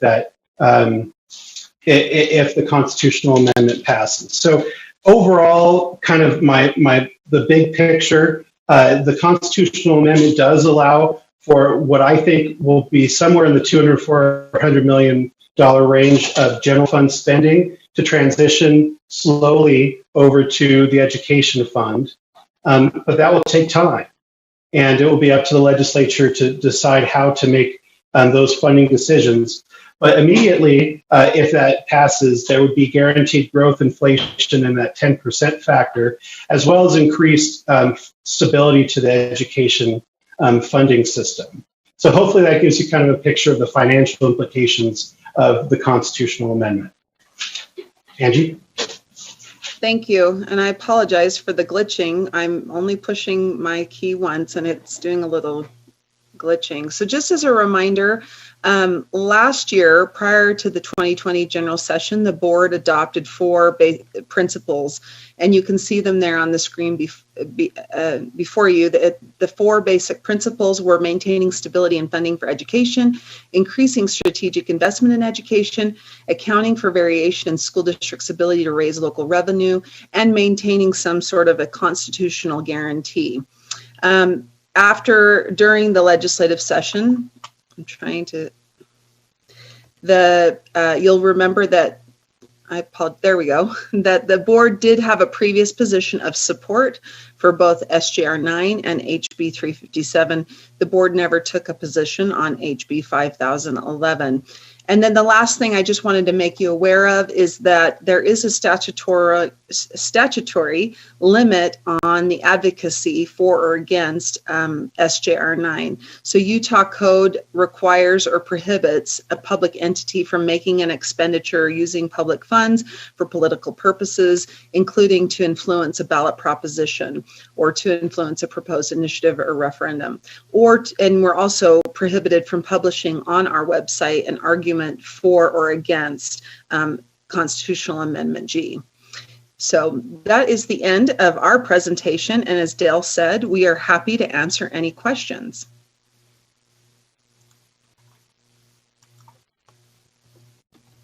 Thank you. And this is all just deja vu. It seems like we were just having this conversation a month ago, back in the past legislative session. I have a few hands up. We'll start off with Board Member Lear.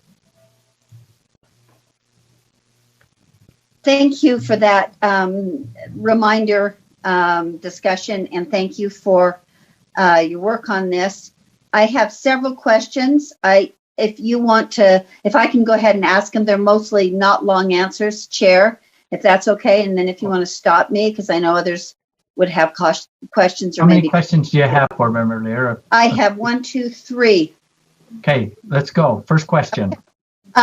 First of all, and a comment first, I did not support this to begin with, and I still do not support this, primarily because of the process, which I feel board members were blindsided and not really able to have a full discussion before the board voted. So I still, based on process, I really still do not support this. That's my first comment. I have a question for Angie.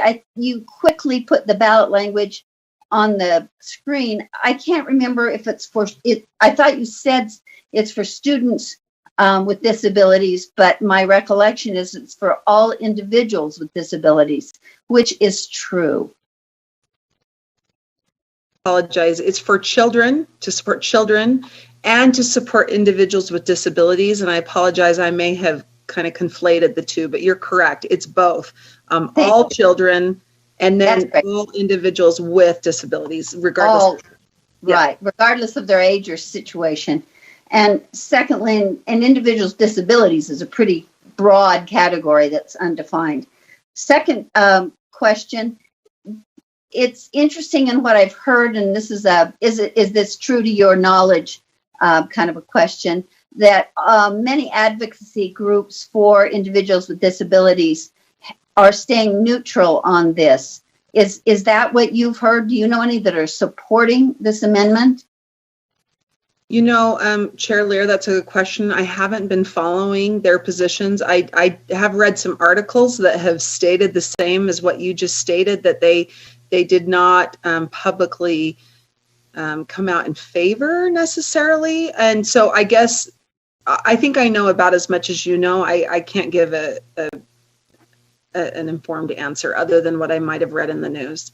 And the information I have from only the Disability Law Center specifically is that the Disability Law Center is staying neutral on this, which is a pretty strong message to me about the concern they might have of the either implications for not supporting it and the possible retaliation, or the implications for supporting it and having it go south. That's a concern for me. Last point, you both, Dale and Angie, used really cheerful words, I thought, like requires and protects. But as a realistic matter, these statutory requirements can be changed by future legislators and legislatures. As soon as next year, we saw a change immediately in, I think it was May, June, where our 6% increase to the WPU became a 1.9% increase to the WPU. And is it not true that there is no guarantee that these are only statutory provisions that any future legislature can change? You're correct, Board Member Lear. They are statutory provisions that a future bill or a future legislature could amend. Thank you. And then the last comment I have, that's not a question really, but it is interesting to me, and I thought Dale Frost did an excellent job of projecting and providing us information. But I think it's interesting that there is such a hue and cry, or was such a hue and cry, about the mistake that public education made in sharing our revenue with higher ed in the mid-1990s.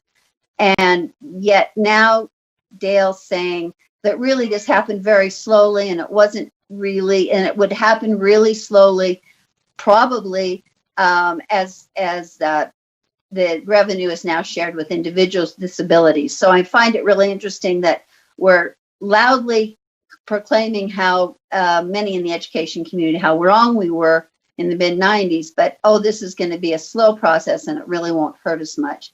So I don't support this amendment. I understand very clearly the last 2 points that Angie made about any public dollars being spent, but I still continue to have grave concerns that this won't go well, and I'm not voting for it personally.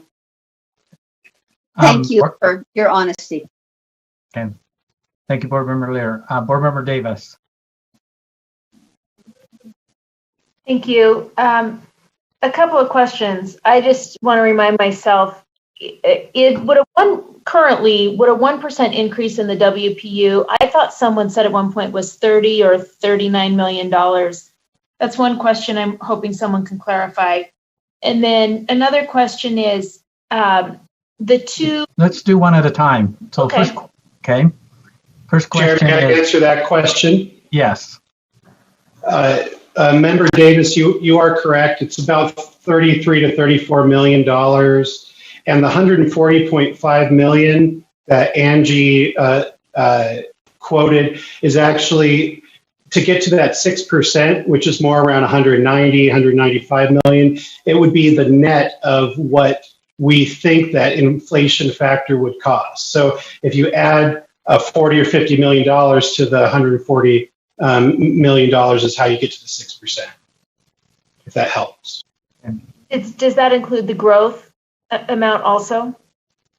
So the 6% and funding enrollment growth are separate and distinct things. Okay. So it just includes inflation, the inflation. Correct. 357 just requires an inflation factor, and then 5011 would additionally require that at least 10% of new revenues to the education fund be allocated to the WPU value up into that 140 million. So what percent would that be at the 140 million? If it would take 190 to get to 6%, what would the 140 be? I guess I could do the math myself. 140 million more or less is about 4%. 4%. Okay. Right. Yep. Okay. So that would be required as a minimum each year, total WPU increase. Yes, that would be a floor, not a ceiling for the WP value increase. But Dale, may I ask a question? I apologize, Chair. I think I heard a question from Board Member Davis. I think she was asking if the 140 would be each year. I think the 140 is just one time, correct? Or is it every year? No, so the every year piece would be that there would be an inflation factor required and that enrollment growth would be funded.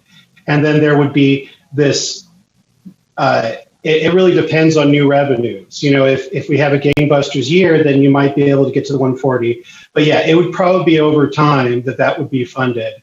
And then that would be a one-time ongoing increase.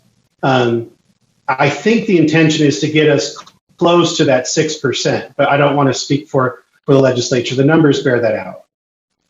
So the 10% is one time, or there would be a required 10% put toward WPU every year? There'd be a required, so kind of going back to my example, maybe if you go back to that, Angie. So let's say that for that 1 year, there was $250 million in new education fund revenues. That 10% is $25 million, which would be that 1 year increase. And then the following year, let's say there's $100 million new, then it would require at least $10 million increase. That would go towards, you would put that towards the $140 million until you reach that amount. And then the legislature can allocate more towards that if they want to get there more quickly, if that makes sense. It's just a floor of a requirement that at least 10% of new revenues be allocated for that purpose until that cap is reached, or that amount is reached. Yes, that's helpful. Thank you. I'm glad they added at least a WPU conversation piece in there, in addition to growth and inflation. My other question is, the statutory pieces are contingent on SJR 9 passing.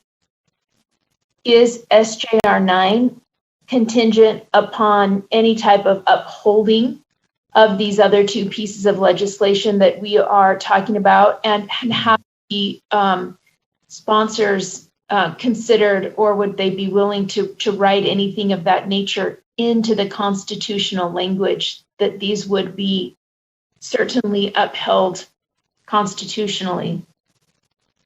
I could answer that, Chair. Okay, Angie.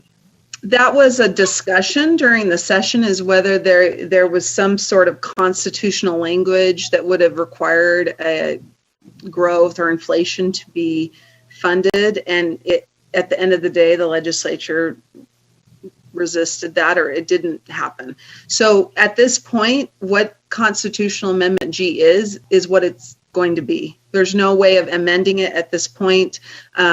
Amendments to the Constitution take a while to even get on a ballot, and they have to be voted on by 50% or more of the voting public. So the legislature cannot unilaterally amend the Constitution at this point or later, unless they go through that same process of having the constitutional resolution passed by the legislature, and then it would get on a ballot. I hope that helps. But to answer your question, SJR 9 is not contingent on anything other than 50% plus of the voting public passing it. That's the only contingent, but it's not related to any bills. So, okay. So that's written in stone, and then the pieces in the statutes could be changed at any time, sounds like. And then my final question was, in the line items, and forgive my ignorance here, do those line items comprise pieces of Medicaid, Dale, or was Medicaid not written into the potential expenditures that would come out of the education fund? Chair, may I answer that question? You bet, Dale. Great question. So CHIP has a large, so that's the Children's Health Insurance Program. The answer to you is the spending that I'm showing you there is just state general fund spending. So any federal spending, including Medicaid dollars, are not part of that table shown here. So but these do have programs that are related to Medicaid and have Medicaid related pieces, if that makes sense. Can I follow up, Chair? My last. Yes, please. So really, what does that look like financially with our state passing the requirements to increase state Medicaid expenditures? How do we know what that looks like, big picture, potentially? Because all of those could potentially come out of the education fund. Is there a way to get those numbers? Chair, may I ask a clarifying question? Member Davis, are you referring to like maintenance of effort requirements from the state and those sort of things? You know, that the state maintains certain levels of state support for some of these Medicaid programs? Well, yes, I'm just wondering how much of a potentiality does this chart that we're seeing on our screen right now, what percentage of the potential that really could come out of education dollars for these other areas? What's represented by this chart that we're looking at? How much more potentially could come out? One of the more difficult parts of this task was to try to answer, well, what spending relates to this new constitutional amendment? And it's really difficult to know. And so the best thing that I could do was identify certain line items that seem like that good portions of them could be in that new bucket. And that's why I gave a fairly large range of the 200 to 400 million. I'm sure not all of this 480 million could transition over, because there are programs here that are for adults who do not have a disability. And there are, you know, a whole host of programs within these line items. And so to try to answer the question, just kind of similar to, you know, the experience of 1996, you know, how much, well, there was 418 or $19 million that was allocated to higher ed from the general fund that year. And so it's probably somewhere in the 200 to $400 million range.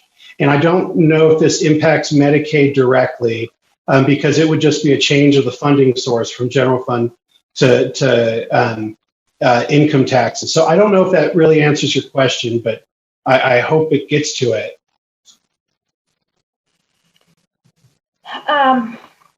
Yeah, it's just hard to see the real big picture, but I certainly appreciate you. Thank you for that. I think my bigger, my thing that I'm pleased about is that there is added more WPU conversation, which was the one piece I felt like we were missing the last time we voted on and discussed this.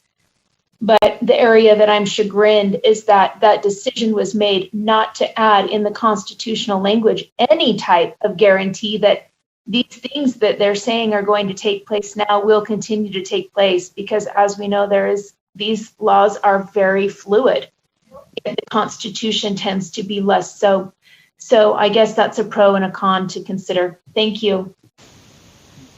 Okay, and one thing that wasn't in our presentation that I haven't heard, and I'm not saying, I know how I voted in the past, but the one thing that's part of, it's in context here, is that what we're talking about, what the legislature can and can't do in the education world, they can and they have adjusted the state income tax, which funds us. They control that throttle. They can raise it and they can lower it, which is still something the legislature can do. So at their whim of what we already have, what we view as a nice minky blanket of, oh, don't touch my money, you know, and it's all earmarked for something. They do control that throttle of what that tax is going to be, and that risk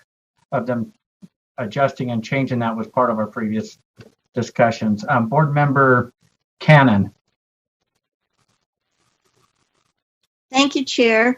I have in front of me the language of the constitutional amendment, which asks whether to change Utah's constitution to expand the use of income and intangible property taxes to include supporting children and supporting people with a disability. Now, to me, that language is problematic because nowhere does it tell people that this will affect education in a big way.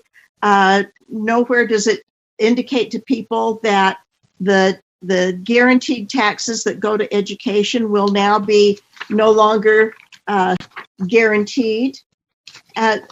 Maybe Angie could respond. Do you know who created the language of the amendment that's on the ballot? And it mentions here intangible property taxes. Can you give me a definition of intangible property taxes? Yes. Well, first, I think the people who prepare the language, I am trying to remember if it's the legislature's general counsel in conjunction with the governor's office. It's probably the lieutenant governor as being the one in charge of elections. So it's both. I believe it's the governor and the legislature's council. They draft that language, and that's what's put on the ballot. The second question is intangible does it say intangible personal property or just intangible property? Intangible property taxes. And I'm trying to go back to my days. Many of you may not know, but before I worked for the legislature doing education, I was the property tax attorney for the legislature, and I'm trying to remember what intangible property is. I'd have to look at that, and I apologize. I can't remember if that's personal property, like when you own a laptop, something that's not real property. That's my guess. Real property would be land. Intangible property, I believe, and Dale, you may know, or someone else like Scott Jones might know, might be like your personal property, your possessions or a business's possessions. And so I need to look at the Constitution. It might be that the Constitution currently provides not only income tax funds, but certain property tax funds to be dedicated to education. So, it's right there. It's intangible property. So I can look that up. If there are other questions, I can look that up very quickly and find out for you, board members. Would you please? Thank you. I do have another, maybe it's just more of a comment. I was very interested seeing the information about what we would be taking on to fund not only students, but people with disabilities through education. And I feel a bit uncomfortable about that, having been around education for a long time and knowing that in 1975, when the federal government passed IDEA, they passed it with a promise that they would fully fund education for students with disabilities. And it's now 2020, and they have never been able to fully fund students with disabilities. And hence, this has been an unfunded mandate that has rested on all of our school districts to step up and fully fund children with disabilities. And the numbers and the dollars that are required to do that are absolutely huge. And yet the amendment is phrased so that if you have a good heart and you want to support people with a disability and children with disabilities, well, why wouldn't you vote for that? So I think that's a little disingenuous, the way that it is put to us in the amendment. And just FYI, I'm not in favor of this. I think we will find ourselves in another situation like we did when we shared our taxes and education fund money with higher ed. And it seems to me like it could well be a disaster for funding education. Thanks. Scott Hansen.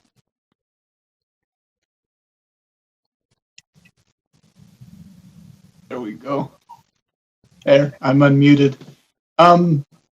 This amendment has been interesting to me. I think I share Janet's concerns about the wording that's actually been presented. It's much different than what I thought would come out after we talked about this earlier in the year.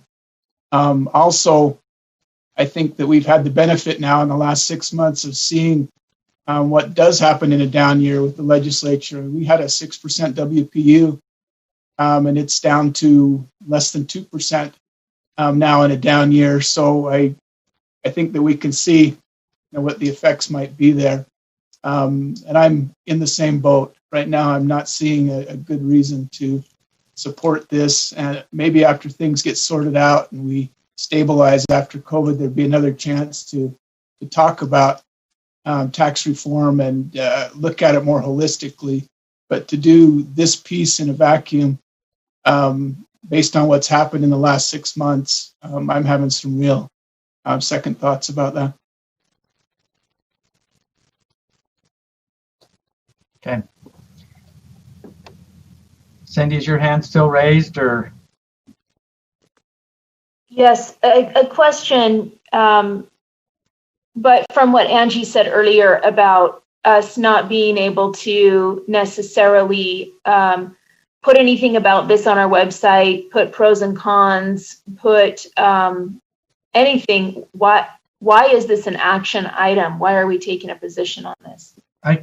If I might answer that, if 2 or more board members, and there was 2 board members, wanted this as an actionable item, I wanted it to be an information item to remind the board of our journey pre-COVID from our legislative session, because this is coming up, and just a reminder of where we were in the past, the motion that we made, and other entities, UEA, USBA, JLC, all of them that were in favor of this in the past. And it was like, okay, well, let's bring this forward and inform the board what's coming up on our amendment. And 2 board members asked to have this changed to actionable. And so I'm not sure if there's going to be some action today, but according to our bylaws, I could have put that off into a committee or anything like that, but that would have not been appropriate. So that's why it is actionable today. Right now, the board has chose to support the SJR 9 and House Bill 357, and that's kind of where we're at. So I'm not sure if a motion is going to come, but that's why it's on here. That is your question, Board Member Davis? Yes, that helps. Thank you. So, Board Member Hanson, your hand still raised?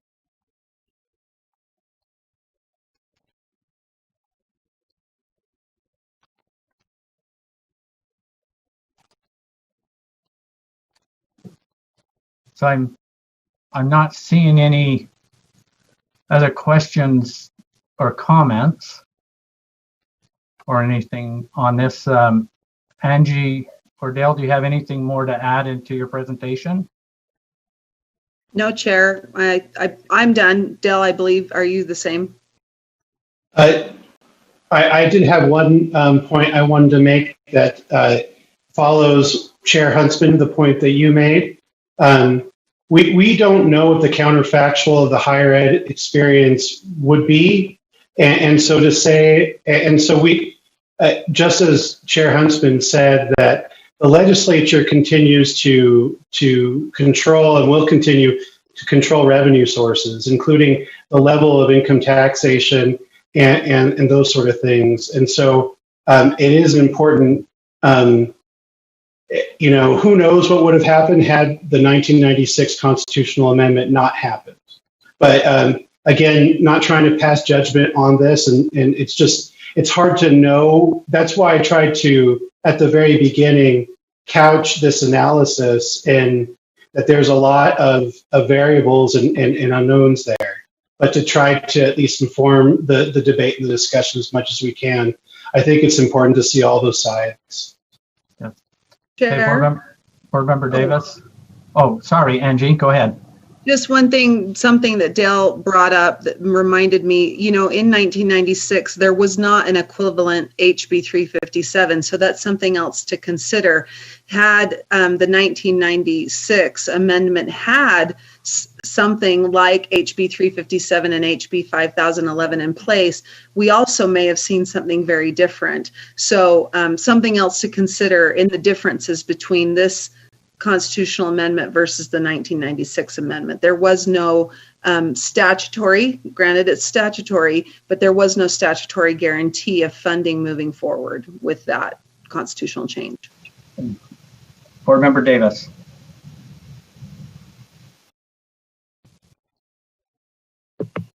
Thank you. So if I understand the status quo, the will of the board was to support SJR 9 early on and HB 357, but we have not made a motion in support or not of HB 5011. Is that correct? And is that what the people who were asking for this to be on the agenda item were seeking today? The people that were asking to have this change from an information to an actionable. So there, if somebody's going to make a motion, it can happen under this topic. So does that help you, Board Member Davis?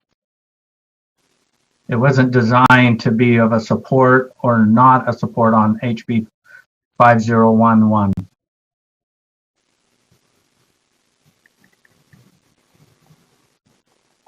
Okay. Board Member Lear?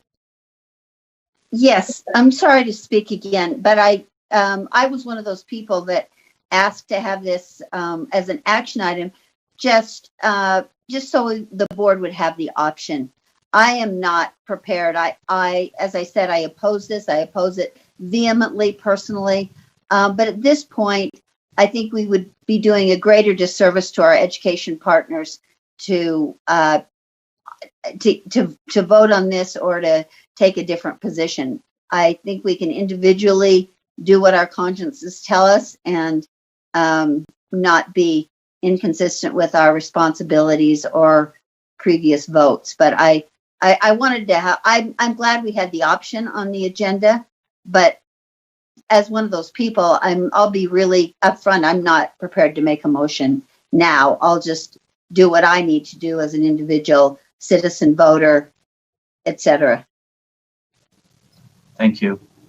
Well, we have process and we do our very best to follow it, and that's why that was on there. I'm not seeing any other hands on this, so I appreciate your comments and the updates and the work, Deputy Superintendent Stallings and Dale, and refreshing the board's memory on something that seemed like it happened just yesterday, but sometimes it seems like it was a long time ago. So thank you. Okay, we will move on with our agenda.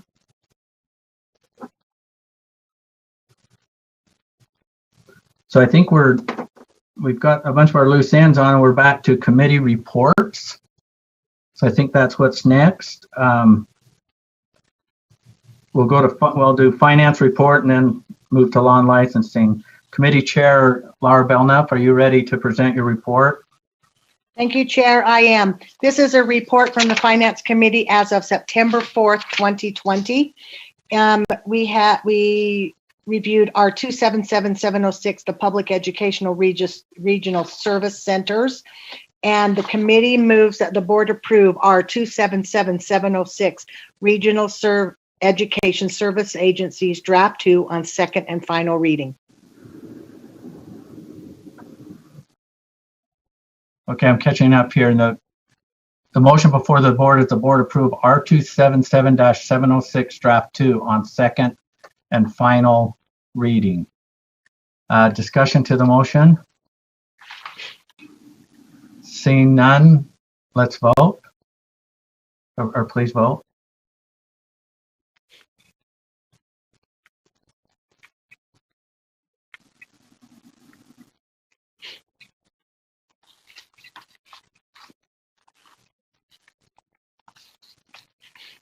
Voting is complete and the motion passes unanimously. Thank you, Please Chair.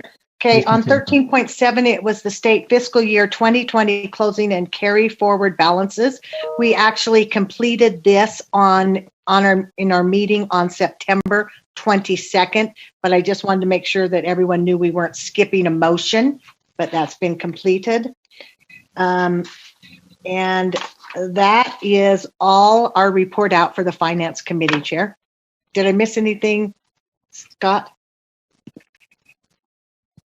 Deputy Superintendent Scott Jones. No, Chair, nothing missed. No, perfect. Okay, so Chair, I just point of privilege again, please. Yes. I just wanted to say thank you to the committee members for coming to committee so well prepared that a lot of the background work has been done and completed. I appreciate the committee members and the staff who work with us. Thank you for all you do. Thank you, Chair. Okay, next we'll move to law and licensing. Chair Carol Lee, are you ready to take this one on? I am, and thank you very much. And I know my name is hard to say. I still struggle with it. We have a number of action items, a few, I should say. The first one is item 14.2. The title is Licensing Assessment Selection and Passing Standards Process. And this was a good discussion about how the board, essentially staff, would work and set passing standards for assessments for educator licensing. And the motion for the board is that the committee moves that the board approve the licensing, assessment, selection, and passing standards process.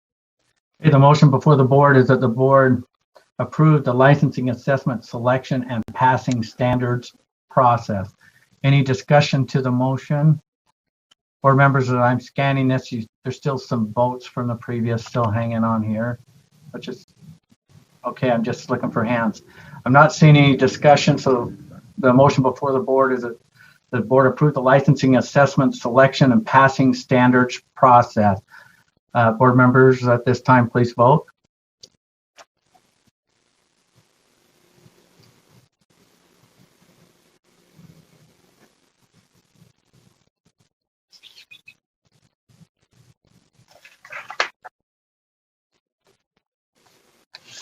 Voting is complete and this motion passes unanimously. Please continue, Chair. And we had discussion but no action on 14.3. We had discussion but no action on 14.4. The next action item is 14.5, a repeal of R277 or proposed repeal of R277-508, employment of substitute teachers. A rule that is being rewritten as we speak, but this one is no longer necessary or current. So the motion for the board is that the committee moves that the board repeal R277-508, employment of substitute teachers, on second and final reading. Okay, the motion before the board is that the board repeal R277-508, employment of substitute teachers, on second and final reading. Any discussion to the motion? I'm seeing none, so please vote.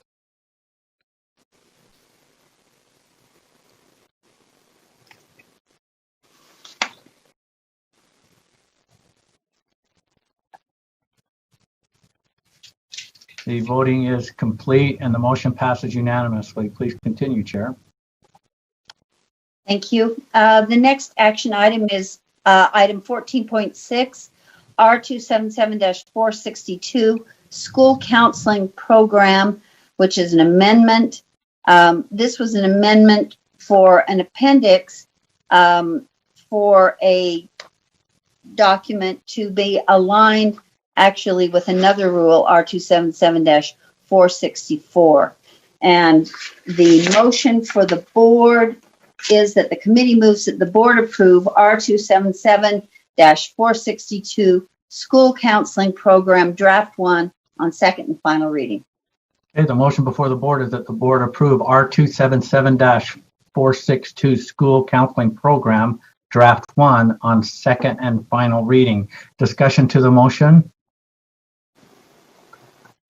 Seeing none, board members, please vote.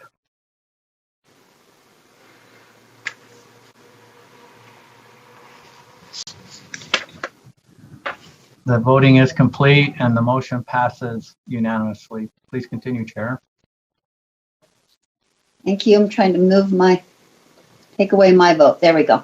The next action item is 14.7, and this was a discussion of R277-616, Education for Homeless and Emancipated Students. This allowed our committee to have a double dose of the discussion of the homeless services that the State Board of Education governs through rule, and it was excellent to hear about it twice.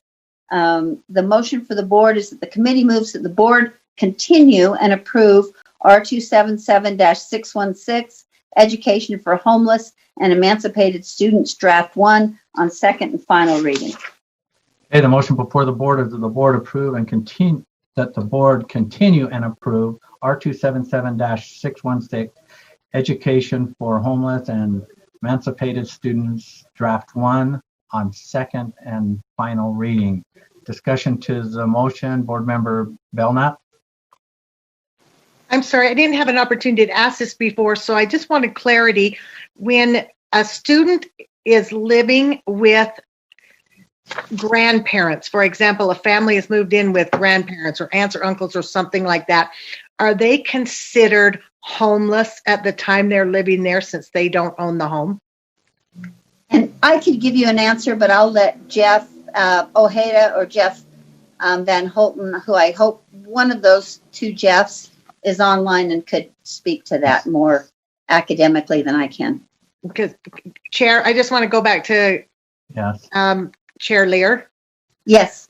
Because I'm just wondering if this conflates the numbers of homeschool students we have. That's why I'm asking the question. The number of homeless. Homeless, sorry, homeless. On the homeless side. Yes, so sorry. I'm looking for any hands raised. Jeff Van Holten, can you take this one on, or do we? Darren just wrote something.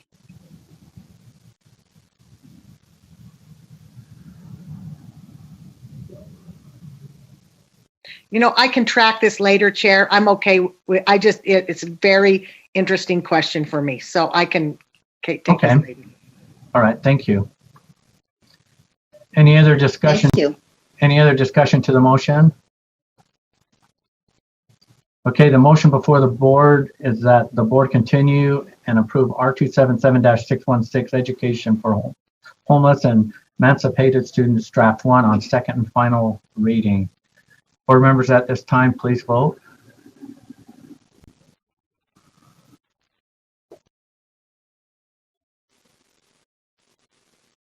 The voting is complete and the motion passes unanimously. Please continue, Chair.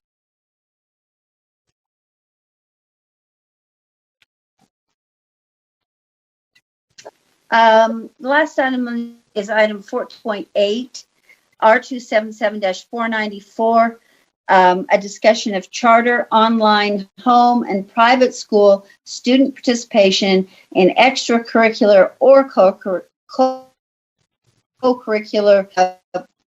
There was a desire last month to have a number of amendments, perhaps, or proposed, and discussion, but there was also a necessity to have this rule continued. So with that, balancing those two issues, the committee agreed, yes, we'd like to discuss this more.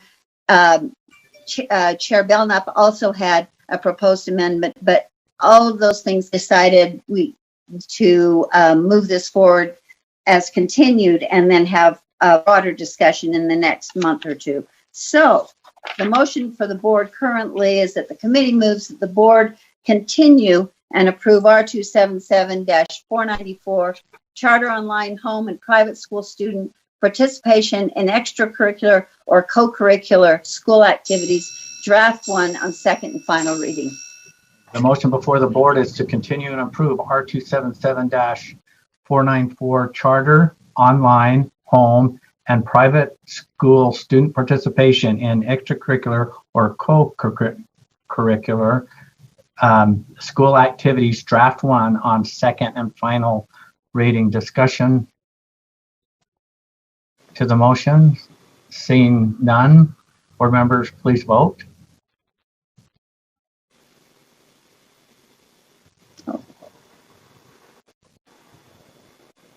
Oh, no. I'm trying.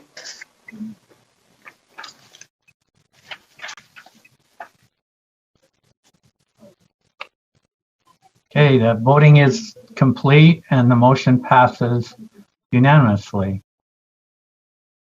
And that completes our report. Thank you. That Thank you, completes Chair. our report. Okay, thank you, Chair.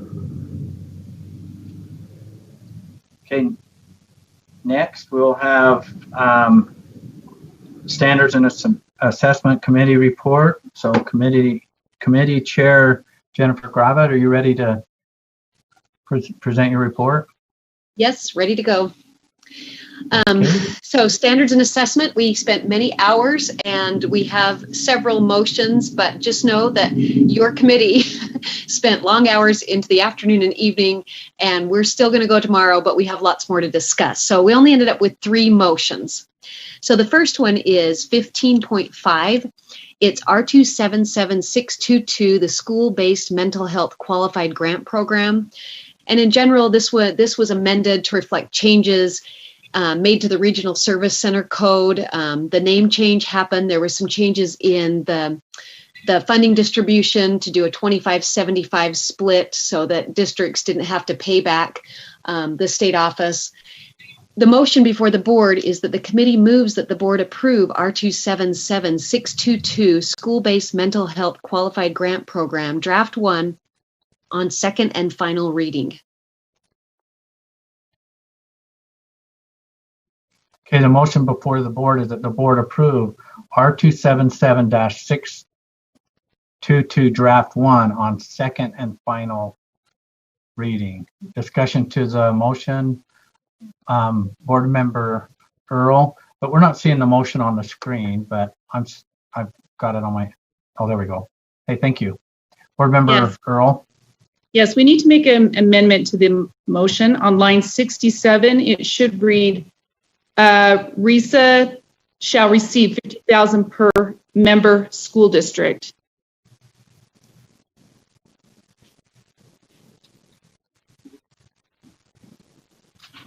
Do you want me to restate? Is that how it should have come out of committee?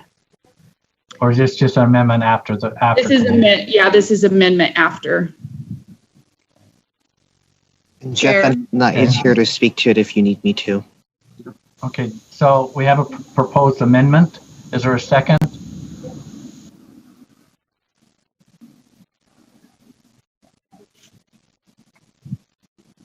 I'll second that. Okay, thank you, Chair Gravitt. So you want to speak to your amendment, Board Member Earl? I'll let Jeff speak to the amendment. Okay, Jeff. Thank you, Board Member Earl, for making that motion.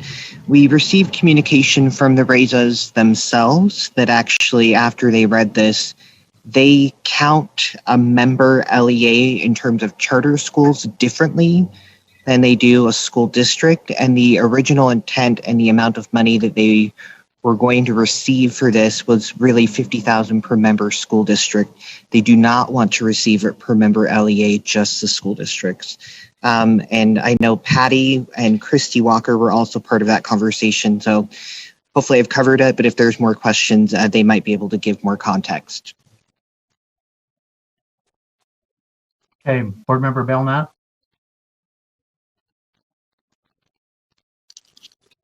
So Jeff, how do the charters then receive money from RESA if they're not receiving this? How do they receive partial money because they belong to this group as well?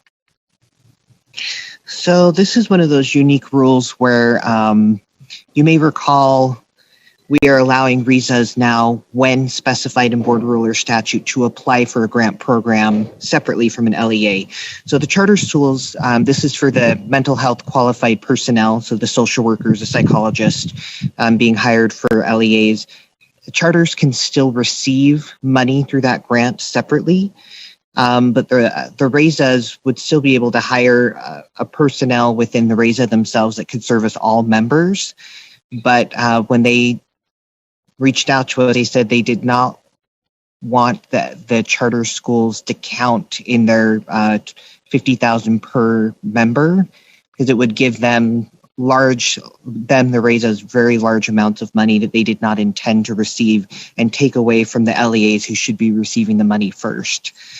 So they wanted it to be limited just to the school districts, but my assumption is, and Patty and Christy can correct me if I'm wrong, that the charter schools would still benefit if the RESA hired an employee within themselves, but they did not want to receive that extra money. Thank you. That makes much more sense to me now. Thank you, Jenny, for the change in that. Okay, we have a proposed amendment. Any more discussion to the amendment? I'm seeing none. The proposed amendment is to on the R277-622 draft 1 to be amended to state on line 67 to read, a RESA shall receive $50,000 per member school district, and replace LEA with the word school district on line 67. Okay, that's the proposed amendment before the board. Board member Belknap, your hand still raised. Was that? Oh, there it goes. So let's vote on the proposed amendment at this time.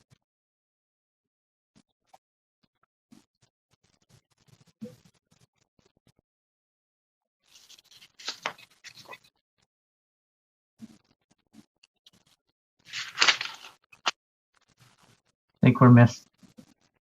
Board member Dave, there we go.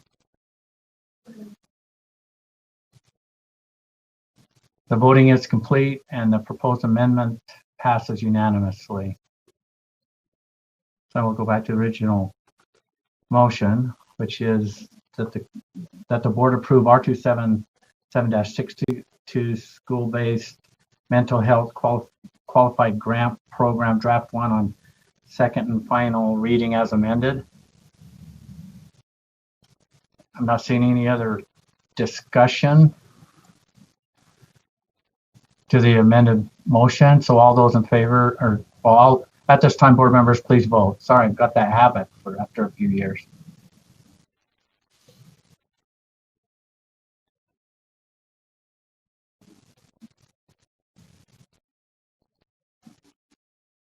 The voting is complete and the amended motion passes unanimously. Please continue. Chair Gratis. Okay, our next actionable item is R277-611. This is the certified volunteer instructors and material approval requirements and process for firearm safety in the public schools. This is just a repeal. There's a new rule coming soon. So the motion before the board is the committee moves that the board repeal R277-611, certified volunteer instructions and materials approval requirements and process for firearm safety in the public schools on second and final reading. Okay, the motion before the board is the board repeal R277-611, certified volunteer instructors and materials approval requirements and process for firearm safety in the public schools on second and final reading. Discussion to the motion? Seeing none, board members, please vote.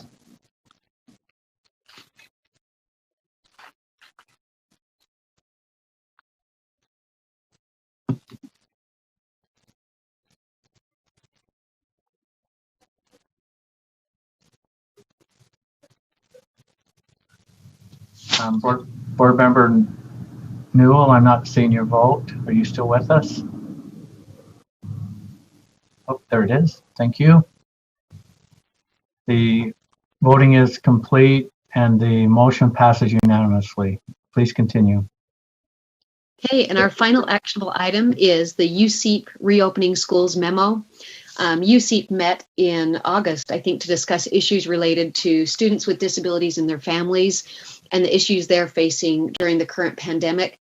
Their recommendations are always so articulately worded, and the main message is for more communication, excellent recommendations, and the motion before the board is that the committee moves that the board accept the recommendations in the USEEP memo, School Reopening Amid the Worldwide Pandemic. Okay, the motion before the board is that the board accept the recommendations of the USEEP memo, School Reopening Amid the Worldwide Pandemic. Any discussion to the motion? Seeing none, board members, please vote at this time.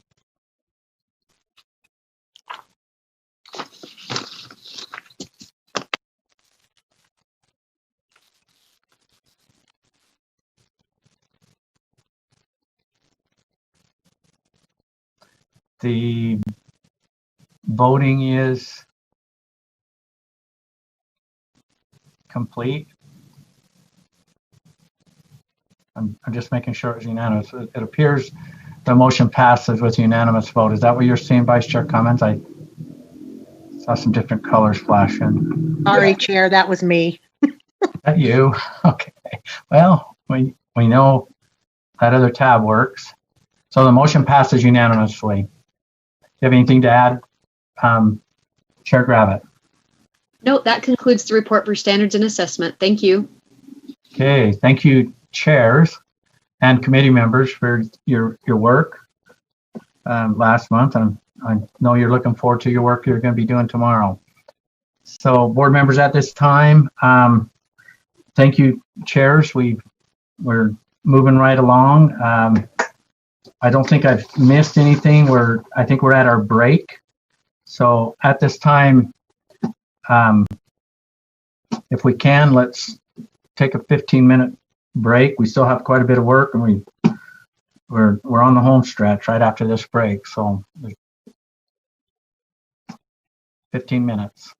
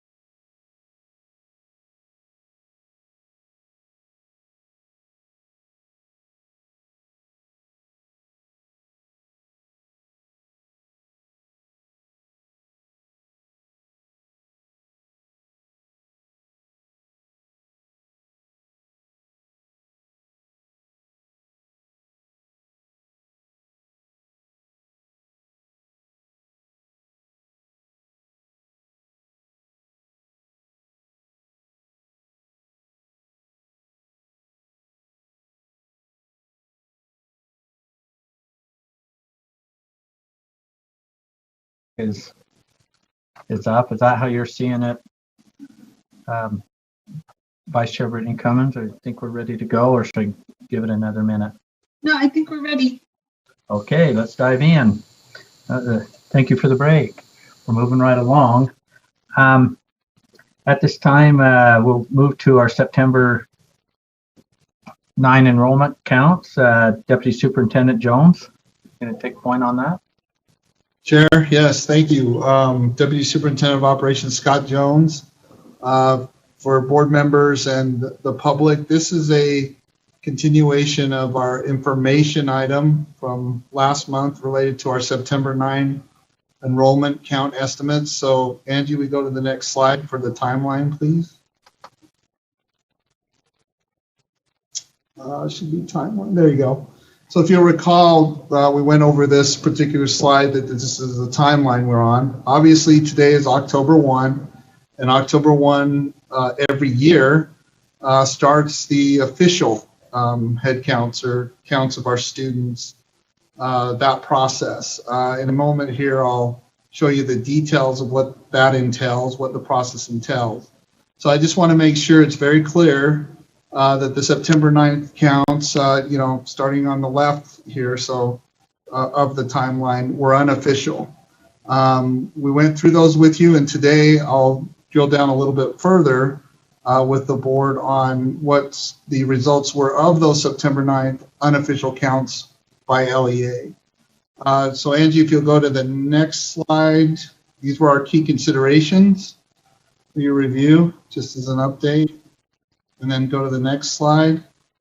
Okay, on this slide here, I just want to make sure there seems to have been somewhat of a misunderstanding out there. So I want to make sure that we're clear on this as well. What this is the September 9th counts, remember unofficial, was a comparison of where we were at enrollment-wise on September 9th of 2020. So, on September 9th of 2019, so last school year, September 9th of 2019, we were at 667,940. When we took this unofficial poll on September 9th of this year, September 9th of 2020, we were at 665,790. So that's a decrease of 2,150. So by way of comparison of the time we were at last year to this year, we are only down 2,150 students. Now, all 2,150 students is important. And, we provided some information on why we think that there was this difference. But if you were to compare us to other states enrollments are down in the tens of thousands. So I just want to make sure that we're clear that by way of this unofficial count, it's indicated that we were only down 2,150 students by way of comparison of a particular date from year to year. So Angie, if you go to the next slide, please. So this number, the 9,002, was a projected number that we'd made last fall as part of the Common Data Committee process. So we're not down 9,002 students for enrollment or actual enrollment by way of comparison year to year. We're just off on our enrollment prediction for school year 2020, or for school year 2021. So, hopefully that's clear. So 2150, again, September 9th is an unofficial count, is the number that we were down by way of comparison on particular dates year to year. One other thing, if you could go to the private and homeschool slide, Angie. All these other slides that she's going past right now are all the same. There was some questions about the update, questions about homeschool and private school transitions. So we've tried to clarify that a little bit better by updating this particular slide. So this particular slide here is updated to show that the number of students who transferred to homeschool by way of the unofficial September 9th count is indicating that it more than tripled in the beginning of this year, of school year 2021. On the right side, the number of students who transferred to private schools increased by 50% or more in the beginning of school year 21 compared with previous years. So prior years with previous years. So we're trying to clarify that a little bit better. So if you could go back to the first slide to the timeline, Angie, please. So again, we're in the October point, or the October part of the timeline, where we've started the October 1 official counts. So, Chair, I'm going to pause here and see if there's any questions or concerns by board members on what clarifications I try to make or the update to the private and homeschool student slides. But before we do that, if Angie could pull up the even more detailed explanation to help answer any questions on that, I'd appreciate that. So Angie, will you go to that? So changing student enrollment plans, how LEAs update exit codes when students' plans change over the summer break. Because there was a lot of, there were some questions about, well, how does this work, right? So throughout each school year, LEAs track and update exit codes. And, I can't say enough about how well or how great of a job our LEAs do. And so the accuracy of the counts, and as we know, I'll know how important these are. I just want to once again echo my deepest gratitude to them for all the great work that they do. So if we'll just take a minute, I won't read this word for word, but so yeah, if you could just pause right there with the chart there. Yeah, so as of this, yep, there you go.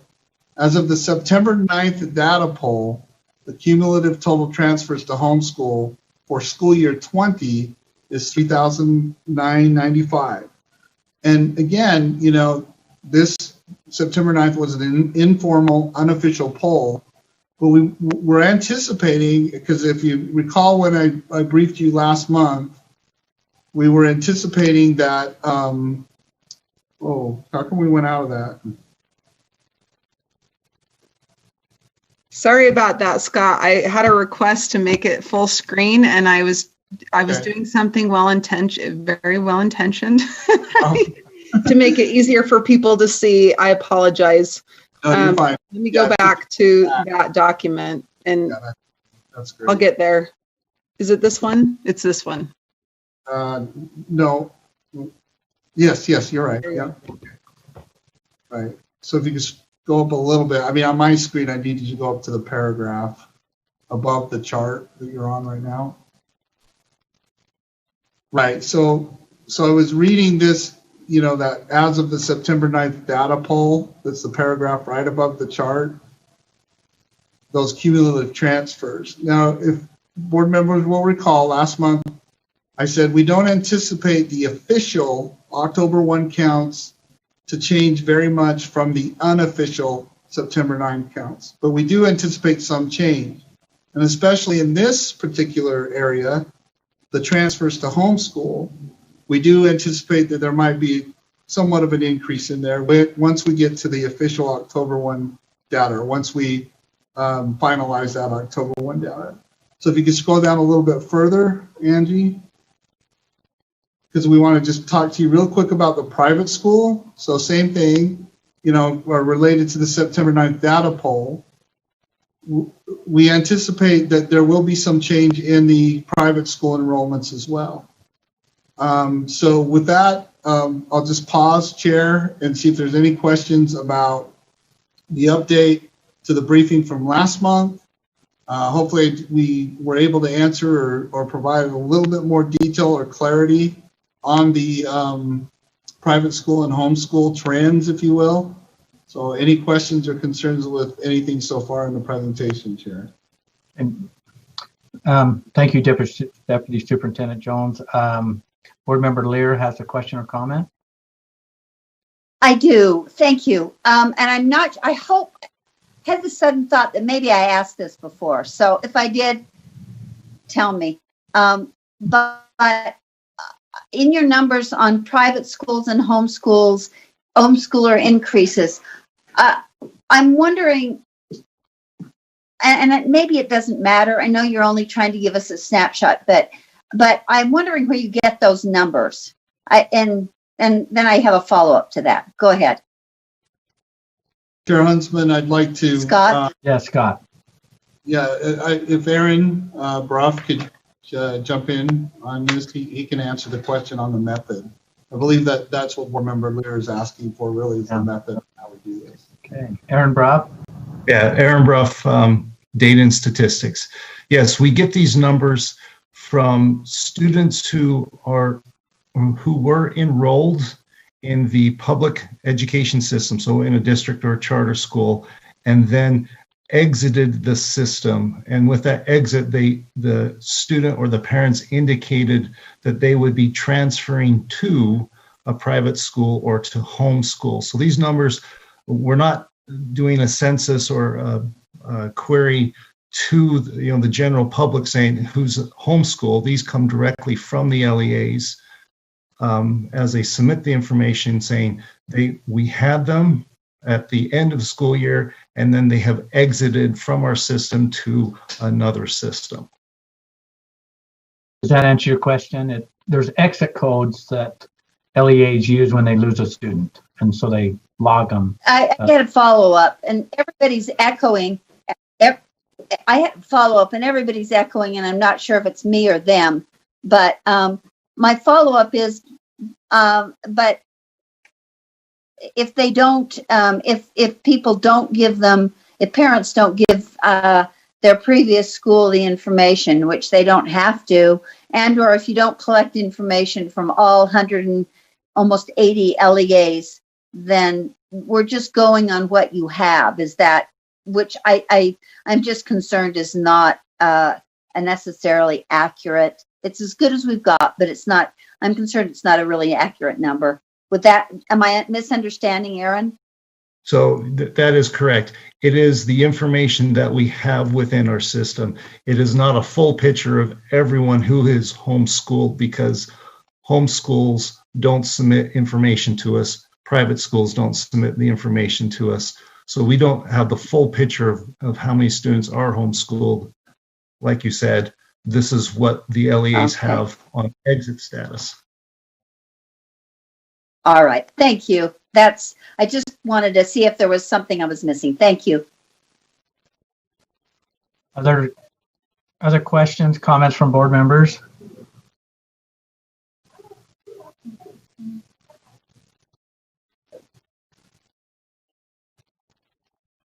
Not seeing any other hands raised. And again, this is really important information because there's some pluses and minuses. There's some funding challenges that are associated with it, and this transparency is really important. And also, what's really important is, as Deputy Superintendent Jones stated, that other states have got a lot of kids, a lot of students that they don't know where they're at, and our report is pretty good. And again, I want to echo where Deputy Superintendent Jones was with our LEAs. Mr. John Arthur, our Teacher of the Year, was part of this too. Just out finding students, making sure they're engaged in public education, and then a lot of our educators and PTAs and other people are making sure that we're getting our kids back in our system during this pandemic, which is refreshing to me. We're still down a few, and we're not sure exactly where they're at, but the pursuit is still there to make sure we locate as many of our students as possible. And so I'm somewhat pleased with the numbers that I'm seeing, but I know there's still more work that needs to be done. Board Member Earl. Thank you. Can you hear me okay? Yes. Question has to do with, have we taken into, or do we have any idea what the numbers are for maybe the influx of relocations to the state of Utah? I know it's hard for homes, at least in my area and other areas around me, they're only on the market for a few weeks before they're sold, and a number of them are coming from out of state. Are you aware of any data or numbers as far as the increase in population itself in specific areas? I'm just curious if we are getting some of that report too. Chair Huntsman, this is Scott. I can answer that question. Yes, please. Board Member Earl, ma'am, we'll have that more in detail after we get or we'll be able to answer that question when we get the official October 1 counts. So at your November meeting, I'd be able to really, provide meaningful data on that question. But we really need the official October 1 counts to come in Does that help answer your question, ma'am? Yeah, sure. And I wondered, maybe that's when you meet at the legislature too, or to start looking at projections. I guess they would have numbers of families that have moved into the state of Utah, right? And then there would be some information on that as well. And you're speaking about the Common Data group. Yes, that is what I'm referring to. Yes, ma'am. And so we have some very good economists that come in and as part of the CDC process will generate that information out that you're asking for, that everybody, we're all interested in knowing. Our first CDC meeting is scheduled for October 5th. There's a series of about 4 meetings. So, again, we'll be able to provide you and other board members and the public more information on that specific question and all the other questions when these official counts come in. Okay, great. Thank you. So, Chair Huntsman, are there any other questions or concerns at this time? Because I'll segue to just a little bit more detail on the official October 1 counts. Yes, please continue. I'm not seeing any other hands raised. Great. So on September 21st, I sent out this memo to our superintendents, charter school directors, and their respective business administrators. So within the timeline that we showed you or briefed you, this is the next really important step, and that's these official October 1 counts. So here within this letter, and it's in your backups, right? So, and I won't read it word for word, but basically, so Angie, if you could scroll down, it's on the second page, I believe. Right. So, yep, right there, Tuesday, October 13th. You can go back up to those, or back down to those bold dates, whichever way. I'll be up, I guess. Yeah. So, right. So, the following are this year's deadlines for the record October 1 data submissions. So Tuesday, October 13th is when we complete the finalized update of the Utrex data. Utrex is our system as of October 1st, right? So as of today, or when we get to October 13th, we'll finalize what the LEA submitted of what, their students look like on October 1st, okay? So even then, after October 13th, we still need more time to evaluate and review the data. The idea, though, is that, we'll have everything ready or start the process with you, the board, in your November meeting to get to what right is as far as, distribution or what we will or will not do with funding. And that'll all take place as part of that Common Data Committee process. So the timing of this is really important. So then we'll have your November meeting for decision-making purposes and your December meeting for decision-making purposes. But it all relies on this official Tuesday, October 13th deadline that gives us the as of October 1st look, the official look of our enrollments. With that, Angie, could you exit out? And I want to show you where we're at based on our unofficial September 9th counts. So if you look at these unofficial September 9th counts, and you can see that by the indicators are definite that there was a significant migration into online programs. The LEAs you see at the top of this chart are all capable of or provide that particular learning environment. So we did see, again, it's still unofficial, but we did, and this substantiates with those counts that we did see migration into those particular LEAs or online programs.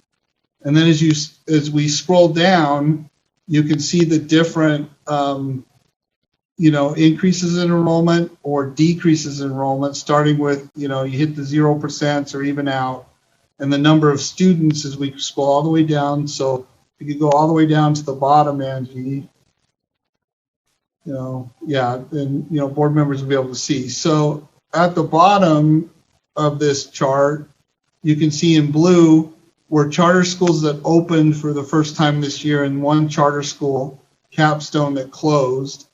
So, that's at the bottom of the detail. And you can see that this correlates with our 2,150 number, comparing September 9th to September 9th of last year. Well, what's the so what of this? The so what of this is we'll compare the unofficial September 9th counts with the record counts, and again, provide you those details and trends and, for further analysis and decision making as we move together through this, challenging circumstance of the impacts on enrollment or, transitions or choices into different learning environments in your November and December meetings, so that we arrive at a consensus on what's best for the funding impact, how best to fund, if you will, not only for this budget year, but next budget year. And then, of course, in close cooperation with the legislature as part of the 21 legislative session. So with that, Chair Huntsman, this concludes this information item, subject to any additional questions or concerns by any of our board members.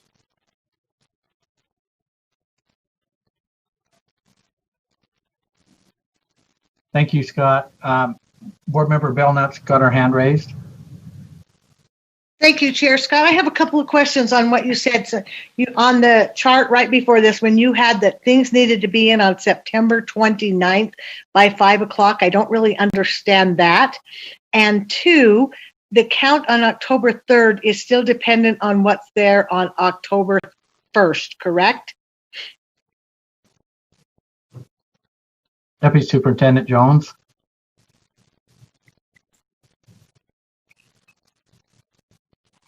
Scott, are you with us? Yes. Chair, can you hear me? Yes. Yeah, sorry. Let me ask Aaron Bruff to provide the detail or to answer Board Member Belknap's first question on that Tuesday, September 29th deadline. Okay. Aaron Bruff. Aaron Bruff, data and statistics. So September 29th, really what it was is we had a September 15th data submission that we were looking at, or a September 9th when we were looking at it. And then we had the storm come through in northern Utah, which knocked out power for lots of LEAs and such, including the State Board of Education. And so we moved that deadline back to get that information. That's what happened there. Okay. Can I just follow up on that, Aaron? Yes. Okay, thanks, Chair. Thanks, Chair. So I have a question because I'm seeing a lot of movement today between online virtuals, charters, and traditional districts moving right now. How does that count happen when they move today? So if I can answer. Yes, please. So when we say today, the October 1 count is a snapshot of today. Where is the student enrolled today? So if they were in a traditional district brick and mortar school yesterday, but then they transferred to an online school today, when we do the October counts, they will be in the online school because it's looking at that point in time or this day today. So if there's movement today, what if they're both today? So if they're dual enrolled. No. When I say dual enrolled, what I mean by that, sorry, is so they move, they're still enrolled in the other place, and now they're enrolled in the new location. We do receive both information or both records of them. We obviously will start looking at where do they have the most enrollment records and such. And so we do go through a tiebreaker. All of that will be finalized at the end of year when we get the total summation. Where was the students at? And we apply the proration rules that Scott will be talking about in our next item 17, I think, the next part of the agenda items. Does that make sense? So clarity. Thank you. Okay. Thank you so much, Aaron.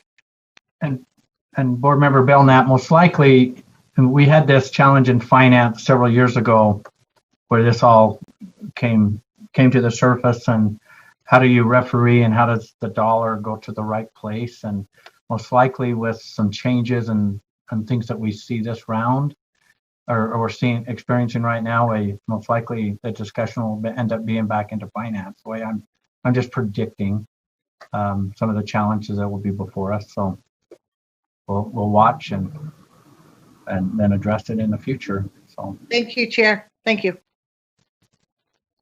So, Chair Huntsman, this is Scott again. You know, are there any other questions from board members? And I believe we answered Board Member Belknap's questions. So, are there any other questions or concerns? I'm not seeing any other hands raised. Board Member Belknap, your hand's still up, but I don't want to pick on you. I'm not seeing any. Does this conclude your September 9th enrollment count information? Yes, sir. Concluded. Okay, so we'll just keep this alive as we're moving through the school year. So I appreciate the update. And again, we're very mindful of the flow chart there with the calendar. So thank you. So let's now move to our next item, and Deputy Superintendent Scott Jones, you're on that. That's our legislative session preparation. We're going to be talking about ADM, which is our average daily membership, and this has got a proposed action attached to it. So please continue, Scott. Yes, Chair. Before we get too far into this, I do want to just point out that, you know, Patrick Lee, our school finance director, and Jake Houtrow, our MSP coordinator, will present this today. What we're asking for from the board is just permission. So here's what the so what of this agenda item is. Everyone will recall that the COVID-19 issue or situation occurred and affected last school year. If everyone recalls, you know, it was roughly around March 16th that we went to what was titled the soft closure. And so there was great concern about average daily membership. The board just did a phenomenal job of addressing it. The staff are on it. What this is just a proposal to the board to give us permission to use this methodology as part of the upcoming CDC process. It does not mean that it will be the final method. We have to reach consensus on how to compute or get to an ADM number.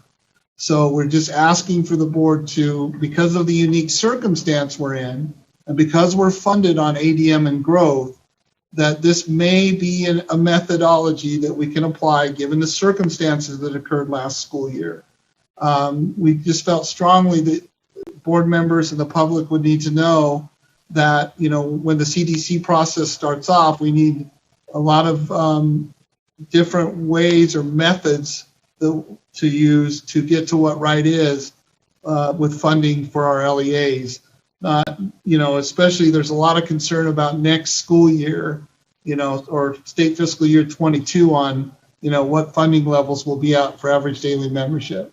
So I just wanted to pause here before I ask you permission, Chair, to turn it over to Patrick and Jake to say, we're not asking the board to approve that this would be the only method that we use, but that we would be allowed to insert, if you will, or have the CDC look at this method because of the situation that occurred last school year, that being, you know, what amounted to about 35 days of the 180 days where, you know, the soft closure process occurred. So, Chair, with that, if I may, or with your permission, I'd like to turn it over to School Finance Director Patrick Lee and MSP Coordinator Jake Houtrow. Patrick and Jake, you're up, and thank you, Scott, for introducing this opportunity for us. Thank you, Chair Huntsman. Can you hear me all right? Yes. Okay, just want to double check that. So School Finance Director Patrick Lee and Jake will come in later in the presentation, but as Deputy Superintendent Scott Jones mentioned, this presentation is on the average daily membership, the ADM proration methodology review for school year 1920, which, as the board is aware, which feeds into the funding related to the current year using the prior year ADM plus growth. And so the significant nature of that you can tell. So let's go to the next slide, Angie.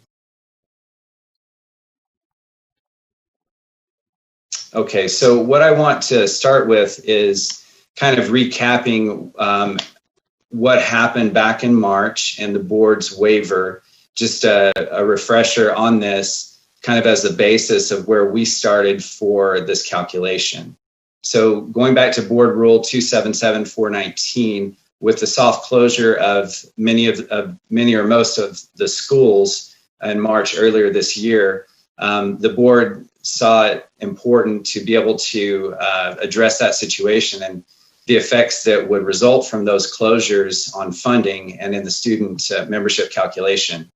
So reading through this waiver, notwithstanding the requirements of sections 7 and 8, the superintendent shall calculate an LEA's membership for days of instruction from March 16th, 2020 to June 30th, 2020, based on the LEA's average rate of membership between July 1, 2019 and March 13th, 2020, if the LEA has submitted a continuity of education plan on or before June 1, 2020, and the LEA provides educational services through the end of the LEA's regular school year calendar. And so in looking at this waiver that the board provided and understanding the intent was to hold harmless the LEAs for this situation, we engaged in several different discussions to ensure that the calculation reflected what the board's intent was with this waiver. So if we can move to the next slide. So there's been, some of this has been touched on so far, and there's a lot of information in this slide in particular. But what I really want to point out to the board members is the steps that were taken to review this process to ensure by all parties that everything was being done to make sure that the situation that occurred was reflected in the calculation that was being done, and that membership was calculated appropriately to adjust for the COVID-19 situation. So in meeting with the Governor's Office of Management and Budget, the legislative fiscal analysts, as well as business administrators from LEAs, we worked together as well with data and statistics and financial operations to ensure that we were getting to the right calculation for membership. So what this slide shows is the COVID proration and different steps. So you have steps, 4 steps altogether related to the COVID proration itself. However, step 1 is what would occur in any normal given year, whether there was the COVID situation or not. That's what happens as the LEAs have finalized all of their data in the UTREC system, and then that's copied over to the USDB data warehouse. So this step occurs no matter what year it is. However, steps 2, 3, and 4 are what relate to the COVID proration. So step 1 is done, but step 2, 3, and 4 are adjusted for the COVID situation and ensuring that we're properly counting what has happened during the school closures. And if there are questions on this, we can come back to this slide at a later time. I think Aaron Bruff might be able to answer some of those a little better. What we'd like to do now is to try and give an example of what this proration looks like in the next slide. So I'll turn the time over now to Jake Houtrow, our MSP administrator, who will review that proration example with the board. Yes, thank you, Patrick. I'm going to walk through this proration example of 2 students that will detail essentially what takes place in step 2 on the previous slide. So we can take a school with 2 students. You could call it an LEA with 2 students even. Step 1, you would determine the membership from school year 2019-2020 before the soft closure took place and calculate a ratio. For student A, let's say they had 90 actual membership days from July through March until the soft closure. On student B, they had 145 days of membership until the closure. You take the actual membership days divided by the school days before the closure as a denominator, and you calculate the ratio. For student A, 62%, for student B, 100%. Step 2, you apply the ratio in order to calculate prorated membership days. So there's 180 max membership days in statute and by rule. So we apply the ratio to that 180 days to get the prorated membership. That would be 111 membership days prorated for student A and 180 membership days prorated for student B. And stop me if there are any questions or anything on this. I tried to make it as simple as possible. From step 2 to step 3, or in step 3, that's where we determine the ADM, or the average daily membership, and that's total membership days divided by 180 days. And again, that's a statutory calculation. So for comparison, total actual membership for school for these two students in that school from July through March, 235 days. That's again before the closure. Total membership for that school prorated is 291. To get ADM, you divide those by 180. So the non-prorated ADM would be 1.31, and the prorated ADM would be 1.62, which is 24% increase. So essentially what the proration is doing is capturing 24% more membership days that would have pretty much otherwise been missed. I guess one other note that I can make is that because we are bringing in July through March 2020, July 2019 through March 2020 membership data from Utrex, some students may actually have greater than 145 membership days. The sequel that pulls this membership, however, compensates for this by capping the ratio at 100%. So for example, a student with 150 membership days from July through March would be at 100% of 145 instead of 150 divided by 145 or 103%. I hope that makes sense. So that's hopefully a simplified version of what we're doing, but I think it accurately captures what's happening with the membership that we're calculating and the ADM. Secondly, if there are any questions on the proration example, I can take them now. Otherwise, we can move on to the next slide. I'm not seeing any hands raised, but thank you for the really good explanation here. So please continue. Yeah, no problem. No, thank you, Chair Husband. So this slide, essentially a detail of what is happening in the board backup. I believe it's the K through 12 WPU's COVID proration example. I don't necessarily have the exact title of that document, but it's an Excel spreadsheet. Well, I guess you have it in PDF. Essentially, it's a comparison between WPUs or total WPUs from legislative estimates, the projections that we did early on in this calendar year, versus the mid-year estimates that are using the COVID prorated membership or ADM, as well as the unofficial September 9th survey data. For kindergarten, the WPU estimates from projections. Sorry, I have a dog making a little bit of noise in the background because of some sirens. So for kindergarten, the WPU estimates from projections to September 9th poll dropped 1.53% for districts, but there was an increase in charters of 4.19% in program funding on the kindergarten side. Grades 1 through 12, it was a similar increase for both charters and districts in terms of funding. And if you have that comparison handy, you'll see there's quite a bit of variation from LEA to LEA. For example, Wasatch School District showed a 56% increase in kindergarten, 25% increase in grades 1 through 12, and there's similarly a big variance in a chart in Utah Connections Academy.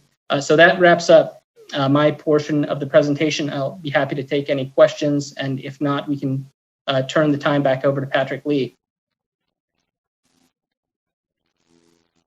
Chair Huntsman, if it's okay, I can wrap up on this summary slide. I'm not seeing any hands raised. So okay. Please continue, Patrick. Okay, thank you, sir. So to summarize the process and what we're trying to accomplish here and needing the board's approval on, so with the COVID-19 impacting Utah schools resulting in the soft closure of the schools during the latter part of that school year, the board took the action, as mentioned and as we reviewed earlier, in providing the waiver during that soft closure time period. There were concerns that were immediately raised as to how USB staff would respond to those soft closures, particularly as it related to funding and average daily membership. Of course, those calculations translates into the funding and the related WPUs.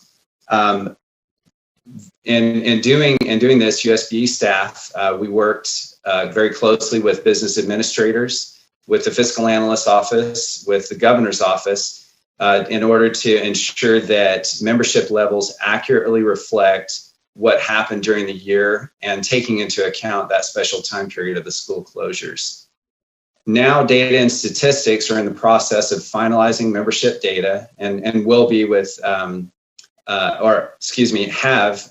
the October 1 counts. We'll be working on this, finalizing membership data from LEAs from the year-end submissions and incorporating that COVID-19 proration. Now, at this point, we do need the board's approval to be able to move forward with using this proration and calculating the FY20 ADM and the resultant WPU levels that will affect the funding for LEAs. But going back to what Deputy Superintendent Scott Jones had mentioned, the use of this COVID-19 proration will be contingent upon discussion with stakeholders in the upcoming CDC process. So there may be changes that need to be made to this methodology or adjustments along the way to make sure that we're fully reflecting what occurred during the school closure. Chair Huntsman, that's all that we have for this presentation. If there are any questions, we can respond to those at this time. Okay. Thank you. And I just might add that sometimes these methodologies and these formulas and that end up being in our system, and they've been in the past, and people have said, this is for our board members to know this, and it's like, well, how did that come about? Where did that come from? And so staff, it's really important for them as they're moving forward in this process, have some kind of record or some kind of approval from our board as they move into this space of, it's not really a negotiation, but they need to bring a methodology before the CDC as they're moving forward. So it's all open and transparent and not something that just happened and without our fingerprints on it. So that's why this is on the agenda. Do you have anything to add to that, Deputy Superintendent Jones? No, sir. Patrick and Jake covered it well. You did as well in the summary, other than just to say, I know that this is a lot to take in.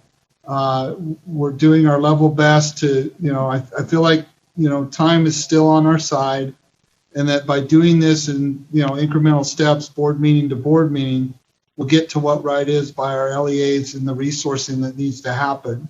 I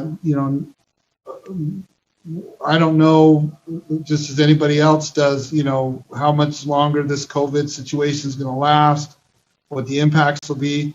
What I do know, though, is that we will stand by our LEAs, our educators and our students, and provide the most meaningful data that we possibly can to you as USB board members for decision-making purposes. So, sir, with that, unless there's any other questions or concerns from board members, that concludes this particular agenda item within the overall agenda item. So at the conclusion of this, I guess what would be happening is that we would be seeking a motion that the board approve the methodology as presented for average daily membership, that the board approve the methodology for average daily membership as presented. Is there any board members want to make a motion or a so moved? So moved. Cindy Davis. Thank you, Board Member Davis. Is there a second? Board Member Haynes. Board Member Haynes. Okay. But I'm hearing lots of seconds there. Any further discussion? Seeing none, the motion before the board is to approve the methodology for average daily membership as presented. At this time, board members, please vote.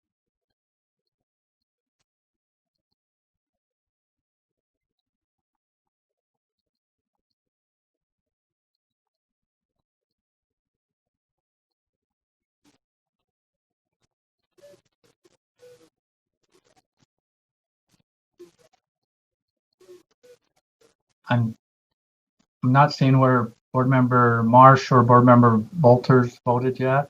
Are you still on with us?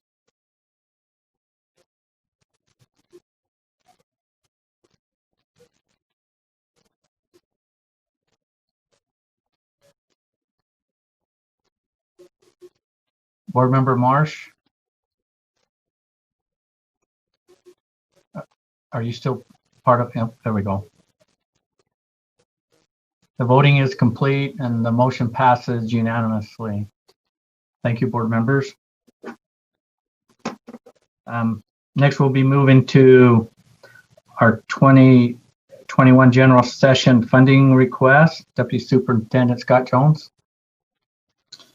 Yes, sir. In the interest of time, Chair, if it's okay, turn it over to our fiscal analyst, Del Frost, for presentation on this item. Okay, please do. Del Frost, you. Hey, yes, I'm here. Thank you, Chair Huntsman. So I will quickly, so this depends on how the board wants to move forward, if at all, with prioritizing funding. If you remember last, thank you for showing that. Last month, we provided those items that were reduced from the 2020 session, just for your information. I also would like to show, Angie, I think you're controlling that. Can you bring up the USBA, USSA legislative priorities? I was quickly going to go over those before we had a discussion with the board, because I think it's salient to see what those organizations have prioritized as to budget items. Do you have that, Angie? I do. I was just taking me a minute to get to it. So that's what you wanted right there. Is that correct? Yes. So, and there was a question on whether I can show the Excel spreadsheet during the conversation in case the board wants to add priorities, change priorities, this rather than just a PDF. This was a starting place. So while Angie's bringing up the USBA document, what I created was just a blank kind of starting place for priorities. Okay, so I'll get back to that. Thank you, Angie. So I don't want to speak for USDA, but I do think it's important to see what their priorities from a budget standpoint are. And they, in their first slide here, expressed appreciation for the commitment of things that were aligned with that House Bill 357 discussion we had, which was funding enrollment growth, an inflationary factor, and creating some sort of working rainy day fund or stabilization account. So can you go down to the next slide? So the next slide shows the key ongoing legislative priorities for USDA. And those are a WPU increase of 4% to attract, develop, and retain quality staff and educators.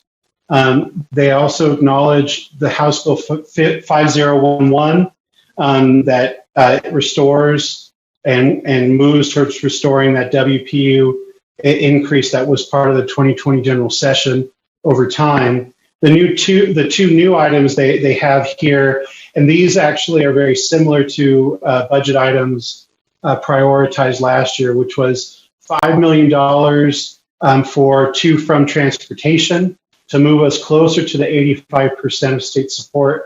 There was $5 million appropriated last session, but that was taken away with all new increases in the special sessions. And then an additional $500,000 for the necessarily existent small school program.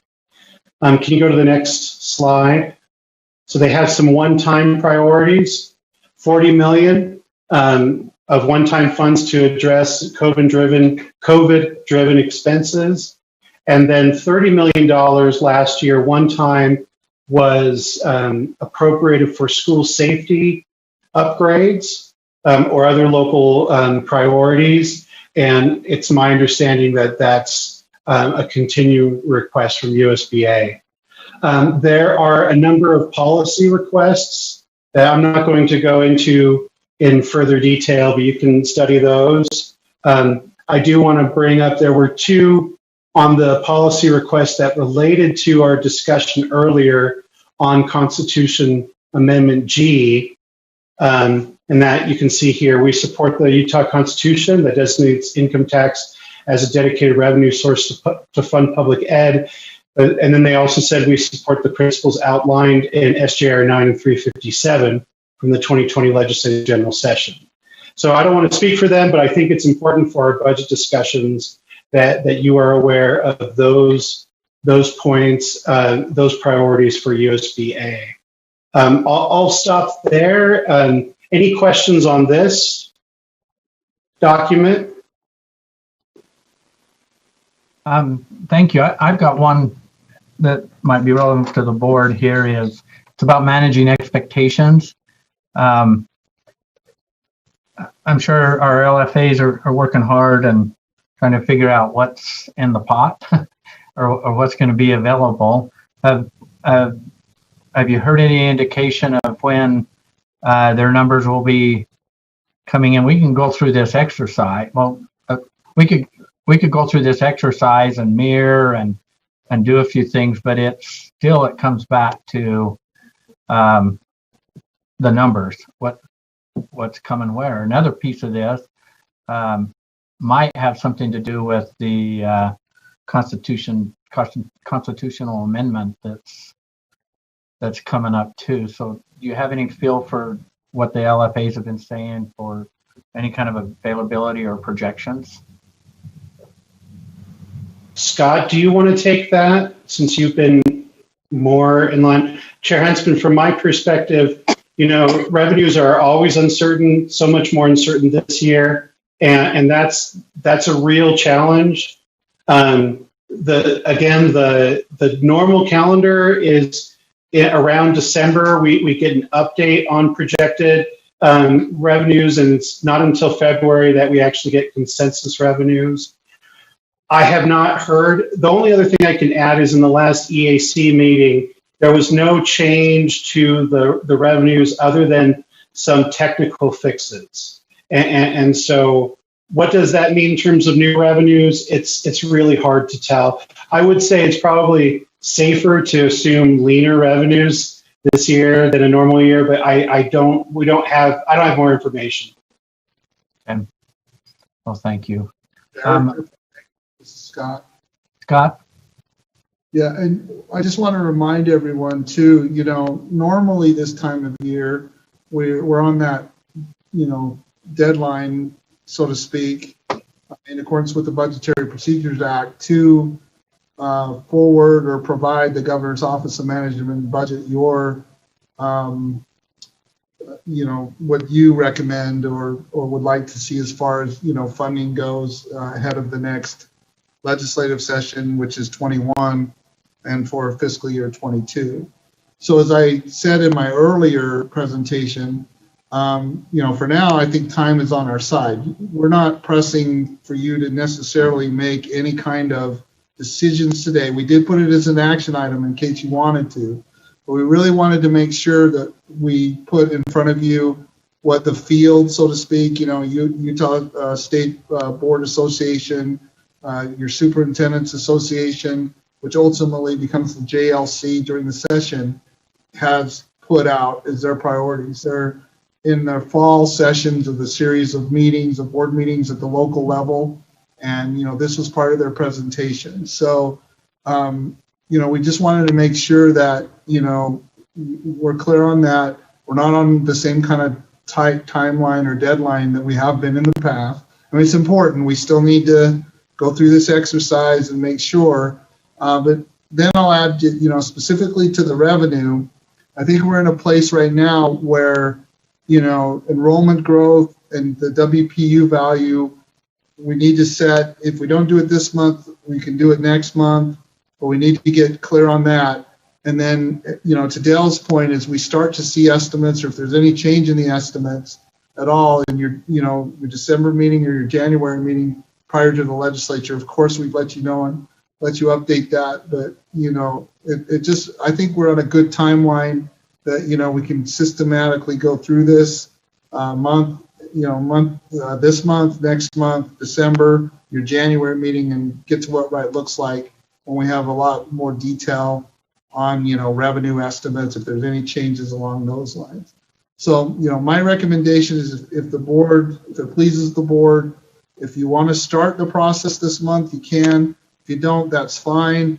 We can take this information and look to start that process in November or December timeline, with the ultimate goal of being clear on, what your priorities are before the gavel drops for the start of the 21 legislative general session. I hope that helps, sir. Thank you. Question from board members. Board member Lear.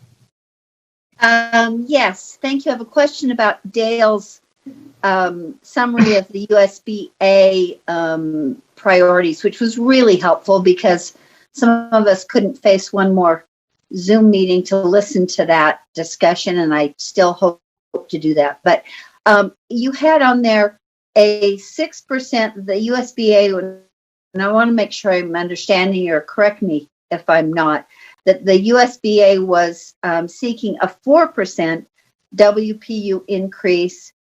And then I think the next page also said it kind of included the expectations if SJR 9, et cetera, 357, 5011 pass, not that, no, they just the constitutional amendment passes that then will trigger those others. So are they asking, is USBA requesting a 4% WPU increase or effectively a 10% WPU increase? Chair, may I answer that question? Yes, Dale. The way I've interpreted these bullet points, and I might be wrong in that, but it seems like that the USBA is urging the legislature to fund as much of House Bill 511 as is possible, and in addition, the 4% increase. Now, House Bill 511, kind of as we discussed before, requires a floor towards that 140 million, but it really depends on revenues availability. So I think it's safer to say it would be the intent is to restore as much of the WPU increase as possible from last session, which is 6%, and then to seek a new WPU increase. And so it would be closer, rather than netting that from the 6%. Now I could be wrong, but that's how I interpret it.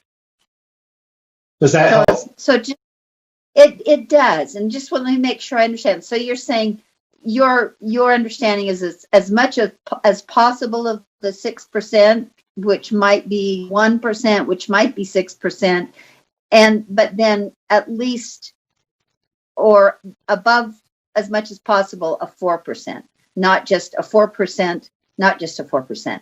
And so I think that's what you're saying, right? Chair, may I? Yes, maybe an example could be clear. As you know, it might take a few years to pay off that 140 million, if that makes sense, which was part of that 6%. But let's say it took three years to do that, and every year the legislature increases the WPU by 3%, right? So that would be, so that would be 3%, 3%, 3%, and then over that time, that additional 6%. Does that make sense? So if you're able to do in 1 year, it would be that 10% increase. Yeah, it's kind of hard to understand, but not your fault. Budgeting, I don't know why we make it unnecessarily difficult. I don't know. Chair, this is Scott. Just for clarity, if we were to sum it up, it would be the 4% request, and as much as the legislature will apply to 5011. I think that's the best way to put it. And I get that right from the source. 4% request, and as much as the legislature will apply to HB 5011. Okay. Thank you, Scott. That's helpful. Thank you both. Okay, Board Member Davis. Yes, I would echo that from Deputy Superintendent Jones. Based on my meeting, I was in the meeting where they discussed that, and I thought that that was what their intention was as well. My question is more of a sort of a timeline and a formatting kind of question. Last year, we had these big debates about our budget requests and priorities, and part of the big debate was the WPU amount versus all of the other line items that we were requesting. And as I've thought about ways to mitigate some of the angst that seems to have been on our board, I'm wondering if we could consider, we don't have to decide this today, but just to get people thinking, one, that whatever we do vote upon, that we just automatically consider it always in draft form until we get that final number from the legislature about the revenue. Because what we did last time was we voted, and several people thought there wouldn't be enough money to cover what we voted, and we were going to harm our relationships, but then there turned out to be enough money when we did get the revenue. So I'm wondering if we could just stay in draft form in our understanding until we do get that revenue final number. And then the other question is something to think about, and maybe there are pros and cons, but could we provide two requests, and maybe not as a 1, 2, 3, 4, 5 WPU increase as number 1, and then line items as 2, 3, 4, 5, but rather a WPU increase request, and then on a separate document, 1, 2, 3, 4, 5 individual line items. And then in the long run, if something happens and the legislature does have to make a reduction on WPU, they know that these are our priorities here, and that may have to fluctuate as it moves. But those are two things that I thought could be mitigators from what we experienced last year, and certainly open to debate and other thoughts, but wondering if we could start thinking about that. Scott, do you have a response, or Dale? Chair, this is Scott. Absolutely. There's the fundamental or the core process that we're taking. We're open to providing side by side, or as Board Member Davis described, because again, I feel strongly that for now time is really on our side. We don't have that hard deadline like we did in the past. That at this meeting we'd have to make that proposal to the Governor's Office of Management and Budget. It's important though that we stay on the timeline. But procedurally, that Board Member Davis described, I think staff could facilitate that. Dale, do you have anything to add to that? I think it's a great idea, Chair, if I may. Let me just clarify, Member Davis, is your second suggestion so that we don't have a WPU versus programmatic budget priorities, but we can still be clear on here are our programmatic budget priorities that are specifically enumerated? Is that kind of where you're coming from? That they can be both equal priorities, or that they are high priorities? Is that yes. Yes, because last year there was a fear, because we didn't stay in a draft form until the complete revenue picture was provided. There was a fear that all of those numbered priorities could potentially be kicked out simply to fund the WPU. And so my thought was that could be something to mitigate that potential. Good. So Deputy Superintendent Scott Jones, is that something you might be able to work on and bring back in a format so we can have an opportunity to work on that with an exhibit on our screens? And okay, thank you. Board Member Cannon. Thank you. I am looking at the USBA document, page 4, enact policy requests. And the second bullet says they support the Utah Constitution that designates income tax as a dedicated revenue source to fund public education. And then below it, the next bullet says to support the principles outlined in SJR 9 and HB 357 from the 2020 Legislative General Session. Are they putting both of those in there to hedge their bets on whether or not the Amendment G passes? Or does anyone know the rationale behind putting both of those in? Because they would seem to be, having different stances on Amendment G. Chair, would you like me to answer that? This is Yes. Angie. Angie. Yes, Angie. Great. Board Member Cannon, I think when I read that, I might read it a little differently than you do, because I would, I guess I don't want to say argue, but I would state that Constitutional Amendment G actually does currently designate income tax as a dedicated revenue source to fund public education. What that doesn't say is, and not fund, all children or individuals with disabilities. So what I guess is missing here, it's not taking a stance on whether or not the legislature also allows the income tax to be a dedicated revenue source for the others. But I do know that as I've attended meetings, the USBA regional meetings, they are very clear that they support SJR 9, HB 357, and HB 5011. So I think that the last bullet is really what their position is. And I think part of what the second bullet is stating is the same thing that you did as a board when we had those 4 overarching principles, that it was really important to not completely eliminate the constitutional earmark. And so I think they support maintaining the constitutional earmark. And this just doesn't address the fact that it also now is a dedicated source potentially for other uses. Okay, thanks, Angie. Chair Huntsman, if I may, Yes. Scott. Yeah, Scott. So, if it pleases you and the board, we could have, representatives from USBA at your next meeting, just to further develop this process with them. I mean, so that they can drill down to. But I completely concur with Deputy Superintendent Stallings. It's just an option if you would like.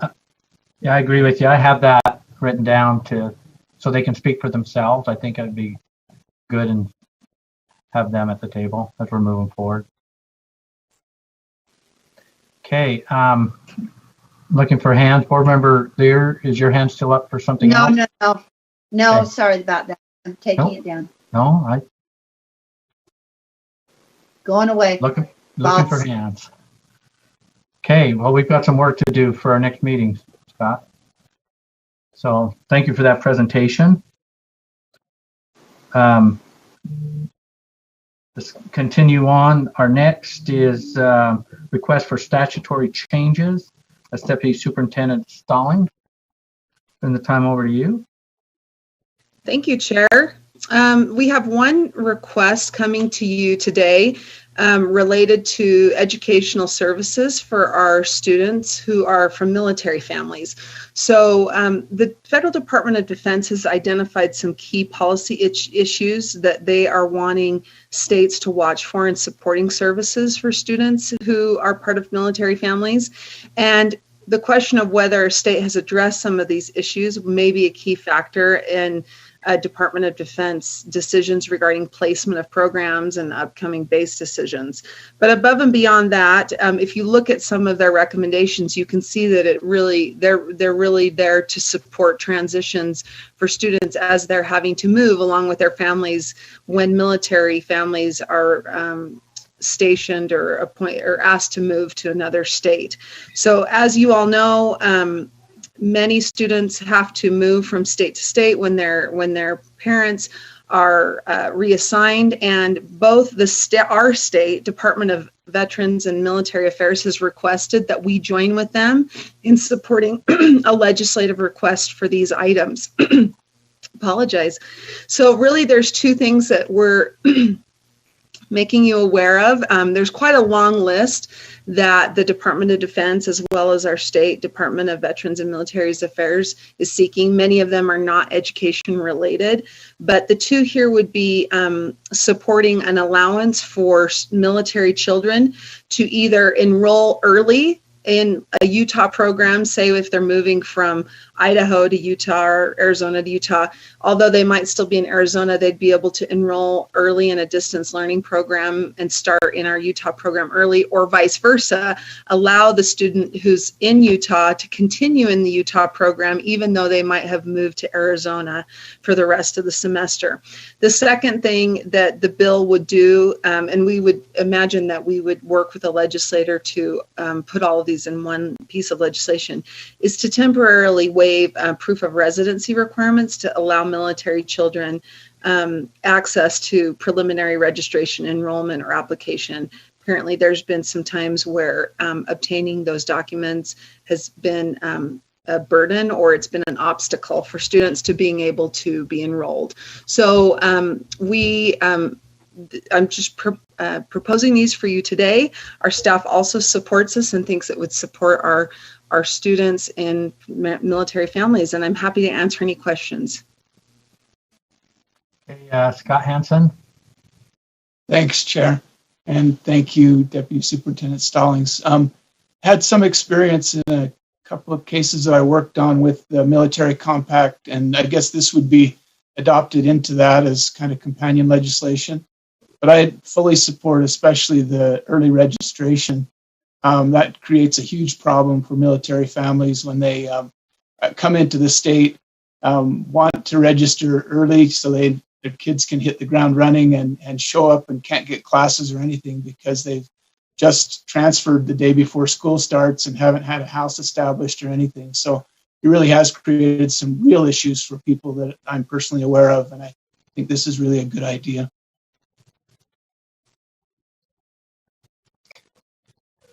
Okay, thank you, Scott. And it seems like there was, we had, and maybe it's something that needs to be amended, but it seemed like we addressed on the student education side, not too many years ago, some policy requests from them. And so I'm not sure if it's an amendment to something that's already existing. And so it would be good to check that out instead of starting new legislation and new requirements.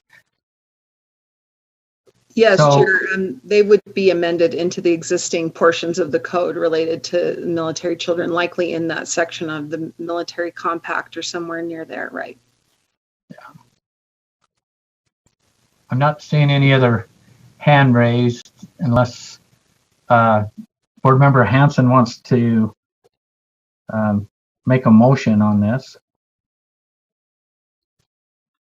A motion might be that the board directs staff to work with legislators on potential amendments to Utah Code to alleviate midterm disruptions for military children. Be happy to make that motion. Okay, thank you, Board Member Hansen. Is there a second? I'll second. Board Member Newell. Okay, thank you. Any other discussion on the motion? Seeing none.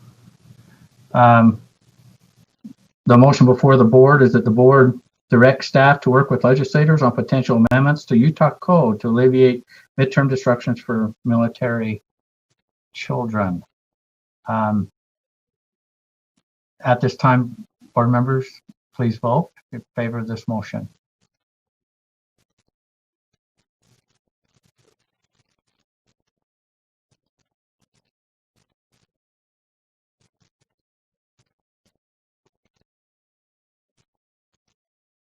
Voting is complete and the motion passes unanimously. Thank you, Deputy Superintendent Stallings. Is there any other statutory requests that we need to be mindful at this time? I'm sure we'll keep this as a placeholder. Yes, no other staff requests for this month. Okay.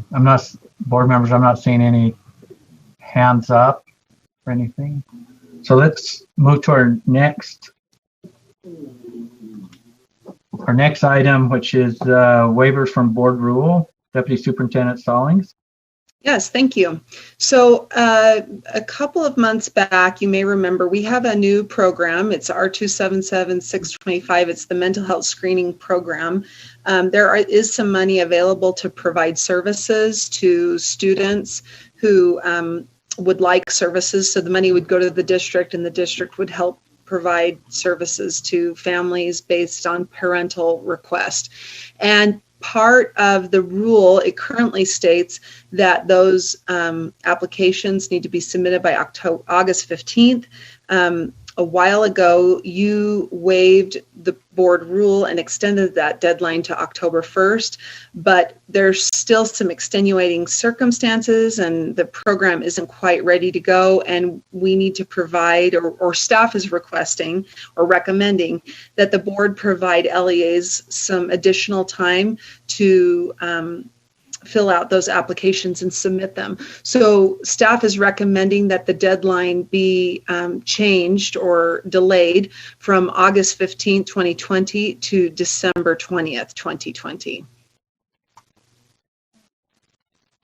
And that's it. Any questions? Board Member Marsh.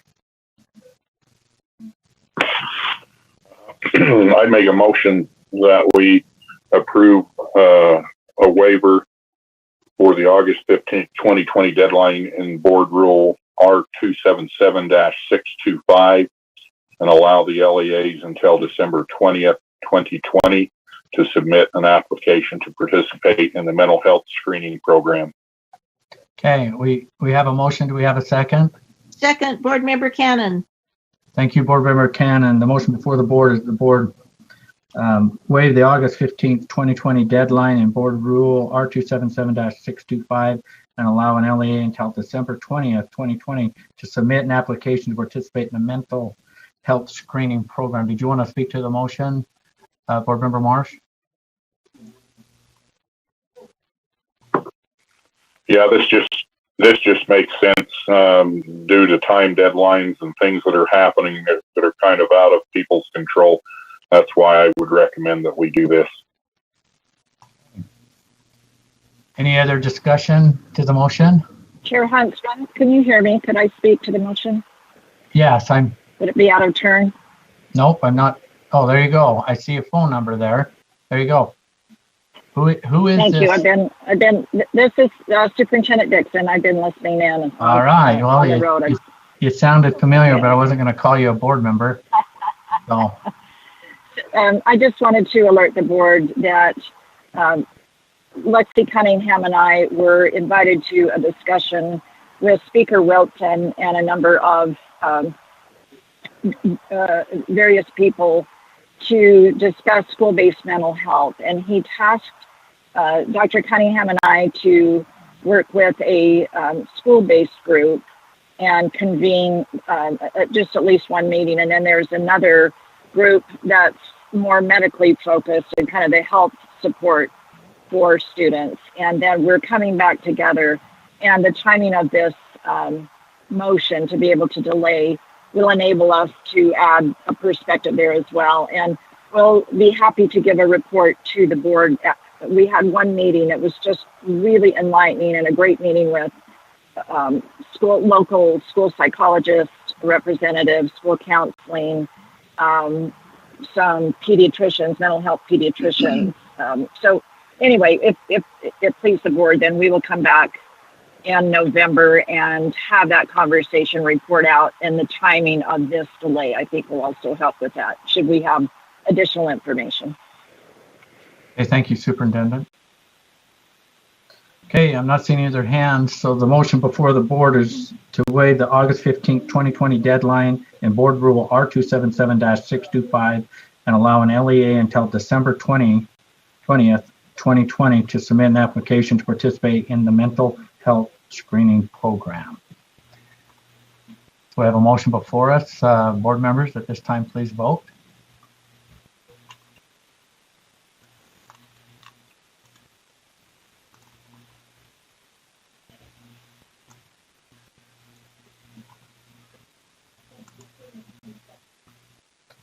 The voting is complete and the motion passes unanimously.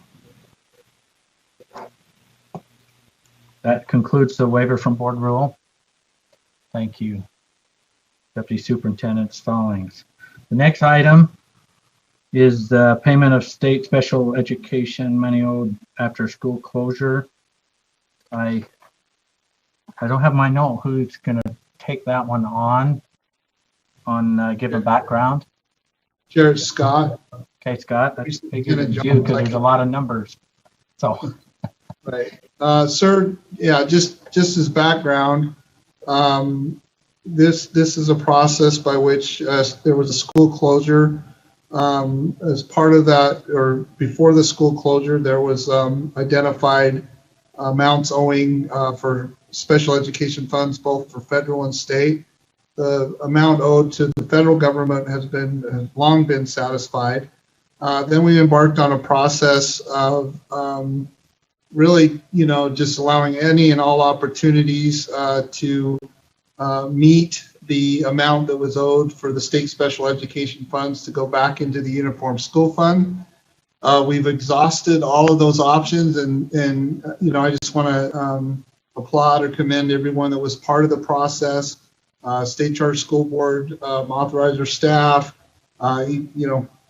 give credit even to the school and some of the remaining staff members themselves, individuals that took over for a while. So in the end of it all, we're down to a balance of 53,000. Let's see, I have them down in front of me.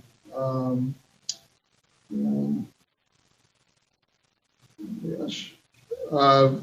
Hang on just one second. 53,102 and 12 cents. Yeah, $53,102.12. So with that, my further understanding is that there was an agreement which is in draft form right now for consideration. So Chair, I'd like to turn it over to Brian so he can detail that agreement, and we can look to finalize or settle the amount owed that would go back into the Uniform School Fund. Okay. AAG Brian Quisenberry. Yes, sir. Thank you. This is Brian Quessenberry, and as Scott indicated, there is a proposed agreement between the State Charter School Board and this board. State Charter School Board has proposed it, and essentially the upshot of the proposed agreement is that the State Charter School Board will agree with no further kind of objection or dispute to pay the remaining $53,102 from their account. In exchange, they've asked for, and this is kind of the key piece, that they no longer be held accountable as an authorizer for any future kind of shortfall or any other AISU 2.0, so to speak. That's the gist of it. There's one piece I've been asked about a couple of times, and that is the statute that is referenced in the first recital on the first page. And it is 53G-5-303. And there's a subsection 3G and then 3 little I. And let me just read it real quickly. It states that, and I have it right here in front of me, neither the authorizer nor the state, so it'd be State Charter School Board, nor the state is liable for the debts or financial obligations of the charter school or a person who operates the charter school. Now, the context of this provision is it is an assurance contained in the charter agreement between the authorizer and the charter school. And so USBE is not a party to that charter agreement. Nonetheless, the legislature obviously felt it important to include this provision, statutory provision, that is contained in, again, the agreement between the authorizer and the charter school to, I guess, protect authorizers. And so that's kind of a key legal aspect here of this proposed agreement. Like I said, I've been asked about it, kind of what it means. The rest of the proposed agreement is fairly straightforward. It contains kind of a history of what happened with AISU. and USBE. Does anyone have any questions? Yes. Yeah, Board Member Hanson. Thanks. And my question was about that section in the statute, Brian. I wondered, so it talks there about debts and financial obligations. In context, is a reimbursement of funds, does that qualify as a debt or financial obligation? When you all the other federal regulations that talk about our responsibilities and the charter school board's responsibilities for funds that are dispersed. Tell me where you're reading the reference there to debts and financial obligations. Oh, there it is. It's in the 3 little I that I've read. Is liable for the debts or financial obligations. So you're asking if a reimbursement is included in that as a debt or a financial obligation? Yeah. Because I think typically a debt or financial obligation is something that maybe outside of the reimbursement category, I guess, something that they would incur as far as a lease or obligations they have to suppliers or something like that. But I don't know. I'm just asking the question. Yeah. I don't know if Scott has had any experience here in that. Yeah, the Charter School Credit Enhancement Program is part of the UCSFA or the bond. So I'm not sure. I mean, if you're pulling that up, that's more pertinent to the bonding process, I believe. You know, except it's provided in Part 6 Charter School Credit Enhancement Program. The Charter School Credit Enhancement Program is through the UCSFA, the conduit. So I'm not sure if we're trying to apply that to what's happening here. Ultimately, Board Member Hanson, that issue has not been resolved. There's no case law that helps us or any kind of gives us any kind of guidance. So I guess your guess on that is as good as mine. I think you can argue that would be a debt, but maybe you can argue it's not a debt. So that's a good question. My question is just what Deputy Superintendent Jones brought up.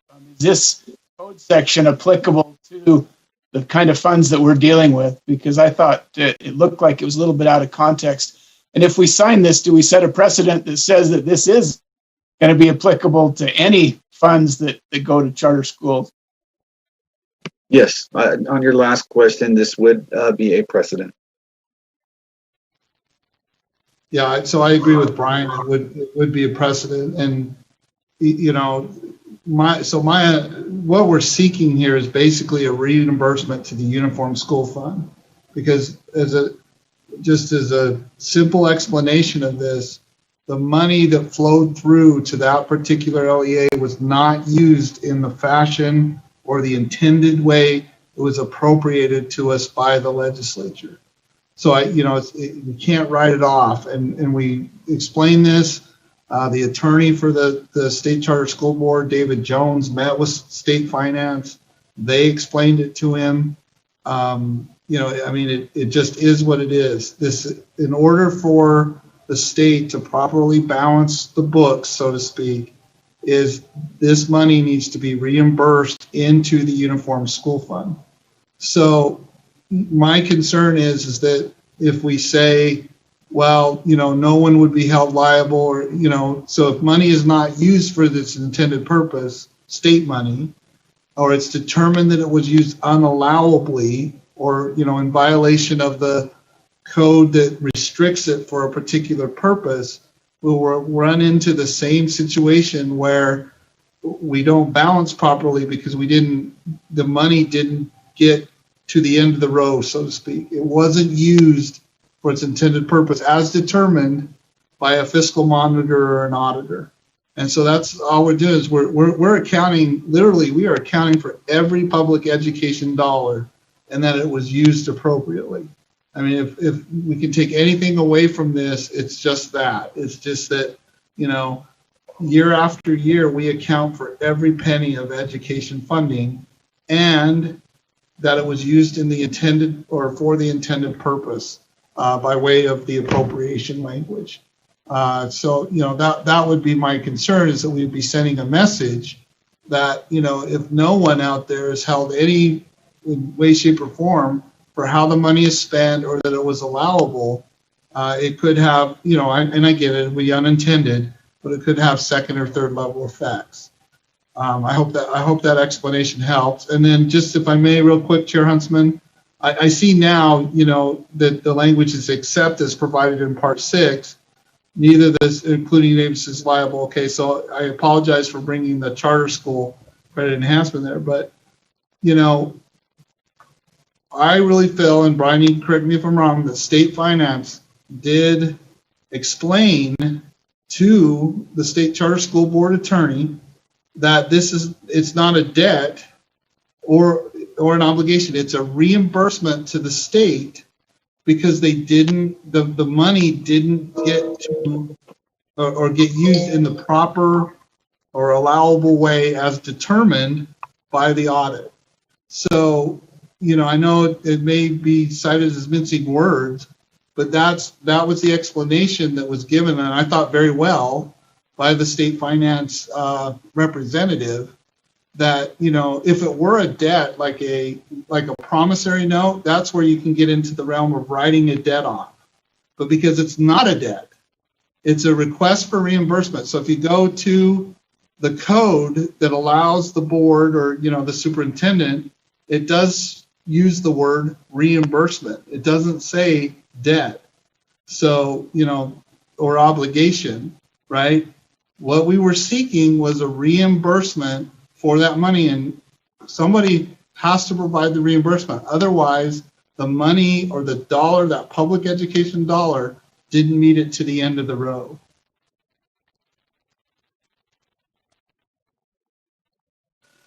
If I may, Chair, just for that reason, I think we're in very dangerous territory if we expand the definition of debt and financial obligation, which I can't see in this section of the code. It doesn't look like it's defined. There is a definition of assets, but there isn't anything on debts or financial obligations. But by signing this, I think that we de facto say that these reimbursements are debts and financial obligations, and I don't think that's a good place to be. I think that will severely limit us in the future.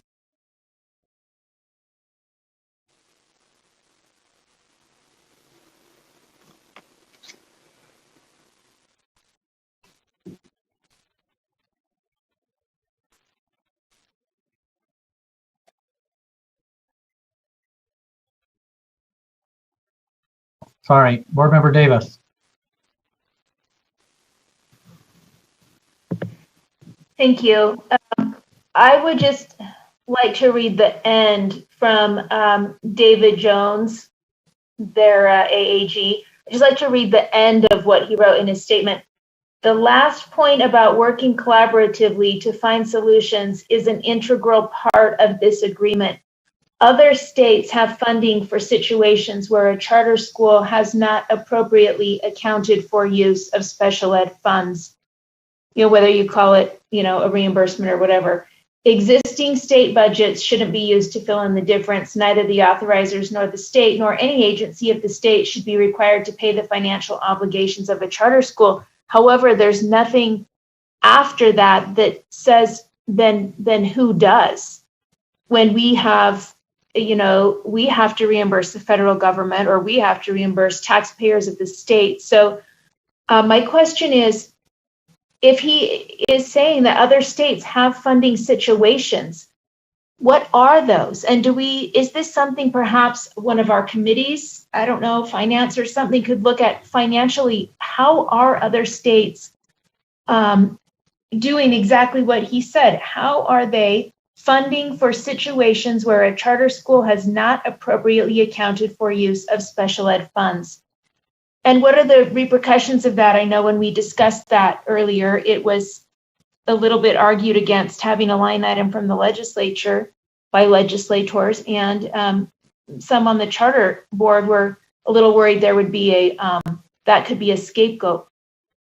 But is there a way to work collaboratively and think outside the box and come up with some solutions?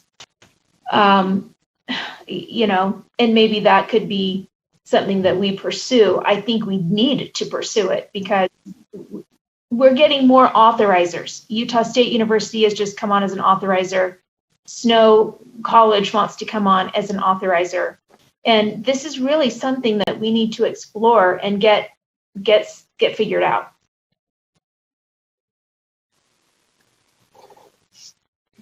So there is an expectation from the state charter board that what you were talking about, more dialogue and more communication on what right looks like on this issue is still on the table. There was talk last legislative session, okay, how do we do what? Let's see where this goes. And of course, the water didn't get pushed to the end of the row. So there's the opportunity for discussion is always there. The state charter school board has put this out before us. Before I don't want to take all the time here. But I do have something to add. But let's go to Board Member Laird. Her hand was up before mine. Thank you. I have a couple of questions and a comment. First of all, I will not, as a board member, vote for this agreement if there is not, like, if you can't put language in here, if we don't put language in here that says we will do this for the purposes of resolving this issue with AISU, but this is not setting any precedent. We do not acknowledge that this sets a precedent for further satisfaction of, and we can name a laundry list of kinds of things. So first of all, I feel very strongly about that. And I think we could put language in this agreement that states that. I secondly agree with Cindy that maybe this, if we can't put, or if the board doesn't agree, we should be protected with language like that. Then I think I would propose delaying this until we get a definitive answer from the state's attorney, the Attorney General's office, and no offense intended, Brian, but not Brian, not Michelle, not David Jones, but Sean Reyes, who has the authority to provide an Attorney General's opinion saying who is responsible. Because I'm not going to say anyone is not until I know the state board is also not. And I could argue, in fact, in that statute that the state board is the state, using air quotes. Board Member Laird, do you want to make that a motion? Yes, there's several pieces to it. Let me think how I'd make it a motion. My point is, I don't know if we should delay it or if we should just make clear, settle with the state charter board, but make clear this is not, we don't accept this condition, or we accept this condition only if it says this. So we have this opportunity before us. We can do something or we do nothing. Right now, there is $53,102.12. I guess I would use the word encumbered on a particular budget item on the state that says state charter school board's budget. And that number started out at 425 and it's whittled down to 53,102. Right. It's not going to be spent. And so to do nothing, they don't have 53,000, they want to get closure on this, but it's not going to stop their operations but I don't want to, and I know they want, and sorry, Chair, I know they want closure, but I'm not going to give them closure at the expense of taking on debts for other charter schools in an ongoing way. And I know liability you're talking about. Right.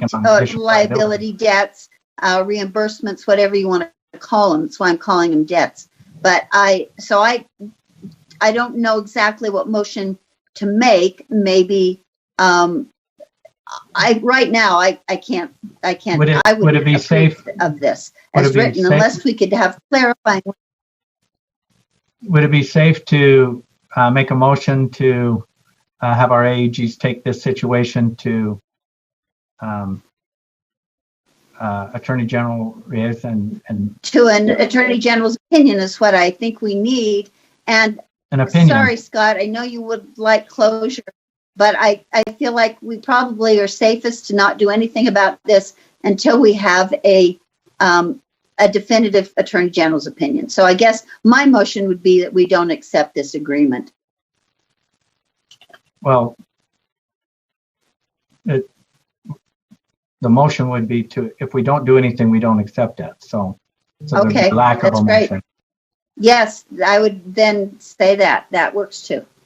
Okay. I kind of like a more definitive statement that we're not just, we did read it, but we have some definite problems with it. Vice Chair Brittany Cummins. I was just curious if Scott Jones could speak to any concerns that we might have with timing. So I believe that, was there a requirement to settle this particular account by a certain time? No, ma'am, or Chair Huntsman, to Vice Chair Cummins' question, we've really gone past. I mean, it is still out there in the sense that, the decision was to ensure that, what was determined by a third party audit fiscal monitor as, use of state funds in an unallowable way was reimbursed back to the state. But as far as I know, there wasn't any kind of time. So we've closed, even since then. And, we're just, again, it's not a debt or an obligation. It's a request for reimbursement. It's out there and it's in the public eye that, a particular amount of funds was used unallowably as determined by the fiscal monitors at the time. So, it's just that this, intent to get the money put back into the Uniform School Fund for redistribution, so that we have accounted for every dollar and that every dollar is used for its intended purpose. So short answer is no, I'm not aware of any definitive timeline that says you absolutely had to have, got this back in there.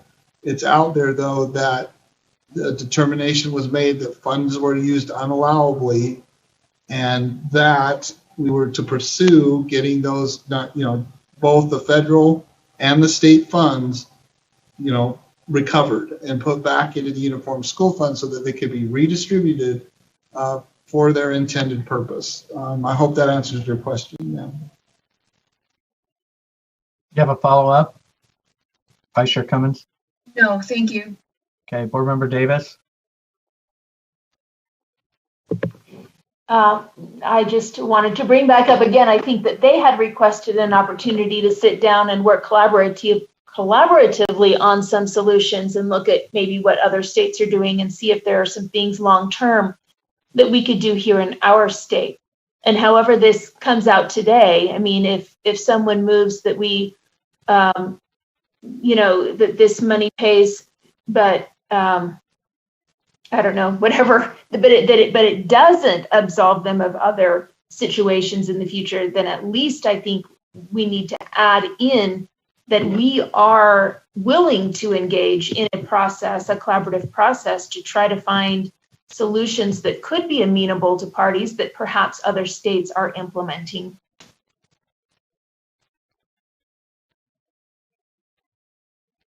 I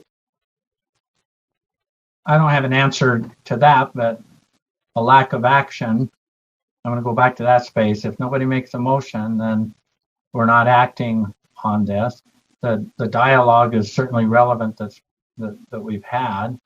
A pursuit to resolve this in the future is Deputy Superintendent Scott Jones talked about, and and other board members that you brought out, Cindy, what are other states doing is certainly should be part of the dialogue with the state charter board moving forward. So this is the proposal that they've submitted. If somebody's not going to make a motion to accept, then this proposed agreement won't be entertained. Board Member Hanson. Chair, I'll make a motion that we table this issue and direct staff to investigate further into the binding effect of reimbursement versus financial obligation or debt, and come back to us with more information. Is there a second?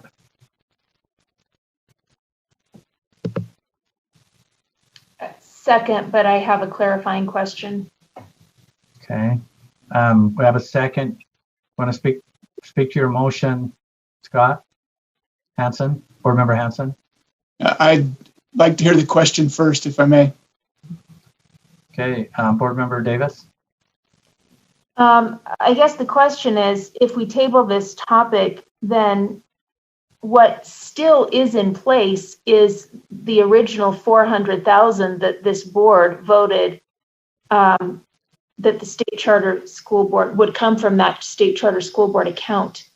So I guess I just want to clarify what tabling the topic actually looks like. Does that mean that the still out of the account? So that the $425,000 is no longer encumbered. Deputy Superintendent Scott Jones, do you want to speak to that, please? Right. So Chair Huntsman's right. The previous action, if you go to the memo for it, the last action the board took was to reduce that encumbrance down to $125,000. Then once that, well, and then after that was done, or like, you know, oh my gosh, the management company came through with another $25,000, and we sold more buses. So I think I do see Board Member Davis's point, and you know, anyone correct me if I'm wrong. But the last action the board took was to reduce the amount that we had fenced. We never pulled money out of the state charter school board budget. We did set aside, so to speak, that amount of money, and then later on, per the last action, if I'm tracking correctly, maybe Lorraine can correct me, that the board took was to reduce the amount that was fenced to $125,000. Then following that, as you know, I tried to articulate in the beginning, we've now gone down to where there's, of the amount that was determined as unallowable of state special education funds is down to 53,102.12. So, you know, perhaps if I'm understanding Board Member Davis, the board would make a recommendation to, you know, set aside, you know, 53,102.12 of that budget, right? Until such a time as, you know, we get more, or staff do what I think was to Board Member Hansen. So would it be better to say to reduce that number down to, because I think I made that motion that took it to the one, my motion was back then was to reduce the amount to 100 and something. So a motion here would be to reduce that to 53,102.12. I'll be happy, Chair, to amend my motion to move that we reduce the encumbered amount to the 53,000 and change that we currently see as owing, and table the review of the agreement until we have more information from staff, particularly on the clause that relates to 53G 5-3033G3. Would it be safe to assume that your motion would be to reduce the encumbered amount to $53,102.12 and table this item and have staff come back to address all items that the resolve questions that board members have brought forth in this discussion, or something like that, which is include 53G and a few other things that people were asking questions on. That would be acceptable. If Board Member Davis will continue to second it, we can move forward with that. I will, with some clarification. Is there a difference procedurally between tabling and postponing the decision? And is part of the motion that that we will research what some other states are doing and see if we can work toward coming up to some solution options in this arena. Lorraine, the difference between table and postpone, because we. Yeah, that's just a kind of an incorrect statement. It would be to lay on the table, but that only occurs within the same meeting. You would have to take it up or it just goes away. So the better thing would be to postpone to a future meeting.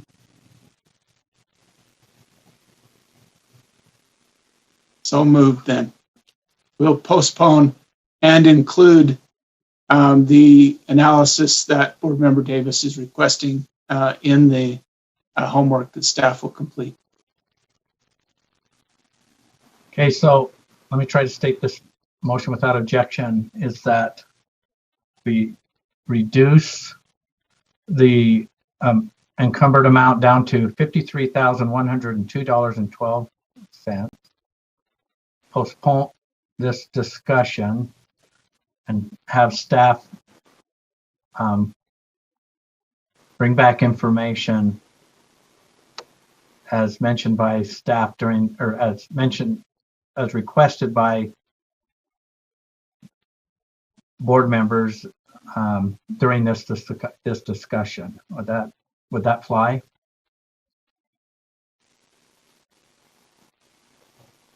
Without objection? You're good, Scott? Yes. You're good, Cindy? Is there any other discussion? Seeing none, let's vote. And I don't want to repeat it, like for the third time. So please vote at this time.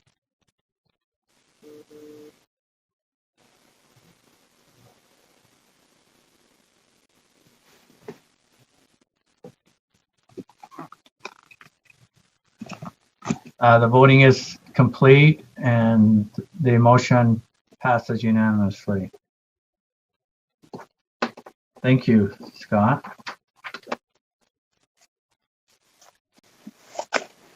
Okay, board members, at this time, the next agenda is executive session. I'm seeking a motion that the board go into executive session for the purpose of discussing the character, professional competence, and physical and mental health of individuals and strategy on pending or reasonable imminent litigation. So moved. Second. This is a roll call vote. Board Member Belknap. Aye. Member Bolter. Aye. Member Cannon. Aye. Vice Chair Cummins. Aye. Member Davis. Aye. Member Earl. Yes. Member Gravitt. Aye. Member Hanson. Aye. Member Haynes. Aye. Member Lear. Aye. Member Marsh. Aye. I don't believe Board Member Nilsson's with us. Member Newell. Aye. Member Thorpe. Aye. And Member Huntsman's and I. We are going into executive session. It'll just take us a few minutes. Do we have a second? Second, Board Member Cannon. Thank you. Please vote at this time.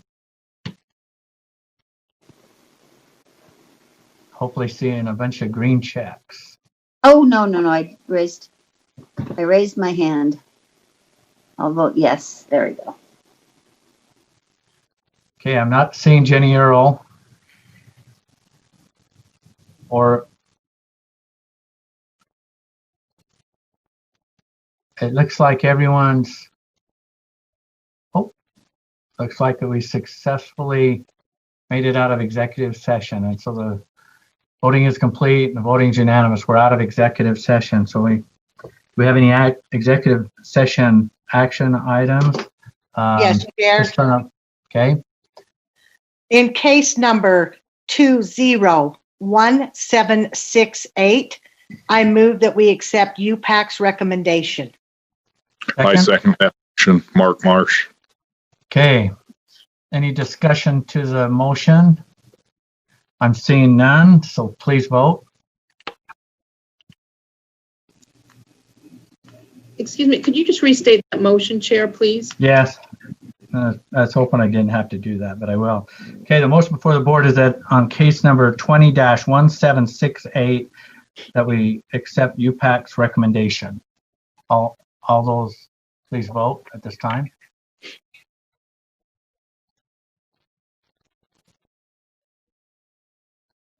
It appears the voting is complete and the voting is unanimous. So please continue. Oh, Chair Huntsman, sorry, this is Lorraine again. Could you read out who is voting? Because I know some people aren't here and I need to record that as well. Okay.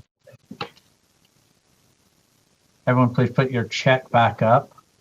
Okay, Board Member Cannon, Board Member Marsh, Board Member Haynes, Board Member Davis, Board Member Lear, Vice Chair Cummins, Board Member Gravitt, Board Member Hanson, Board Member Earl, Board Member Belknap, and Board Member Huntsman.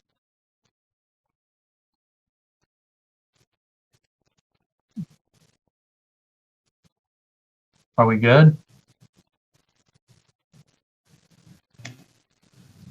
It looks like Member Newell just came in.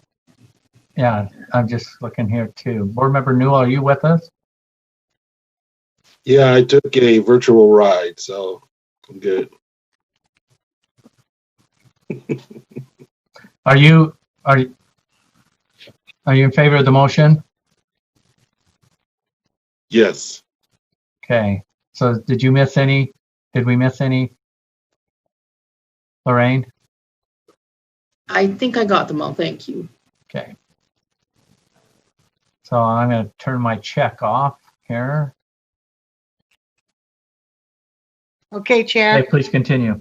Just for clarity too, I do not see Board Member Bolter in here. She left for a meeting. Okay, thank you, Jenny. Okay, in case number 19-1667, I move that we accept UPAC's recommendation. We have a I second. second the motion. Mark Marsh. Okay, we have a motion and a second. The motion before the board is in case number 19-1667 to accept UPAC's recommendation. Discussion to the motion? Seeing none, please vote.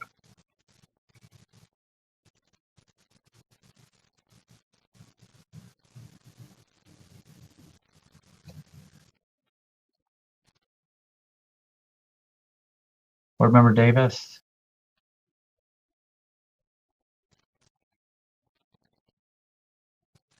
Okay, the motion passes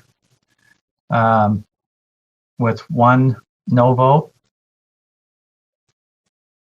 The yeas are Board Member Huntsman, Board Member Earl, Board Member Hanson, Board Member Gravitt, Vice Chair Cummins, Board Member Lear, Board Member Davis, Board Member Newell, Board Member Haynes,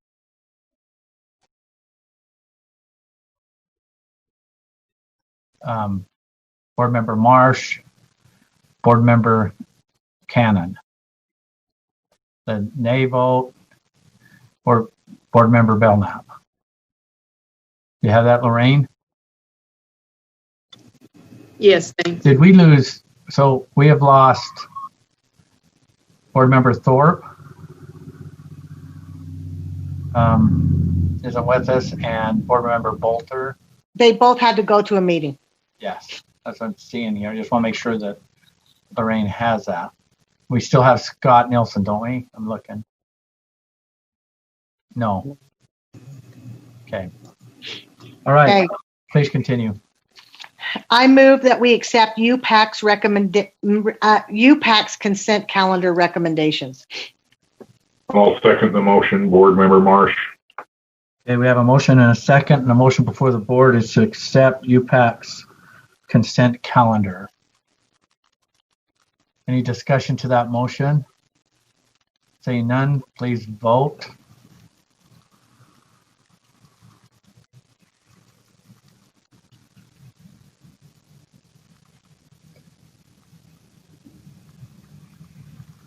Voting is complete and the motion passes unanimously.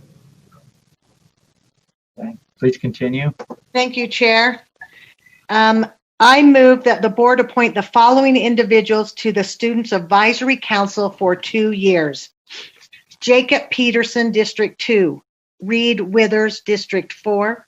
Cicely Sinavies Price Hewish, District 5. Arundhati Oman, District 7. Amber Burnham, District 10. Kelsey Call, District 12. Paige Ballard, District 13, Dallin Braun, District 14. Do I have a second? I'll second that motion. Okay, the motion before the board is the board appoint the following students to the Student Advisory Council for 2-year terms.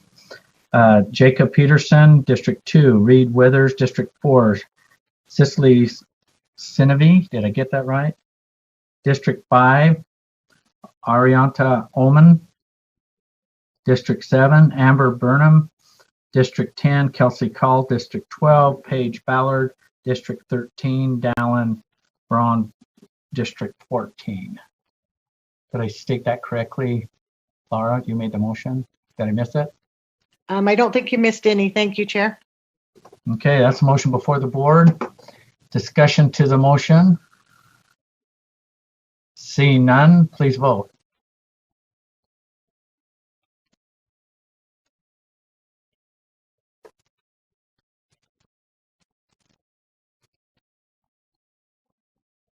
Oh, geez, I can't get my check to come on. There we go. The voting's complete and the motion passes unanimously. Point of Please order, continue. Chair. Point of Yes. order. Yes.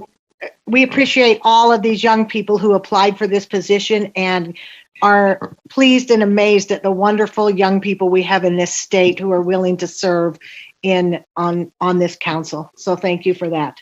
Okay. I move that the board appoint Mike Haynes as its voting delegate to the 2020 NASB Annual Conference. I second that. Mark Marsh. Okay, the motion before the board is that the board appoint Mike Haynes as its voting delegate to the 2020 NASB Annual Conference. Discussion to the motion. Seeing none, please vote.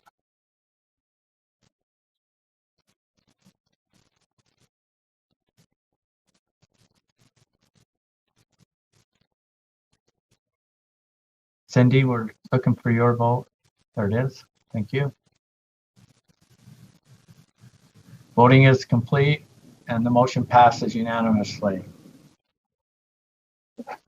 Thank you, Board Member Haynes, for taking that assignment.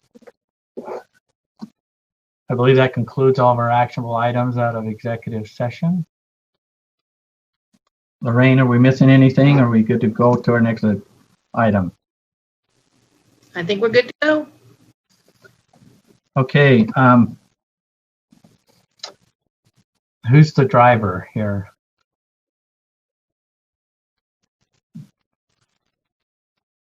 Is this? I am driving right now.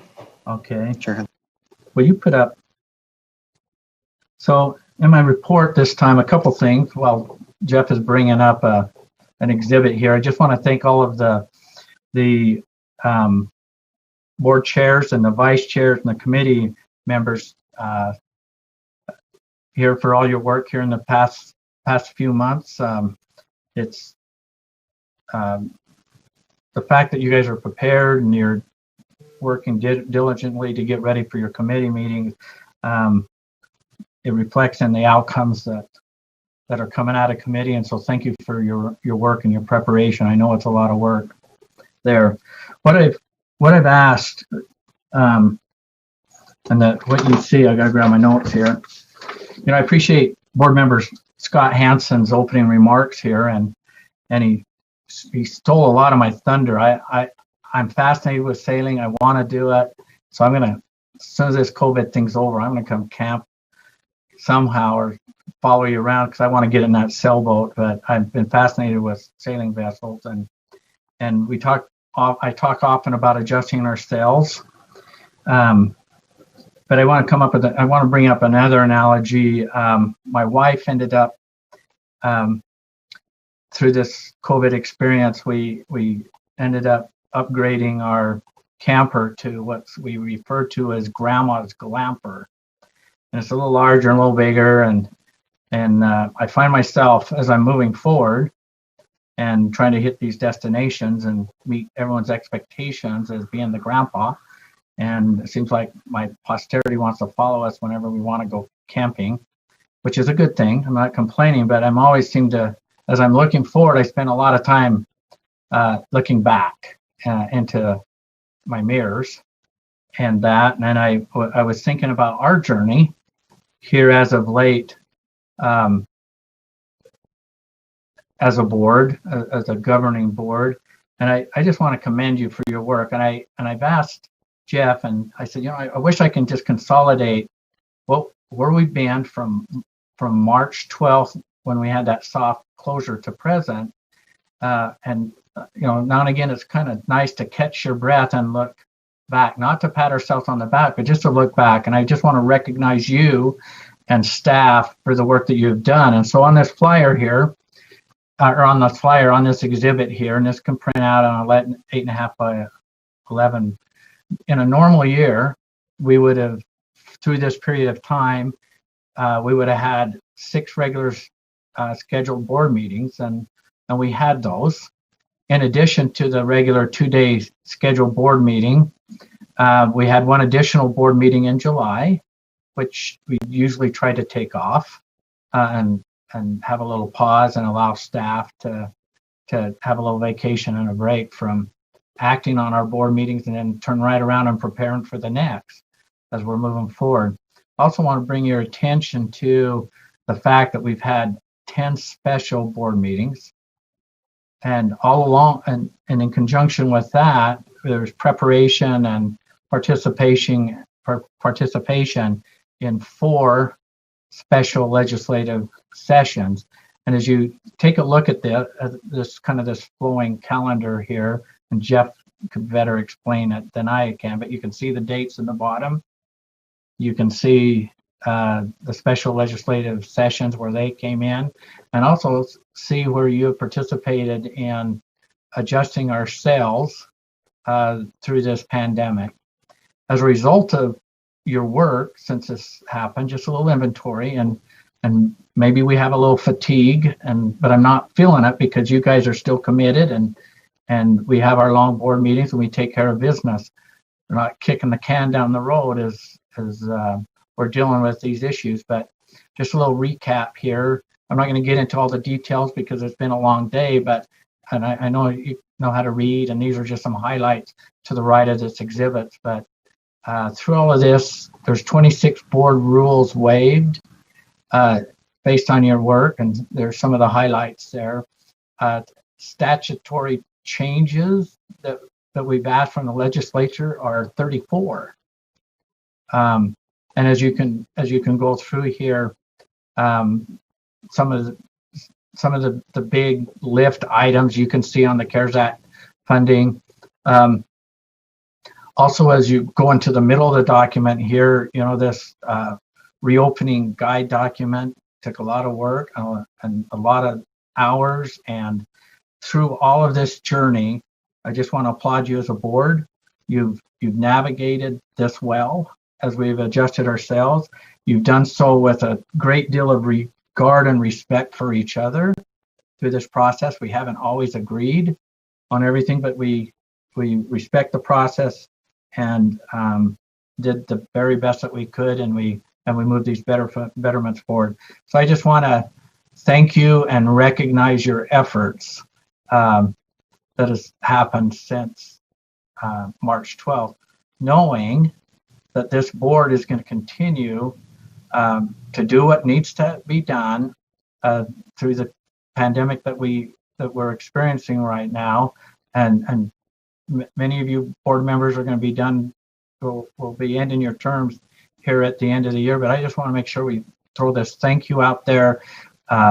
You guys step up to the plate on our special meetings, irregular board meetings that we have to have, and so thank you for your work. I just can't applaud you enough for the work that you have done. So I have one other item that I want to bring up, just as a reminder, as an FYI, that next Tuesday and Thursday, I believe it is, the Hinckley Institute on YouTube will be having debates with candidates that are running for these seats. So if you have an opportunity to watch that, it might be very informative. See what's hot or what's not. This is an FYI shout out. So thank you for your work. Thank you, staff, and Lorraine and Jeff, for your communications to the board. I route all my communications through them regularly. So thank you. Does anyone have any questions for me? Seeing none here. Well, I better bring up my participant list that I just lost. Board Member Davis, your hand is raised. Are they state school board debates? Yes. Thank you. Okay, that concludes that item. We're to board member comments. Board Member Davis, your hand's raised. You have a comment?